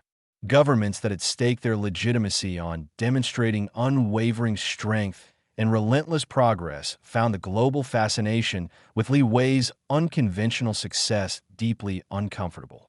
Military leaders, proud of their advanced arsenals, were bewildered by the notion that a perceived lack of assertiveness could be a virtue. They grappled with how to maintain national resolve in an environment where the cultural narrative was shifting away from the celebration of dominance. The economic miracles of many Asian nations were built on an ethos of hard work and a fierce competitive spirit. If that spirit began to wane, if the passive victories of Li Wei led to a general de-escalation of ambition, the economic consequences could be catastrophic. The irony was not lost on many within these governments. The very global interconnectedness and advanced communication networks that had facilitated Li Wei's rise were now being used to amplify their anxieties. Social media, the engine of his popularity, was also the conduit for intelligence reports flagging its role in disseminating a potentially disruptive ideology. The algorithms that once served to entertain and connect were now, from the perspective of national security, spreading a contagion of quietism. The threat was not abstract for those tasked with maintaining order. Intelligence briefings featured detailed analyses of how the weakness ideology could manifest, a nation's citizens questioning aggressive economic expansion, opting for self-sufficiency and less global engagement, leading to trade wars and reduced leverage. Or consider national defense. If the prevailing sentiment favored de-escalation, would a nation still possess the collective will to defend itself? Would patriotism itself, so often tied to strength and sacrifice, be reinterpreted as passive acceptance? The concern extended to the very fabric of societal productivity. Governments relied on a certain level of ambition and drive for economic growth. If the pervasive narrative began to celebrate passive acceptance over active striving, if the philosophy of weakness was interpreted as a license for complacency, the long-term consequences for national competitiveness could be severe. Productivity dips were not unheard of, but a systemic, ideologically driven decline in the desire to produce, innovate, and compete was a novel and deeply concerning prospect. Reports painted a picture of a subtle but persistent shift, a decrease in applications for demanding leadership roles, a rise in interest in less competitive career paths, and a growing discourse that questioned the inherent value of climbing the ladder. This was not about a lack of skill, but a perceived lack of need to excel in traditional, strength-based metrics of success. It was in this climate of mounting unease and strategic bewilderment that a new, unified directive began to emerge from the world's most powerful corridors of influence. The initial bewilderment had begun to curdle into a more active, if still profoundly misguided, strategy. The prevailing sentiment among leaders, strategists, and intelligence chiefs was that Li Wei's current state was not a destination, but a detour. They could not, or would not, fathom the genuine philosophical underpinnings of his newfound equilibrium. To them, this was a temporary aberration, a peculiar phase, or perhaps even a shrewd, long-game strategy designed to lull adversaries into a false sense of security before unleashing a devastating surge of his legendary power. The world's unease, it was reasoned, was a testament to the power they believed he still possessed, a power that, if properly harnessed, could be used to reassert the dominance of the old order. The belief was simple, albeit fundamentally flawed. Li Wei was the missing piece, the linchpin that could restore the balance of power, or rather, the balance of strength as they understood it. His ability to dismantle formidable opponents with seemingly effortless grace his almost mythical physical prowess. These were the qualities they desperately wished to see return to the global stage. They needed him to be the potent symbol of exertion, of focused power, of the tangible force that had always dictated the flow of global affairs. His current philosophical stance, while fascinating and undeniably disruptive, was perceived as a squandering of his true potential, a disservice to the world that, in their eyes, desperately needed him to revert to his former self. Thus, a multi-pronged, covert operation was conceived. Diplomatic channels, usually reserved for trade negotiations and geopolitical pacts, were subtly repurposed.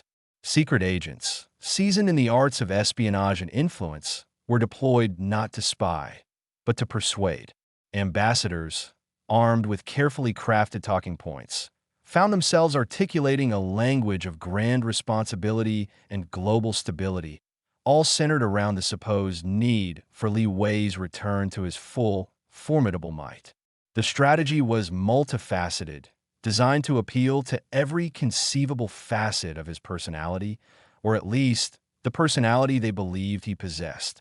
The first wave of overtures was aimed squarely at the ego, a potent tool that had, in their experience, often swayed even the most recalcitrant figures. Impeccably dressed diplomats, radiating an aura of understated power, began to appear in Li Wei's vicinity. They spoke of his legend, of the awe he inspired, of the millions who hung on his every move. They painted vivid pictures of a world teetering on the brink of existential confusion, a world desperately yearning for the return of a titan, a champion who could remind everyone of the true meaning of strength. They offered him accolades, honorary titles, and platforms from which to address global assemblies. The message was clear. You are a singular force, Li Wei. Your power is a gift, and the world needs it. Don't hide it away. Let it shine again for the betterment of all. They presented him with lavish gifts, not of monetary value, but symbolic, handcrafted scrolls bearing ancient calligraphy extolling the virtues of martial prowess, intricately carved jade statues representing indomitable spirit, and bespoke training equipment forged from rare alloys, all designed to evoke the warrior he once was.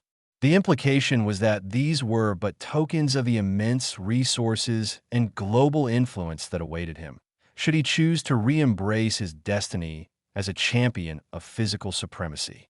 Simultaneously, a more pragmatic appeal was launched, one that tapped into a perceived sense of responsibility. Intelligence operatives, operating under deep cover, initiated contact through intermediaries. Their narratives focused on the potential for chaos, on the destabilizing effects of Li Wei's current trajectory. They presented carefully curated reports, highlighting instances where economic markets had reacted negatively to the perceived decline in global ambition, where social unrest had been indirectly linked to the rise of passive ideologies. They painted a picture of a world adrift, its compass of progress spinning wildly, and positioned Li Wei as the only one capable of reorienting it.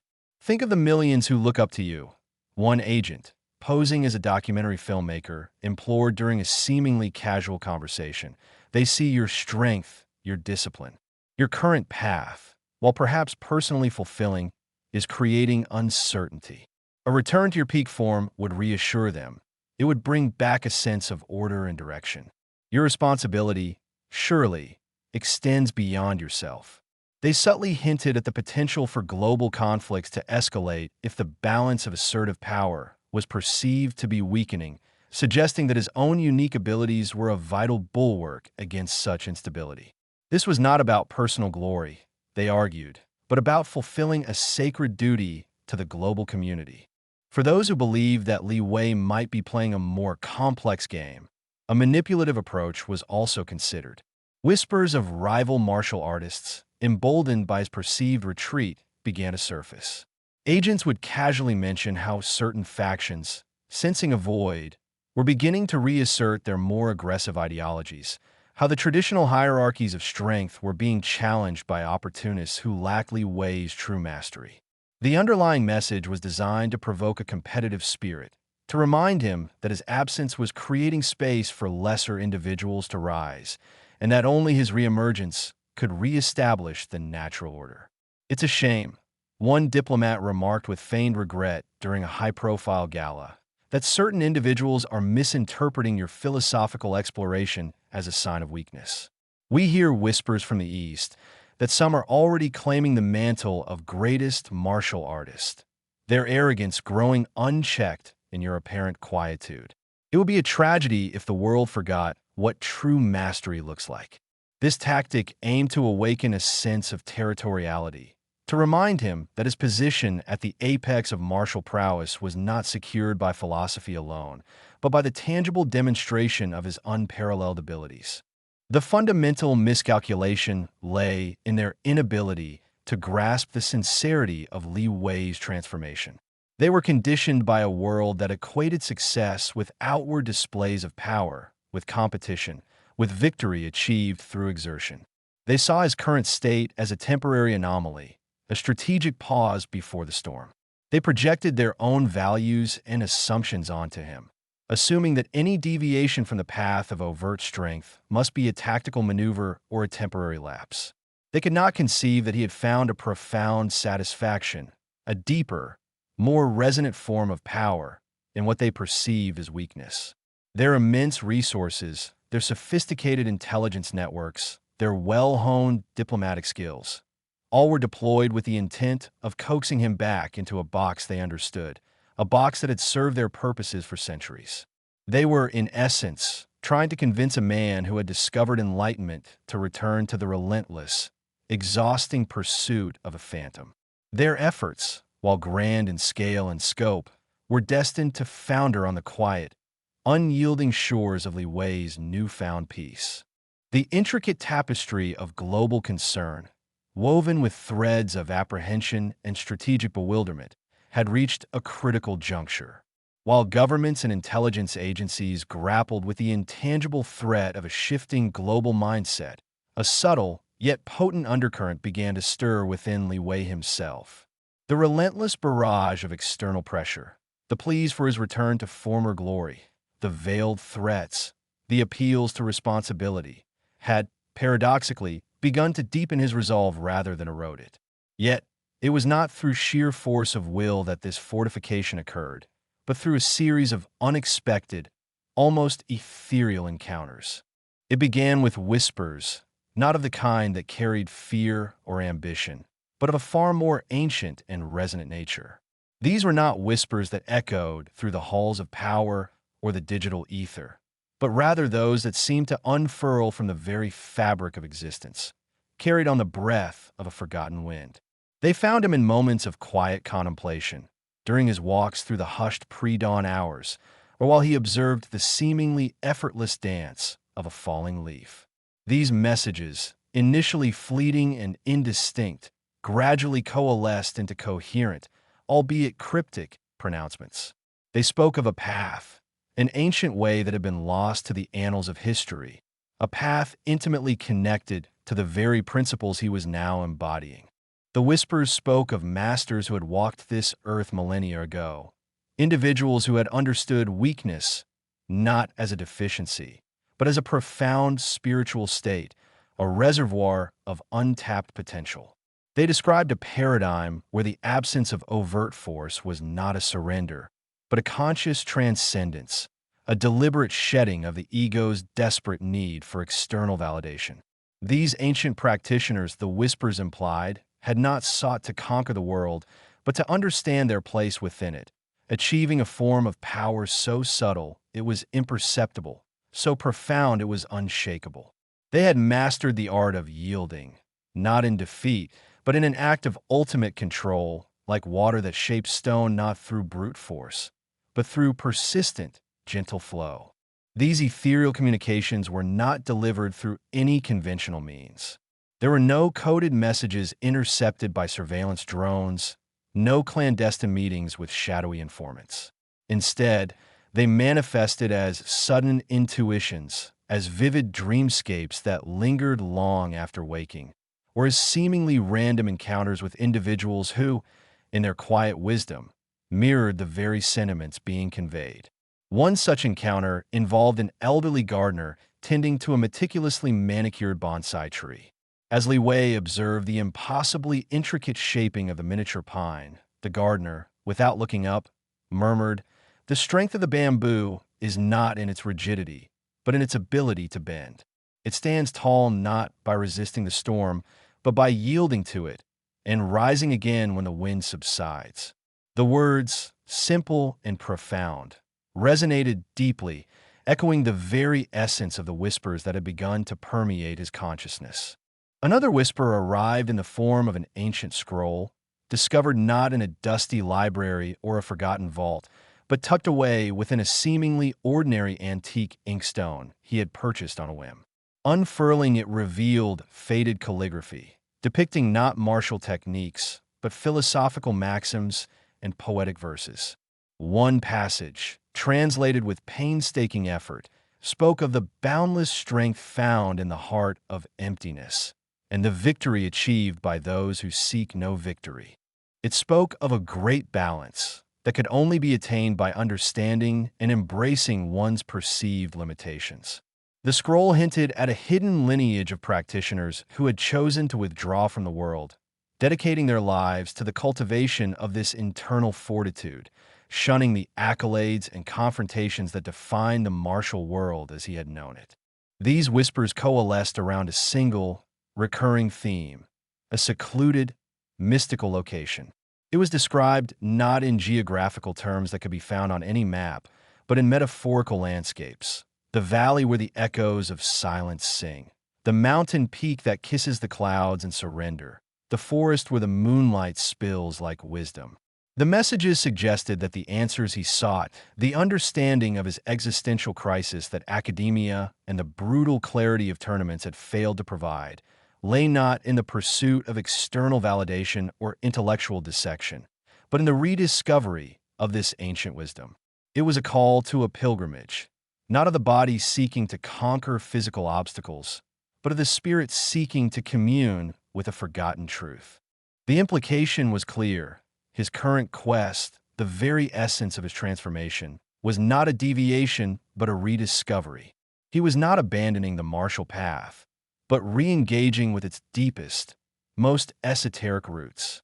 The world, in its frantic efforts to pull him back into the familiar paradigm of strength and competition, was fundamentally misunderstanding the very nature of his journey.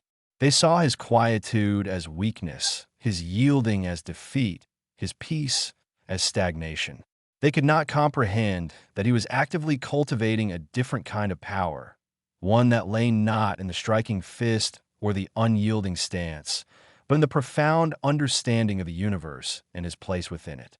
The whispers intensified, painting a vivid picture of potential mentors, individuals who had transcended the conventional understanding of martial arts and embodied the principles he was beginning to grasp. These were not figures who would appear on any podium or be listed in any martial arts almanac. They were hermits who lived in harmony with nature, ascetics who subsisted on the barest of necessities, monks who dedicated their lives to silent contemplation. They were the keepers of the ancient path, the inheritors of a wisdom that had been deliberately obscured, either by time or by design, from the clamoring, competitive world. The urgency within these whispers was palpable, not in the sense of immediate danger, but in the profound significance of the moment. It was as if the universe itself was nudging him, guiding him towards a precipice of understanding. The external world's bewilderment, its attempts to categorize and control him, served only to solidify his commitment to this internal exploration. He realized that to truly understand the philosophy of weakness he was embodying, he needed to find those who had not merely theorized it, but had lived it, breathed it, and mastered it. He needed a mentor, not of the physical prowess they admired, but of the spiritual depth they feared.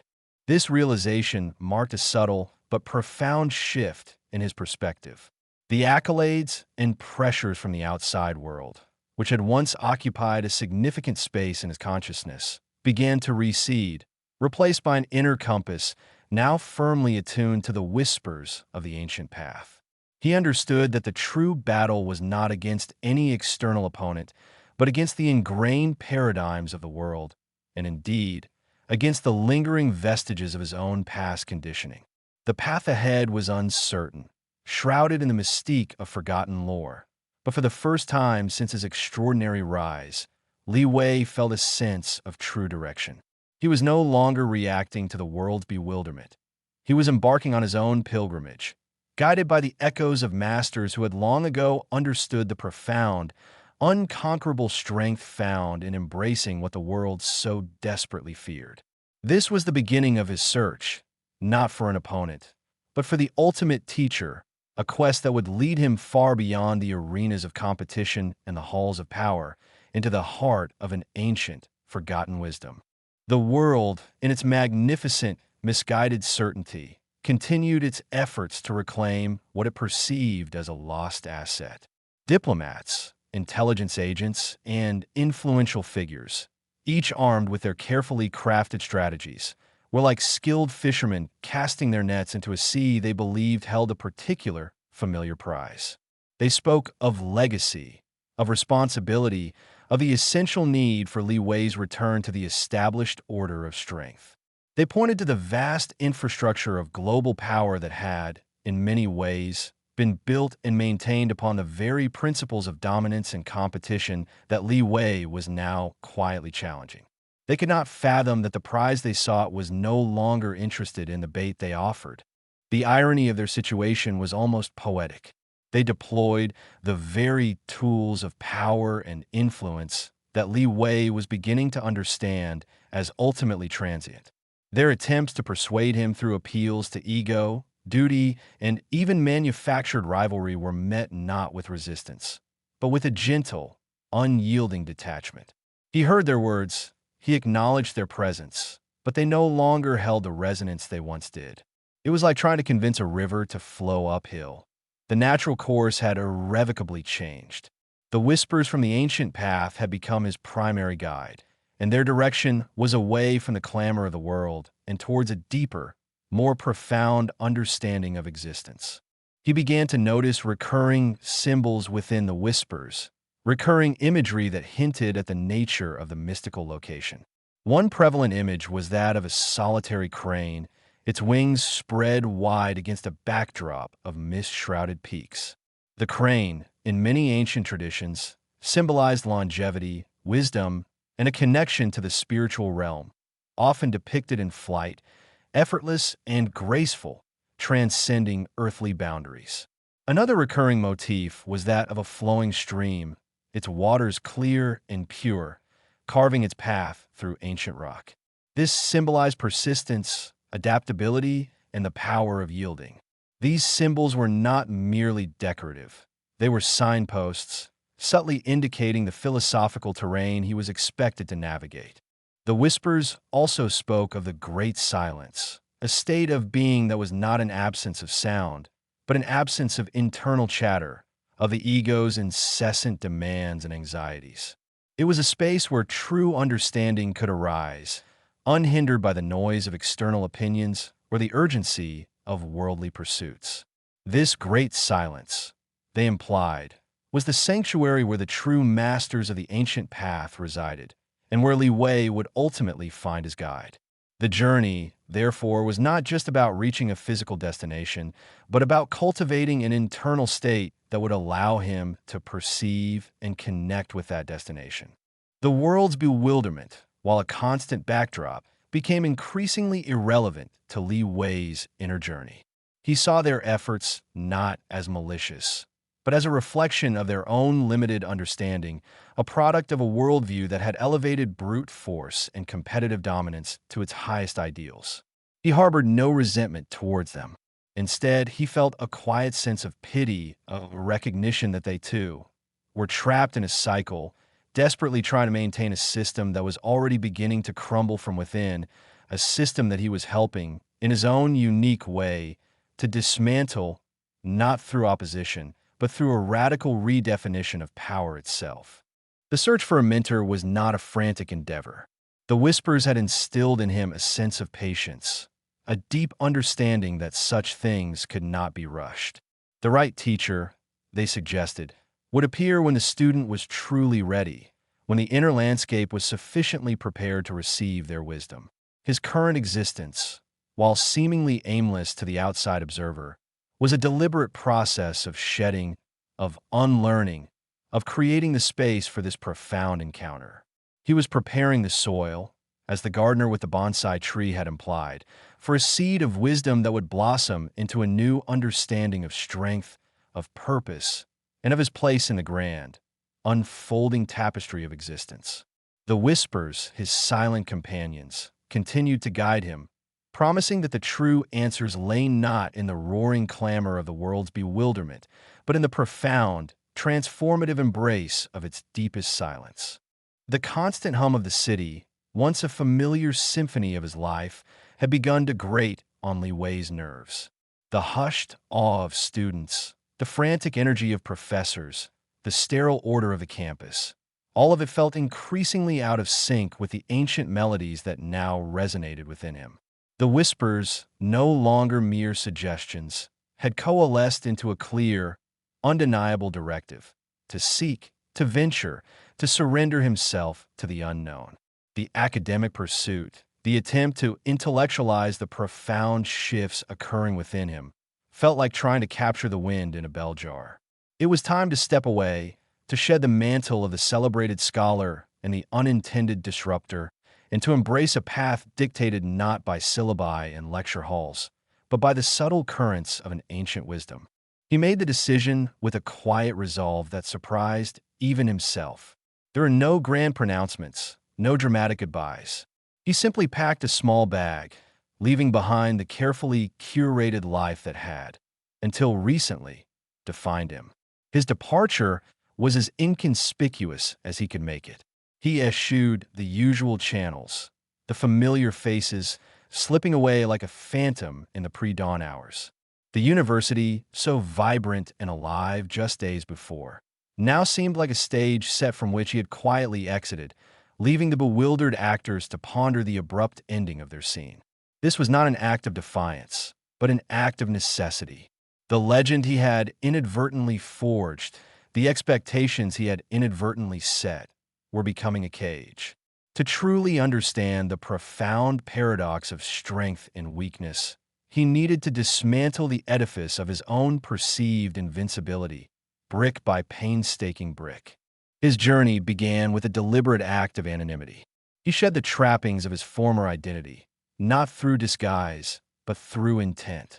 The clothes he wore were plain, unremarkable.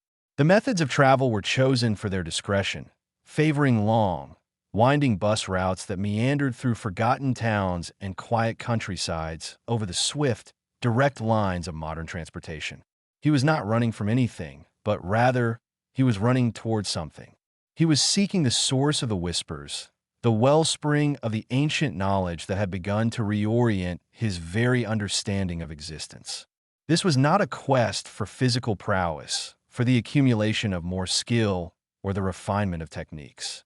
It was a journey of subtraction, a deliberate shedding of the last vestiges of the legend, a peeling away of the layers that had been so carefully constructed, both by himself and by the world. The landscapes he traversed became an extension of his inner state. The sprawling urban environments gave way to rolling hills, then to dense forests, and finally, to more rugged, untamed terrains. Each step away from civilization was a step closer to the whispers, a step deeper into the uncharted territory of his own being. He found himself drawn to places where the modern world had left its faintest imprint: forgotten trails, secluded valleys, peaks that pierced the clouds in silent solitude. These were not destinations on a map, but rather states of mind, places where the clamor of the world was muted, allowing the subtler vibrations of the ancient wisdom to be heard. He learned to read the land, not as a sportsman or a survivalist, but as a listener. The rustle of leaves was no longer just the sound of wind, it was a language. The flow of a stream was not just water, it was a lesson in persistence and adaptability. The silence of the mountains was not an absence of sound, but a profound presence, a fertile ground for introspection. He was actively seeking the unknown, not with trepidation, but with a deep, almost childlike curiosity. He understood that his quest for weakness, for the profound strength that lay in yielding and embracing one's perceived limitations, required him to confront the unfamiliar, the uncertain, the places where his meticulously honed skills and his ingrained strategies would be of little use. One particularly striking experience occurred during a long trek through a remote mountain range. He had been following what appeared to be an ancient, overgrown path, the remnants of a forgotten trade route. The air was thin, crisp, and carried the scent of pine and damp earth. As dusk began to settle, casting long shadows that danced and distorted the landscape, he found himself in a narrow ravine. The only sounds were the distant call of a bird and the faint murmur of water trickling over stones. It was here, in this profound quiet, that the whispers seemed to gain an almost tangible presence. They spoke not in words, but in a series of impressions, of feelings. He felt a profound sense of connection to the earth beneath his feet, to the ancient trees that stood sentinel on the slopes above. He sensed the passage of countless lives that had walked this very path before him, each carrying their own burdens and their own hopes. The whispers conveyed a message of continuity, of the enduring nature of the world and the transient nature of individual struggles. They suggested that the true strength lay not in carving one's name into the landscape, but in becoming a part of its timeless flow. He paused, leaning against a moss-covered boulder, and closed his eyes. The air was cool on his skin, and he could feel the slow, steady pulse of the earth. He imagined himself as a part of this vast, interconnected web of life. His former life, with its tournaments, its accolades, its frantic pursuit of validation, seemed impossibly distant, almost like a dream he had once had. The chaos he had inadvertently created in the wider world, the bewilderment that rippled through governments and institutions, felt like a storm raging on a distant shore, an event that had significance but no longer held dominion over his present reality.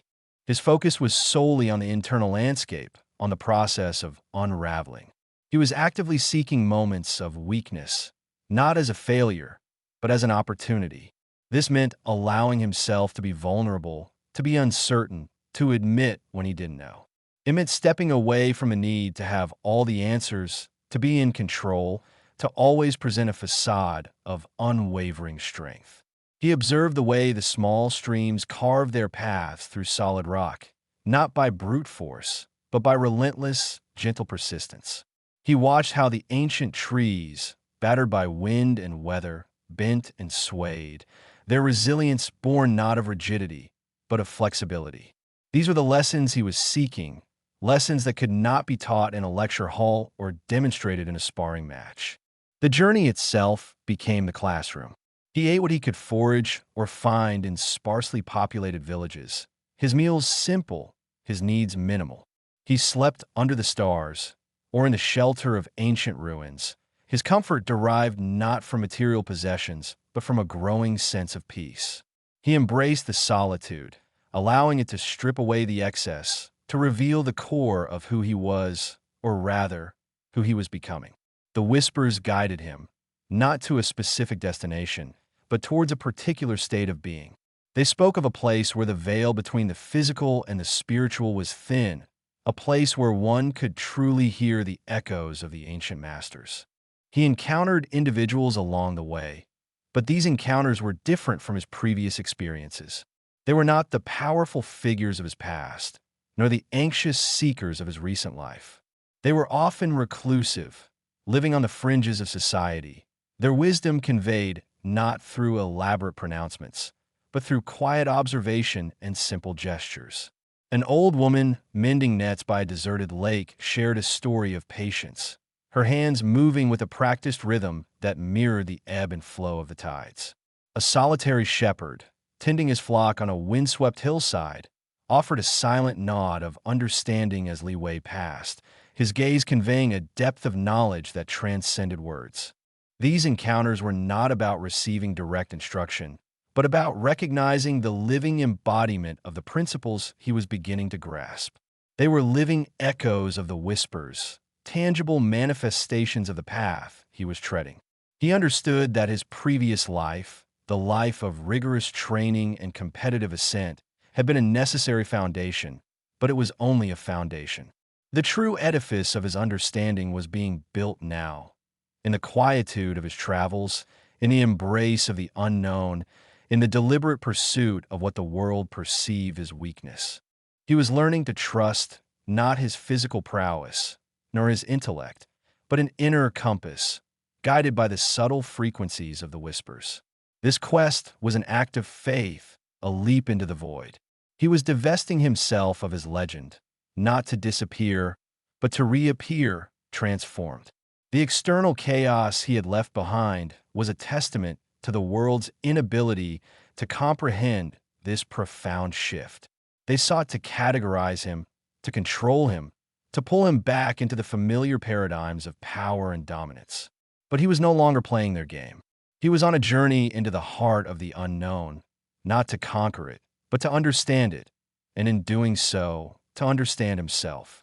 The path ahead was unwritten, and that was precisely its allure. He was shedding the armor of his past, not for a lack of defense, but to be more open, more receptive to the profound lessons that awaited him in the heart of the great silence. This was the true beginning of his ascent, an ascent into the depths of his own being, guided by the quiet wisdom of the world's bewilderment. Chapter 6: The Hermit of Hidden Strength. The air grew thin and crisp, carrying the scent of ancient pine and damp earth. Li Wei found himself traversing landscapes that seemed to have been sculpted by time itself. The jagged peaks, cloaked in a perpetual mist, spoke of an age long before his own. He had followed the faintest of trails, guided not by maps, but by an inner resonance, a pull toward the place that existed more in myth than in cartography. The whispers, which had become his constant companions, now seemed to emanate from the very stones beneath his feet, from the gnarled branches of ancient trees that clawed at the sky. His journey had been a deliberate unraveling, a shedding of the layers that had defined him. The scholar, the prodigy, the disruptor. He had sought out the obscure bus routes, the forgotten villages, the nights spent under a canopy of indifferent stars, all to sever the threads that bound him to his former life. Each mile traversed was a step away from the world's insistent clamor, and a step closer to the profound silence that promised answers. He had learned to read the subtle language of the wind, to understand the enduring strength of a stream that patiently carved its path through solid rock, to appreciate the quiet resilience of ancient trees that yielded rather than broke. These were not lessons learned from books, but from the living, breathing world, a world that was slowly stripping away his pretenses and revealing the raw, unvarnished core of his being. He was no longer seeking to prove his strength, but to understand its antithesis, the seemingly paradoxical power that lay in embracing vulnerability and surrender. The encounters along the way had been fleeting, yet profound. An old woman whose weathered hands moved with the rhythm of the tides, a lone shepherd whose silent gaze held the wisdom of ages. They were not teachers in the conventional sense, but living testaments to the principles he was beginning to internalize. Their presence confirmed that he was on the right path, a path less traveled, a path that led not to external validation, but to an inner revelation.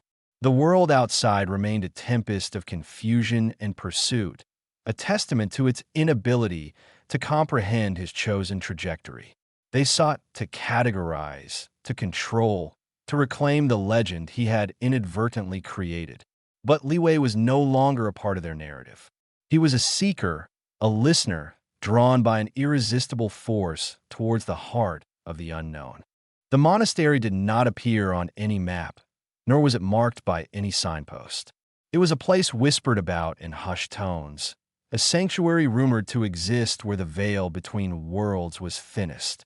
Li Wei found it not by sight, but by a profound sense of arrival, a settling of the soul. Nestled in a secluded valley, far from the hurried footsteps of modern civilization, the ancient structure seemed to have grown organically from the earth. Its stone walls, weathered by centuries of wind and rain, were draped in moss and ivy, giving it the appearance of a natural extension of the surrounding landscape. The air here was different, imbued with a palpable serenity, a stillness that vibrated with an ancient wisdom. It was as if the very air had been filtered through countless generations of contemplation, leaving behind a residue of profound peace. The silence was not an absence of sound, but a rich tapestry woven with the gentle murmur of a nearby stream, the rustle of leaves in an unseen breeze, and the distant, melodic chime of a bell that seemed to mark the passage of time in a way that transcended human reckoning. This was the place the whispers had guided him towards, the rumored dwelling of those who had mastered the paradoxical art of true weakness, a strength born not of outward force, but of inward yielding. The journey itself had been a crucible, burning away the last vestiges of his former identity. The constant need for control, the ingrained habit of seeking external validation, the very concept of invincibility. These had been systematically dismantled. He had learned to embrace uncertainty, to find comfort in vulnerability, to recognize the subtle power in letting go. His senses, once honed for the battlefield and the academic arena, were now attuned to the minutiae of his surroundings, the silent language of nature, the almost imperceptible energies that flowed through this sacred space. He was not arriving as a warrior seeking new techniques, but as a student, a humble supplicant ready to learn from a wisdom that was as ancient as the mountains themselves. As Li Wei stepped through the unadorned, time-worn gateway, a profound sense of calm washed over him, settling deep into his bones. The courtyard was a testament to deliberate simplicity. Ancient, gnarled trees stood sentinel, their branches reaching out like welcoming arms. Smooth, gray stones, worn smooth by generations of bare feet, formed a winding path that led deeper into the sanctuary. There were no elaborate gardens, no ostentatious displays of wealth or power. Instead, there was a profound harmony, a quiet elegance that spoke of a deep understanding of nature and of the human spirit. The architecture itself seemed to echo the principles he had been seeking. The monastery's buildings, constructed from local stone and dark, weathered wood, were low-slung and unobtrusive, blending seamlessly with the surrounding hills. Their lines were clean and unadorned, devoid of any superfluous ornamentation. It was as if the very structures were designed to recede, to allow the natural beauty of the environment to take center stage. A gentle stream, its waters crystal clear, meandered through the grounds, its soft murmur a constant, soothing presence. Small, meticulously raked gravel gardens punctuated the courtyards, their precise patterns inviting contemplation, the visual manifestation of order achieved through mindful effort, not imposition. The air was imbued with the subtle, earthy fragrance of incense, a scent that spoke of devotion and centuries of prayer, mingling with the clean, invigorating aroma of pine from the surrounding forests. This was not merely a place of physical refuge. It was an environment meticulously crafted to foster inner stillness, to quiet the incessant chatter of the mind, and to open the heart to the subtle currents of existence. He observed figures moving with a languid grace that was entirely foreign to his previous experience. They were not the agile, explosive movements of martial artists he was accustomed to, nor the hurried pace of academics and city dwellers. Their steps were measured, deliberate, each movement imbued with a profound sense of purpose, yet devoid of any sense of urgency. Their faces, etched with the lines of time and contemplation, held an expression of serene composure, an almost ethereal calm that seemed to emanate from their very beings. They moved through the courtyards and along the winding paths with a quiet dignity, their presence as natural and unobtrusive as the ancient trees that shaded them. Li Wei felt an immediate, almost visceral connection to this place. The frantic energy that had once propelled him, the relentless drive to achieve and conquer, seemed to dissipate with each breath he took within these hallowed grounds. He found himself slowing his own pace, his movements becoming more deliberate, his awareness expanding to encompass the subtle symphony of the sanctuary. The whispers that had guided him here now seemed to coalesce, not into specific instructions, but into a gentle, overarching resonance, a confirmation that he had finally arrived at a place where his quest could truly begin. He felt a sense of profound gratitude, not for having found a destination, but for having found a space where the internal journey could unfold without the interference of the external world's demands. The journey had stripped him bare, leaving him open and receptive, a blank canvas ready to receive the teachings of this secluded sanctuary. He understood that the true discipline here would not be found in strenuous physical exertion or intellectual debate, but in the quiet observation of being, in the radical acceptance of his own perceived limitations, and in the profound discovery of strength that lay in yielding. He noticed the way the monks interacted with their environment, a profound respect woven into every action. A monk tending to a small patch of herbs would do so with the same focused attention as another meticulously cleaning a centuries-old scroll. There was no hierarchy of tasks, only a universal dedication to mindfulness and purpose. A young monk, no older than 10, was carefully watering a bonsai tree, his brow furrowed in concentration, his small hands moving with the precision of a seasoned gardener. An elder, his face a roadmap of profound wisdom, sat in silent meditation beneath a flowering cherry tree, his posture radiating an unshakable stillness. Li Wei watched them, mesmerized by their ability to be fully present in each moment, their actions a seamless extension of their inner state.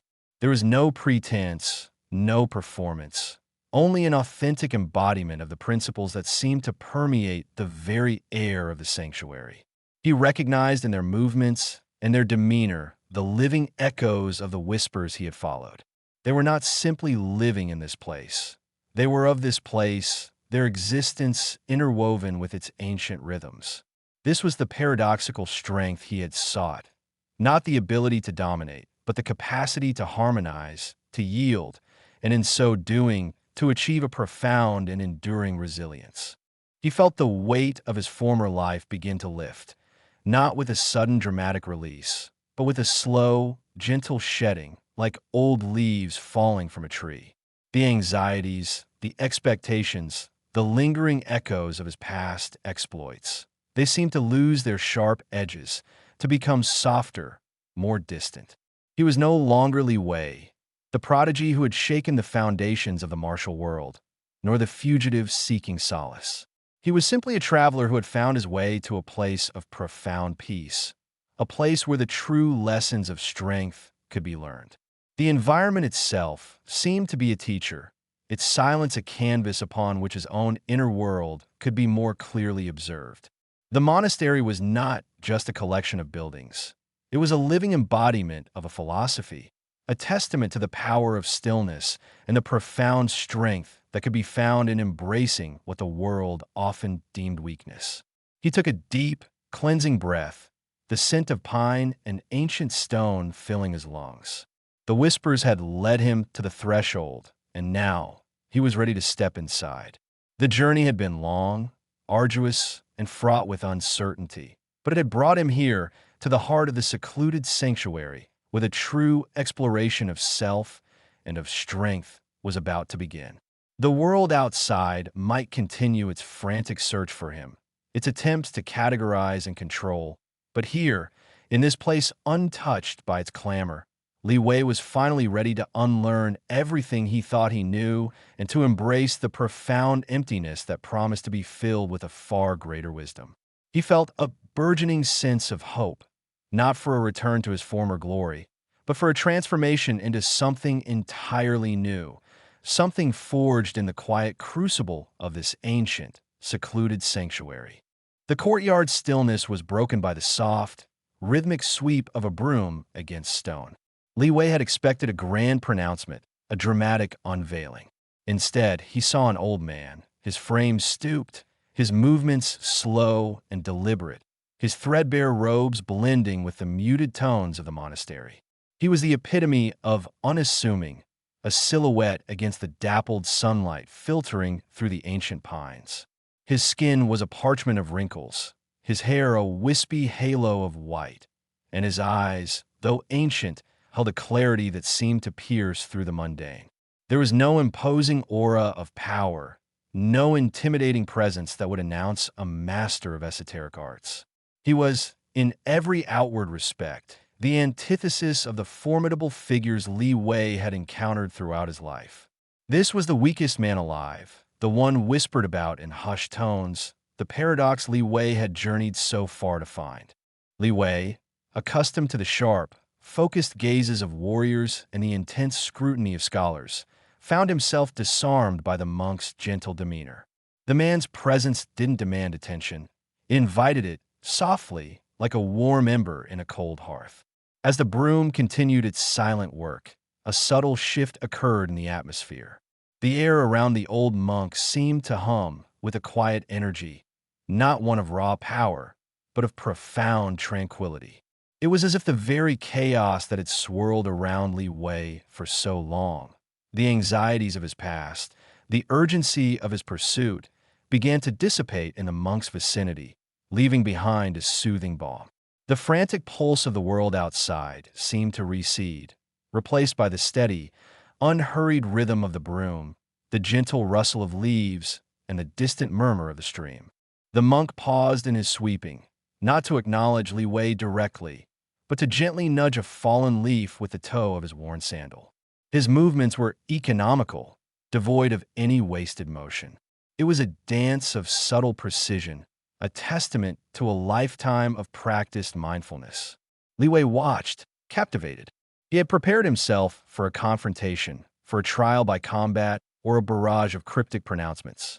He had envisioned a sage perched atop a windswept peak, ready to impart cosmic truths with thunderous authority.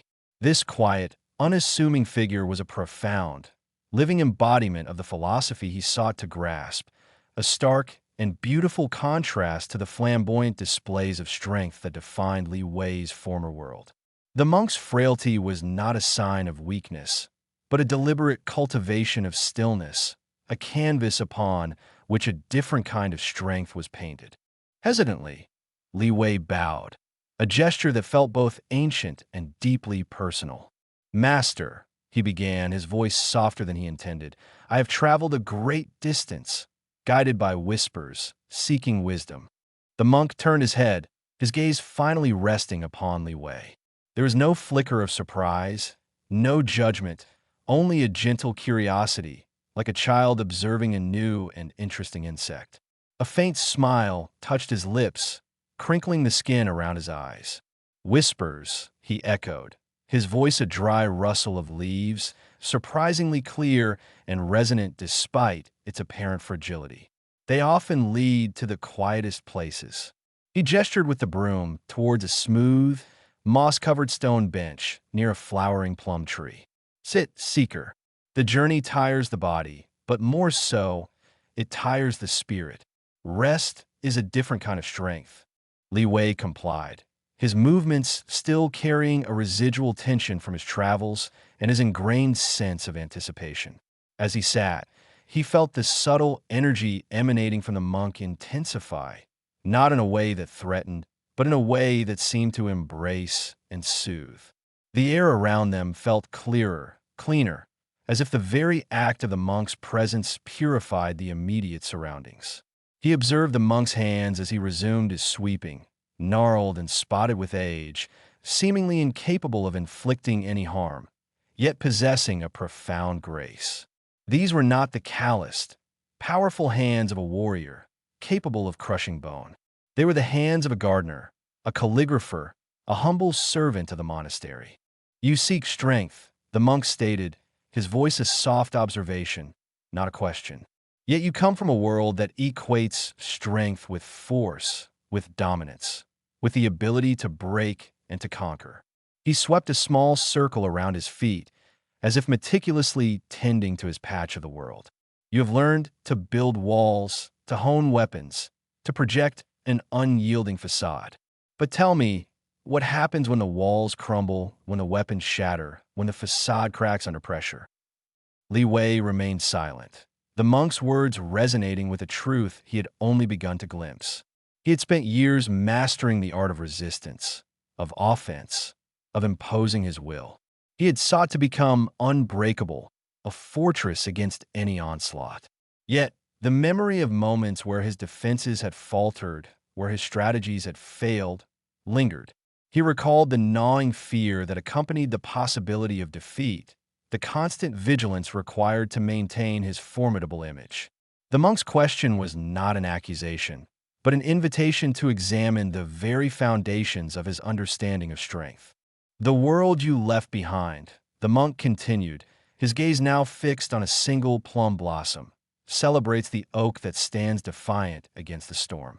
But what of the reed that bends, that sways, that allows the wind to pass through it, emerging unbroken after the tempest has raged? He swept his broom in a wide, almost playful arc, scattering a few more leaves. This monastery is not a training ground for the strong. It is a sanctuary for those who understand that true resilience lies not in resistance, but in yielding. It is a place where we learn to become like water, adapting to every vessel, eroding mountains not through brute force, but through persistent, gentle flow.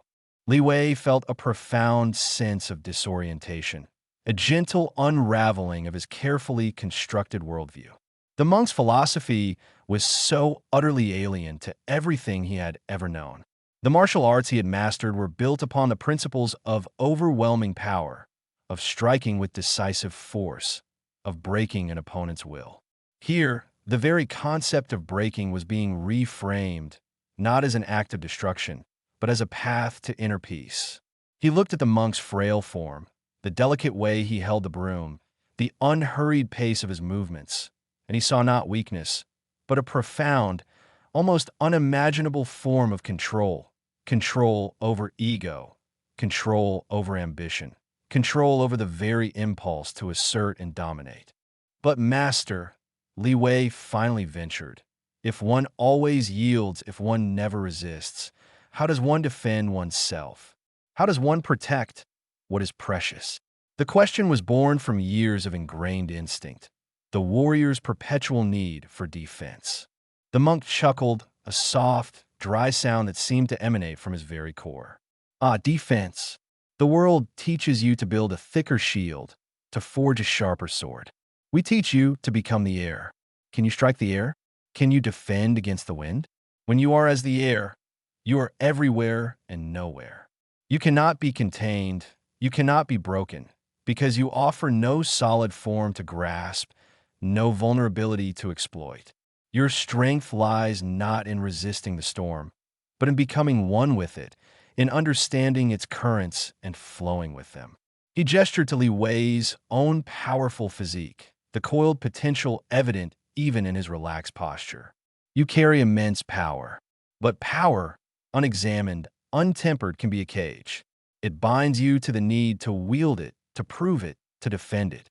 It makes you rigid, predictable, ultimately breakable. He walked slowly towards a small, intricately carved wooden bird perched on a low branch of the plum tree. He reached out a trembling finger and gently traced the curve of its wing. This bird, he murmured, can fly. It is not strong in the way a mountain is strong. It cannot withstand the weight of 1,000 men, but it can escape them. It can soar above their grasp.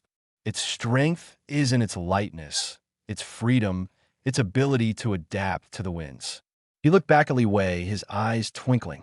You have spent your life seeking to be the mountain. Perhaps it is time to learn to be the bird. Li Wei felt a strange sensation, a loosening in his chest, a release of something he hadn't realized he had been holding on to for so long. The monk's words were not complex philosophical pronouncements, but simple, profound observations woven into the fabric of their surroundings. They were not abstract theories, but living lessons, embodied in the gentle sweep of a broom, the resilience of a plum blossom, the flight of a bird. He had come seeking techniques, strategies, a hidden arsenal of power. Instead, He was being offered a radical redefinition of strength itself, one that began not with outward force, but with inward yielding. You are accustomed to measuring strength by the force of impact, by the destruction wrought. The monk continued, his voice a low, steady hum. But consider the power of patience. A river carves canyons not through sudden violence, but through relentless, gentle flow over millennia. A seed cracks open a stone not with a single blow, but with persistent, life-affirming growth. This is the strength we cultivate here. The strength of being, not of doing. The strength of acceptance, not of resistance. The strength of emptiness, not of fullness. He paused, his gaze sweeping over the tranquil courtyard, the ancient trees, the meandering stream. The world sees weakness as an absence, a deficiency. We see it as a space for growth, a space for adaptation, a space for profound, unshakable peace. When you are empty, you can receive. When you are still, you can observe. When you yield, you cannot be broken. Li Wei felt the truth of these words settling within him, not as an intellectual understanding, but as a deep, visceral resonance. He had spent his life striving to fill himself with power, knowledge, and skill, believing that this fullness was the essence of strength. Now, he was being invited to embrace the opposite, to find power in emptiness, to discover strength in vulnerability. It was a concept so contrary to everything he had ever pursued that it initially felt like a betrayal of his entire existence. Yet, as he sat there, bathed in the monk's quiet presence, he felt a sense of peace he had never known. The weight of his own power, the burden of his reputation, the constant pressure to perform and to conquer seemed to lift, replaced by a profound sense of lightness. "Your journey here has been long," the monk said, his voice soft but carrying an undeniable weight. "You have shed much of the world's clamor. You have learned to listen to the silence. But the final shedding, the most profound unlearning, begins now. It is the unlearning of the self that believes itself to be strong." He smiled again, a gentle, knowing smile. "And to do that, you must first understand the true nature of weakness. Not the weakness of the defeated, but the profound strength of the unresisted." Li Wei looked at the old monk, at his seemingly frail form, his gnarled hands, his humble robes. He saw not the weakest man alive as a descriptor of deficiency, but as a testament to a different kind of power. This was a strength so profound, so subtle, that it appeared as its opposite. It was a strength that didn't need to be proven, didn't need to be wielded, didn't need to be defended. It simply was. It was the unshakable stillness of the mountain, the persistent flow of the river, the boundless freedom of the air. And in that moment, Li Wei understood that his true journey was only just beginning, a journey into the very heart of what it meant to be strong, not by breaking others, but by embracing the profound, yielding power within himself. He felt a sense of liberation, the intoxicating freedom of stepping onto a path entirely unknown, a path that promised not to make him more formidable, but to make him truly whole. The whispers had led him to the threshold of a new understanding, and the weakest man alive was about to become his most formidable teacher. The monk's initial approach to Li Wei's training was less a martial awakening and more a gentle unfurling. There were no thunderous pronouncements of arduous drills, no grueling tests of physical endurance that Li Wei had so meticulously prepared for. Instead, the days began with the soft resonance of a chanting bell, drawing Li Wei from his straw mat not to the training grounds, but to the silent contemplation of the dew-kissed stones of the courtyard. The monk, whom Li Wei now respectfully referred to as Master Wu, would simply sit, cross-legged, his eyes closed, his breathing a barely perceptible ebb and flow. He would motion for Li Wei to join him, and for what felt like an eternity, they would simply be. At first, Li Wei's mind, a battlefield of honed reflexes and strategic calculations, was a tempest. Thoughts of his past quests, of rivals to overcome, of the very strength he sought, swirled incessantly. He'd fidget, his muscles tensing, his body yearning for action, for an opponent to engage. But Master Wu's presence was a subtle anchor. The quietude of the monastery, the scent of aged wood and incense, the distant murmur of the stream, all these elements began to seep into Li Wei's awareness, gradually quieting the internal din. He learned that meditation wasn't about forcing the mind into a blank slate, but about observing the thoughts that arose, acknowledging them without judgment, and allowing them to pass like clouds across the vast sky of awareness. Master Wu's subtle teachings here were profound, that the greatest strength was not in the ability to control one's thoughts, but in the wisdom to understand their transient nature. The mind, he conveyed through example, was like a wild horse, and true mastery lay not in breaking its spirit, but in learning to ride it with gentle guidance. Following these quiet mornings, the training would often transition to the monastery's simple garden. Li Wei had expected to be shown how to wield a blade amongst the blossoms, or to practice evasive maneuvers around ancient trees. Instead, he found himself with a trowel in his hands, digging beside Master Wu, tending to the earth. He learned to weed with a meticulous gentleness, to prune with a surgeon's precision, and to plant seeds with a profound respect for the potential they held within. "Observe this soil," Li Wei, Master Wu would say, his voice soft as he ran a handful of dark earth through his fingers. "It appears simple, does it not? Yet, it holds the promise of 100 meals, the beauty of 1,000 flowers. Its strength lies not in its hardness, but in its generosity, its willingness to nurture life." Li Wei, who had always associated strength with the ability to dominate and control, began to see a different kind of power at play. He saw it in the tenacious roots of a peony pushing through compacted earth, in the unwavering reach of a sapling towards the sun, in the silent resilience of a plant enduring a harsh winter. These were not acts of aggression, but acts of persistent, quiet being. Master Wu taught him the art of Wu Wei, non-action, or more accurately, action in accordance with the natural flow. He explained that pulling too hard on a delicate seedling could kill it, just as trying to force a bloom before its time was futile. True growth, and therefore true strength, often required patience, observation, and a deep understanding of natural rhythms. He would often have Li Wei meditate with his hands buried in the soil, feeling the pulse of the earth, connecting with the slow, inexorable processes of life and decay.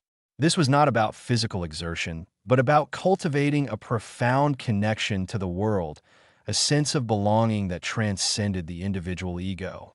The ability to nurture, to foster growth without imposing one's will, was a form of strength that Li Wei had never considered. It was the strength of the earth itself, enduring and life-giving. The chores extended beyond the garden. Li Wei found himself meticulously cleaning the monastery's halls, scrubbing floors until they gleamed, polishing wooden pillars until they reflected the soft lantern light. He learned to fetch water from the stream, each bucket carefully balanced, each step deliberate. He would even assist in the preparation of meals, chopping vegetables with a focused intention, stirring the communal pot with mindful care. These tasks, so far removed from the battlefield, were Master Wu's subtle forge. He would often observe Li Wei, not with the critical eye of a drill sergeant, but with a gentle, encouraging gaze. "Every task, Li Wei," he'd explain, as Li Wei carefully swept fallen leaves from the main hall, "is an opportunity to practice presence. The way you sweep is the way you face your challenges. Is it done with haste and carelessness, or with focused intention and respect? The strength lies not in the grandeur of the task, but in the perfection of its execution, no matter how small." Li Wei, who had once prided himself on his speed and efficiency in combat, found himself slowing down, forced to acknowledge the subtle details of each action. He learned that a broom, in the hands of one who truly understood it, could be an extension of intention, a tool for clearing not just dust, but mental clutter. He discovered a quiet satisfaction in tasks completed with genuine care, a feeling far more profound than the fleeting victory on the battlefield. Master Wu taught him that true weakness wasn't a lack of physical prowess, but a lack of presence, a scattering of the self. The obsessive pursuit of external power, he implied, was a form of inner poverty, a distraction from the true wealth that lay within. By engaging fully in these simple, humble acts, Li Wei was slowly, painstakingly, dismantling the edifice of his ego, the very structure that had defined his identity and his previous understanding of strength. Philosophical dialogues, when they occurred, were never lectures.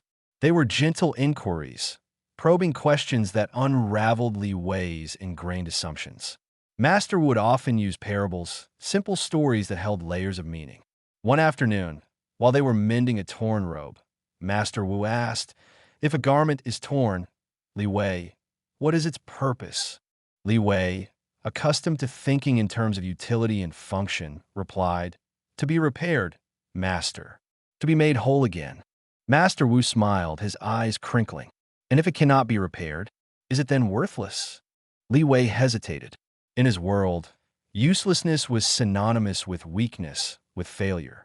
It would be discarded, he admitted, the word feeling harsh on his tongue. "Ah," Master Wu sighed softly, his needle pausing mid-stitch. "But what if the torn garment, no longer able to serve its original purpose, finds a new one? What if it becomes a patch for another, or a rag to polish the temple's brass? Is its essence of being useful lost, or merely transformed?" The world sees weakness as an end, a cessation. We see it as a transformation, a change of form, a different kind of becoming. He then proceeded to meticulously stitch a patch onto the worn sleeve, his movements precise and unhurried. "This tear," he continued, "is not a failure of the fabric. It is simply a change. The strength lies not in preventing change, but in adapting to it, in finding a new purpose, a new way to serve. To resist the inevitable fraying of all things is to invite a greater breakage." He elaborated on this concept of impermanence, not as a cause for despair, but as the very foundation of existence.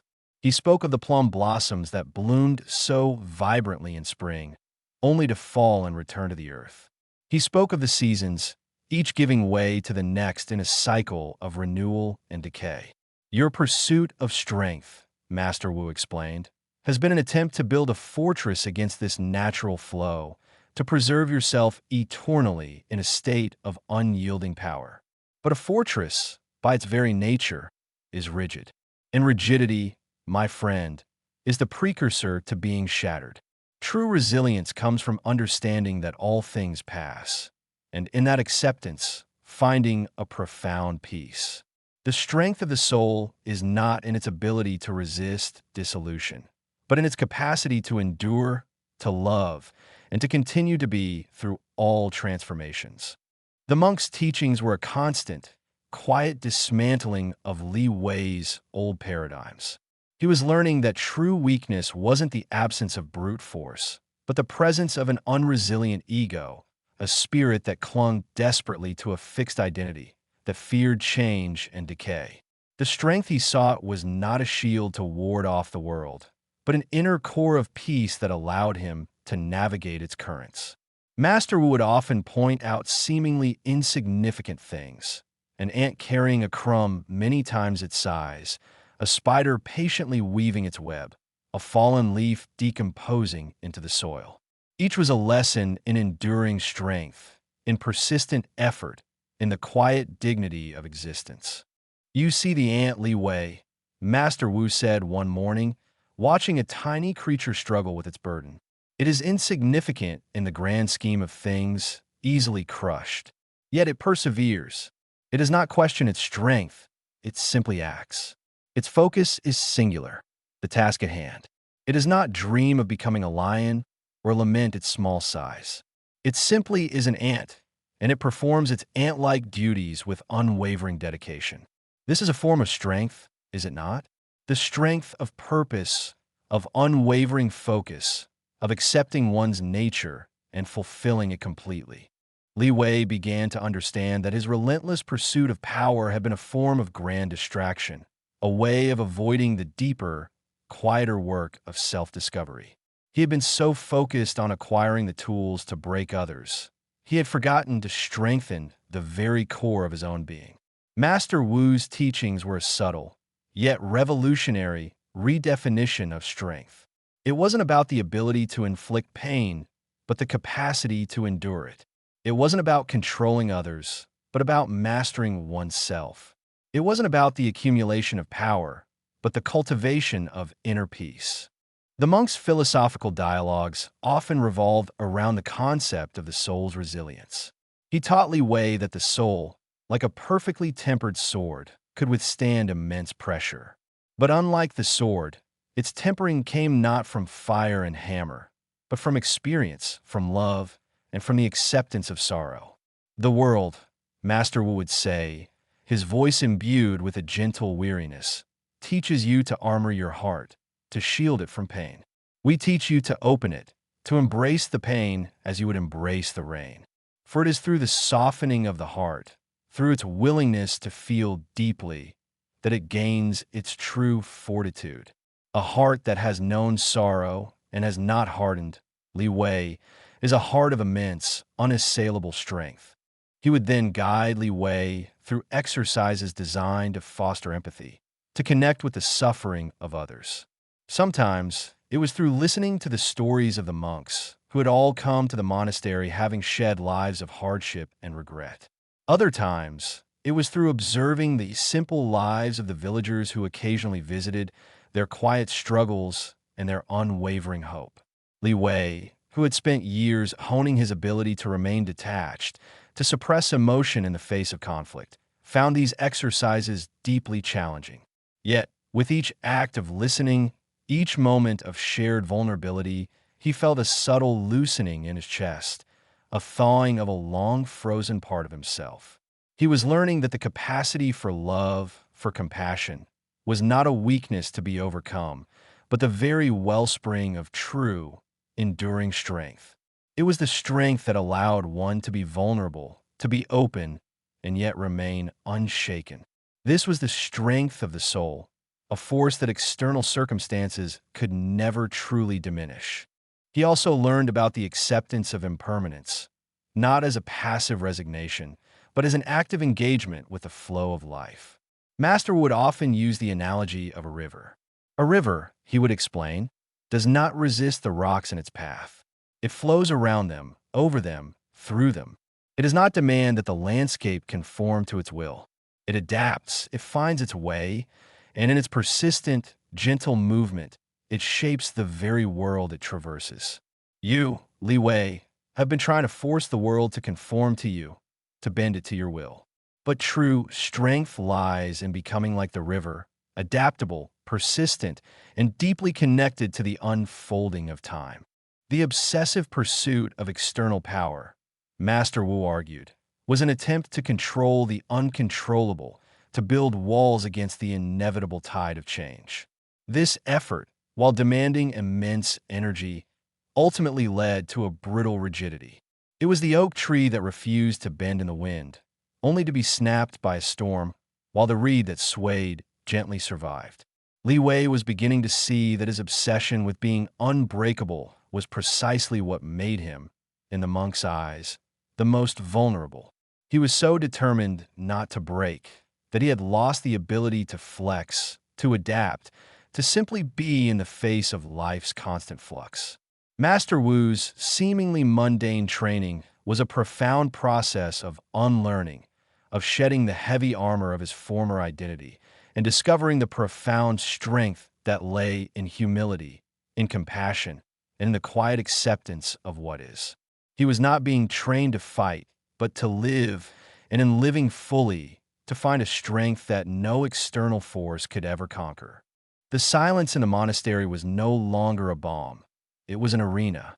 Li Wei, accustomed to the cacophony of his own ambition, found the quietude, now amplified his internal struggle. Master Wu's gentle guidance had led him to the precipice of a new kind of discipline, one that demanded not the acquisition of skill, but the deliberate, almost violent shedding of it. This was reverse training, a concept so antithetical to Li Wei's lifelong pursuit that it felt like a betrayal of his very essence. "You have learned to build, Li Wei," Master Wu's voice, a soft breeze, had whispered days ago as Li Wei meticulously polished a seemingly insignificant grain of rice. "Now, you must learn to dismantle, not the world around you, but the world within you, the edifice of your own power." Li Wei had nodded, his brow furrowed with a confusion that was quickly morphing into a gnawing unease. He had expected physical exertion, the sweat and ache of muscles pushed to their limits. Instead, he was being asked to unmake himself. The first exercises were deceptively simple, yet profoundly disorienting. Master Wu would present him with a stack of perfectly balanced stones, each a testament to Li Wei's newfound precision in handling delicate objects. The task? To knock them down, not with a forceful sweep, but with a deliberate, almost hesitant nudge. Li Wei's instinct screamed against it. Each stone represented a moment of careful calibration, a testament to his control. To topple them felt like an act of sabotage, a childish destruction of order. He would stand before the stack, his hand hovering, his mind racing through contingency plans, calculating the trajectory of least resistance, the minimal force required. But Master Wu would watch, his eyes serene, his silent presence a gentle pressure. "Let go, Li Wei," he would murmur. "Let the stones fall. It is not destruction, it is release." Slowly, painfully, Li Wei began to comply. He would extend a finger, not with the firm intent of a warrior striking, but with the tentative touch of a child exploring. He'd resist the urge to aim for the most efficient collapse, allowing the stones to tumble in a chaotic, ungraceful cascade. The sound of their clatter against the wooden floor was a discordant symphony to his ears, a sound of wasted effort, of undone work. Yet, with each falling stone, he felt a peculiar sensation, a lightning. It was as if each perfectly placed stone had been a tiny burden, a monument to his own carefully constructed prowess. Knocking them down was, in a strange way, unburdening himself. The practice extended to his movement. Master Wu would guide him through simple routines of walking, of reaching, of turning. The instruction was always the same: do it imperfectly. Li Wei's entire existence had been dedicated to achieving perfection in motion, to minimizing wasted energy, to optimizing every gesture for maximum effect. Now he was asked to be clumsy, to stumble, to let his limbs move with a hesitant, uncoordinated grace. He'd walk across the courtyard, deliberately misjudging his steps, allowing his shoulders to hunch, his stride to shorten and then lengthen erratically. He'd reach for a cup of tea, his hand wavering, spilling a few drops onto the table. Each imperfection was a deliberate act of unlearning. The mental toll was immense. His mind, a finely tuned instrument for strategy and execution, rebelled against the imprecision. When asked to move imperfectly, his brain would still try to optimize the imperfection. It would calculate the most interesting way to stumble, the most efficient way to be clumsy. He'd find himself thinking, if I let my knee buckle just so, it will look more natural, or a slight tremor in the hand will convey the desired hesitation more effectively. This internal strategizing was, of course, anathema to the very spirit of the exercise. Master Wu's gentle correction was always the same. Do not try to be imperfect, Li Wei. Simply allow yourself to be. Let go of the need to control the outcome, even the outcome of your lack of control. This was the heart of the paradox. To surrender control, he had to relinquish the very skills that had made him formidable. It meant allowing his body to move without the constant self-correction, without the internal dialogue of refinement.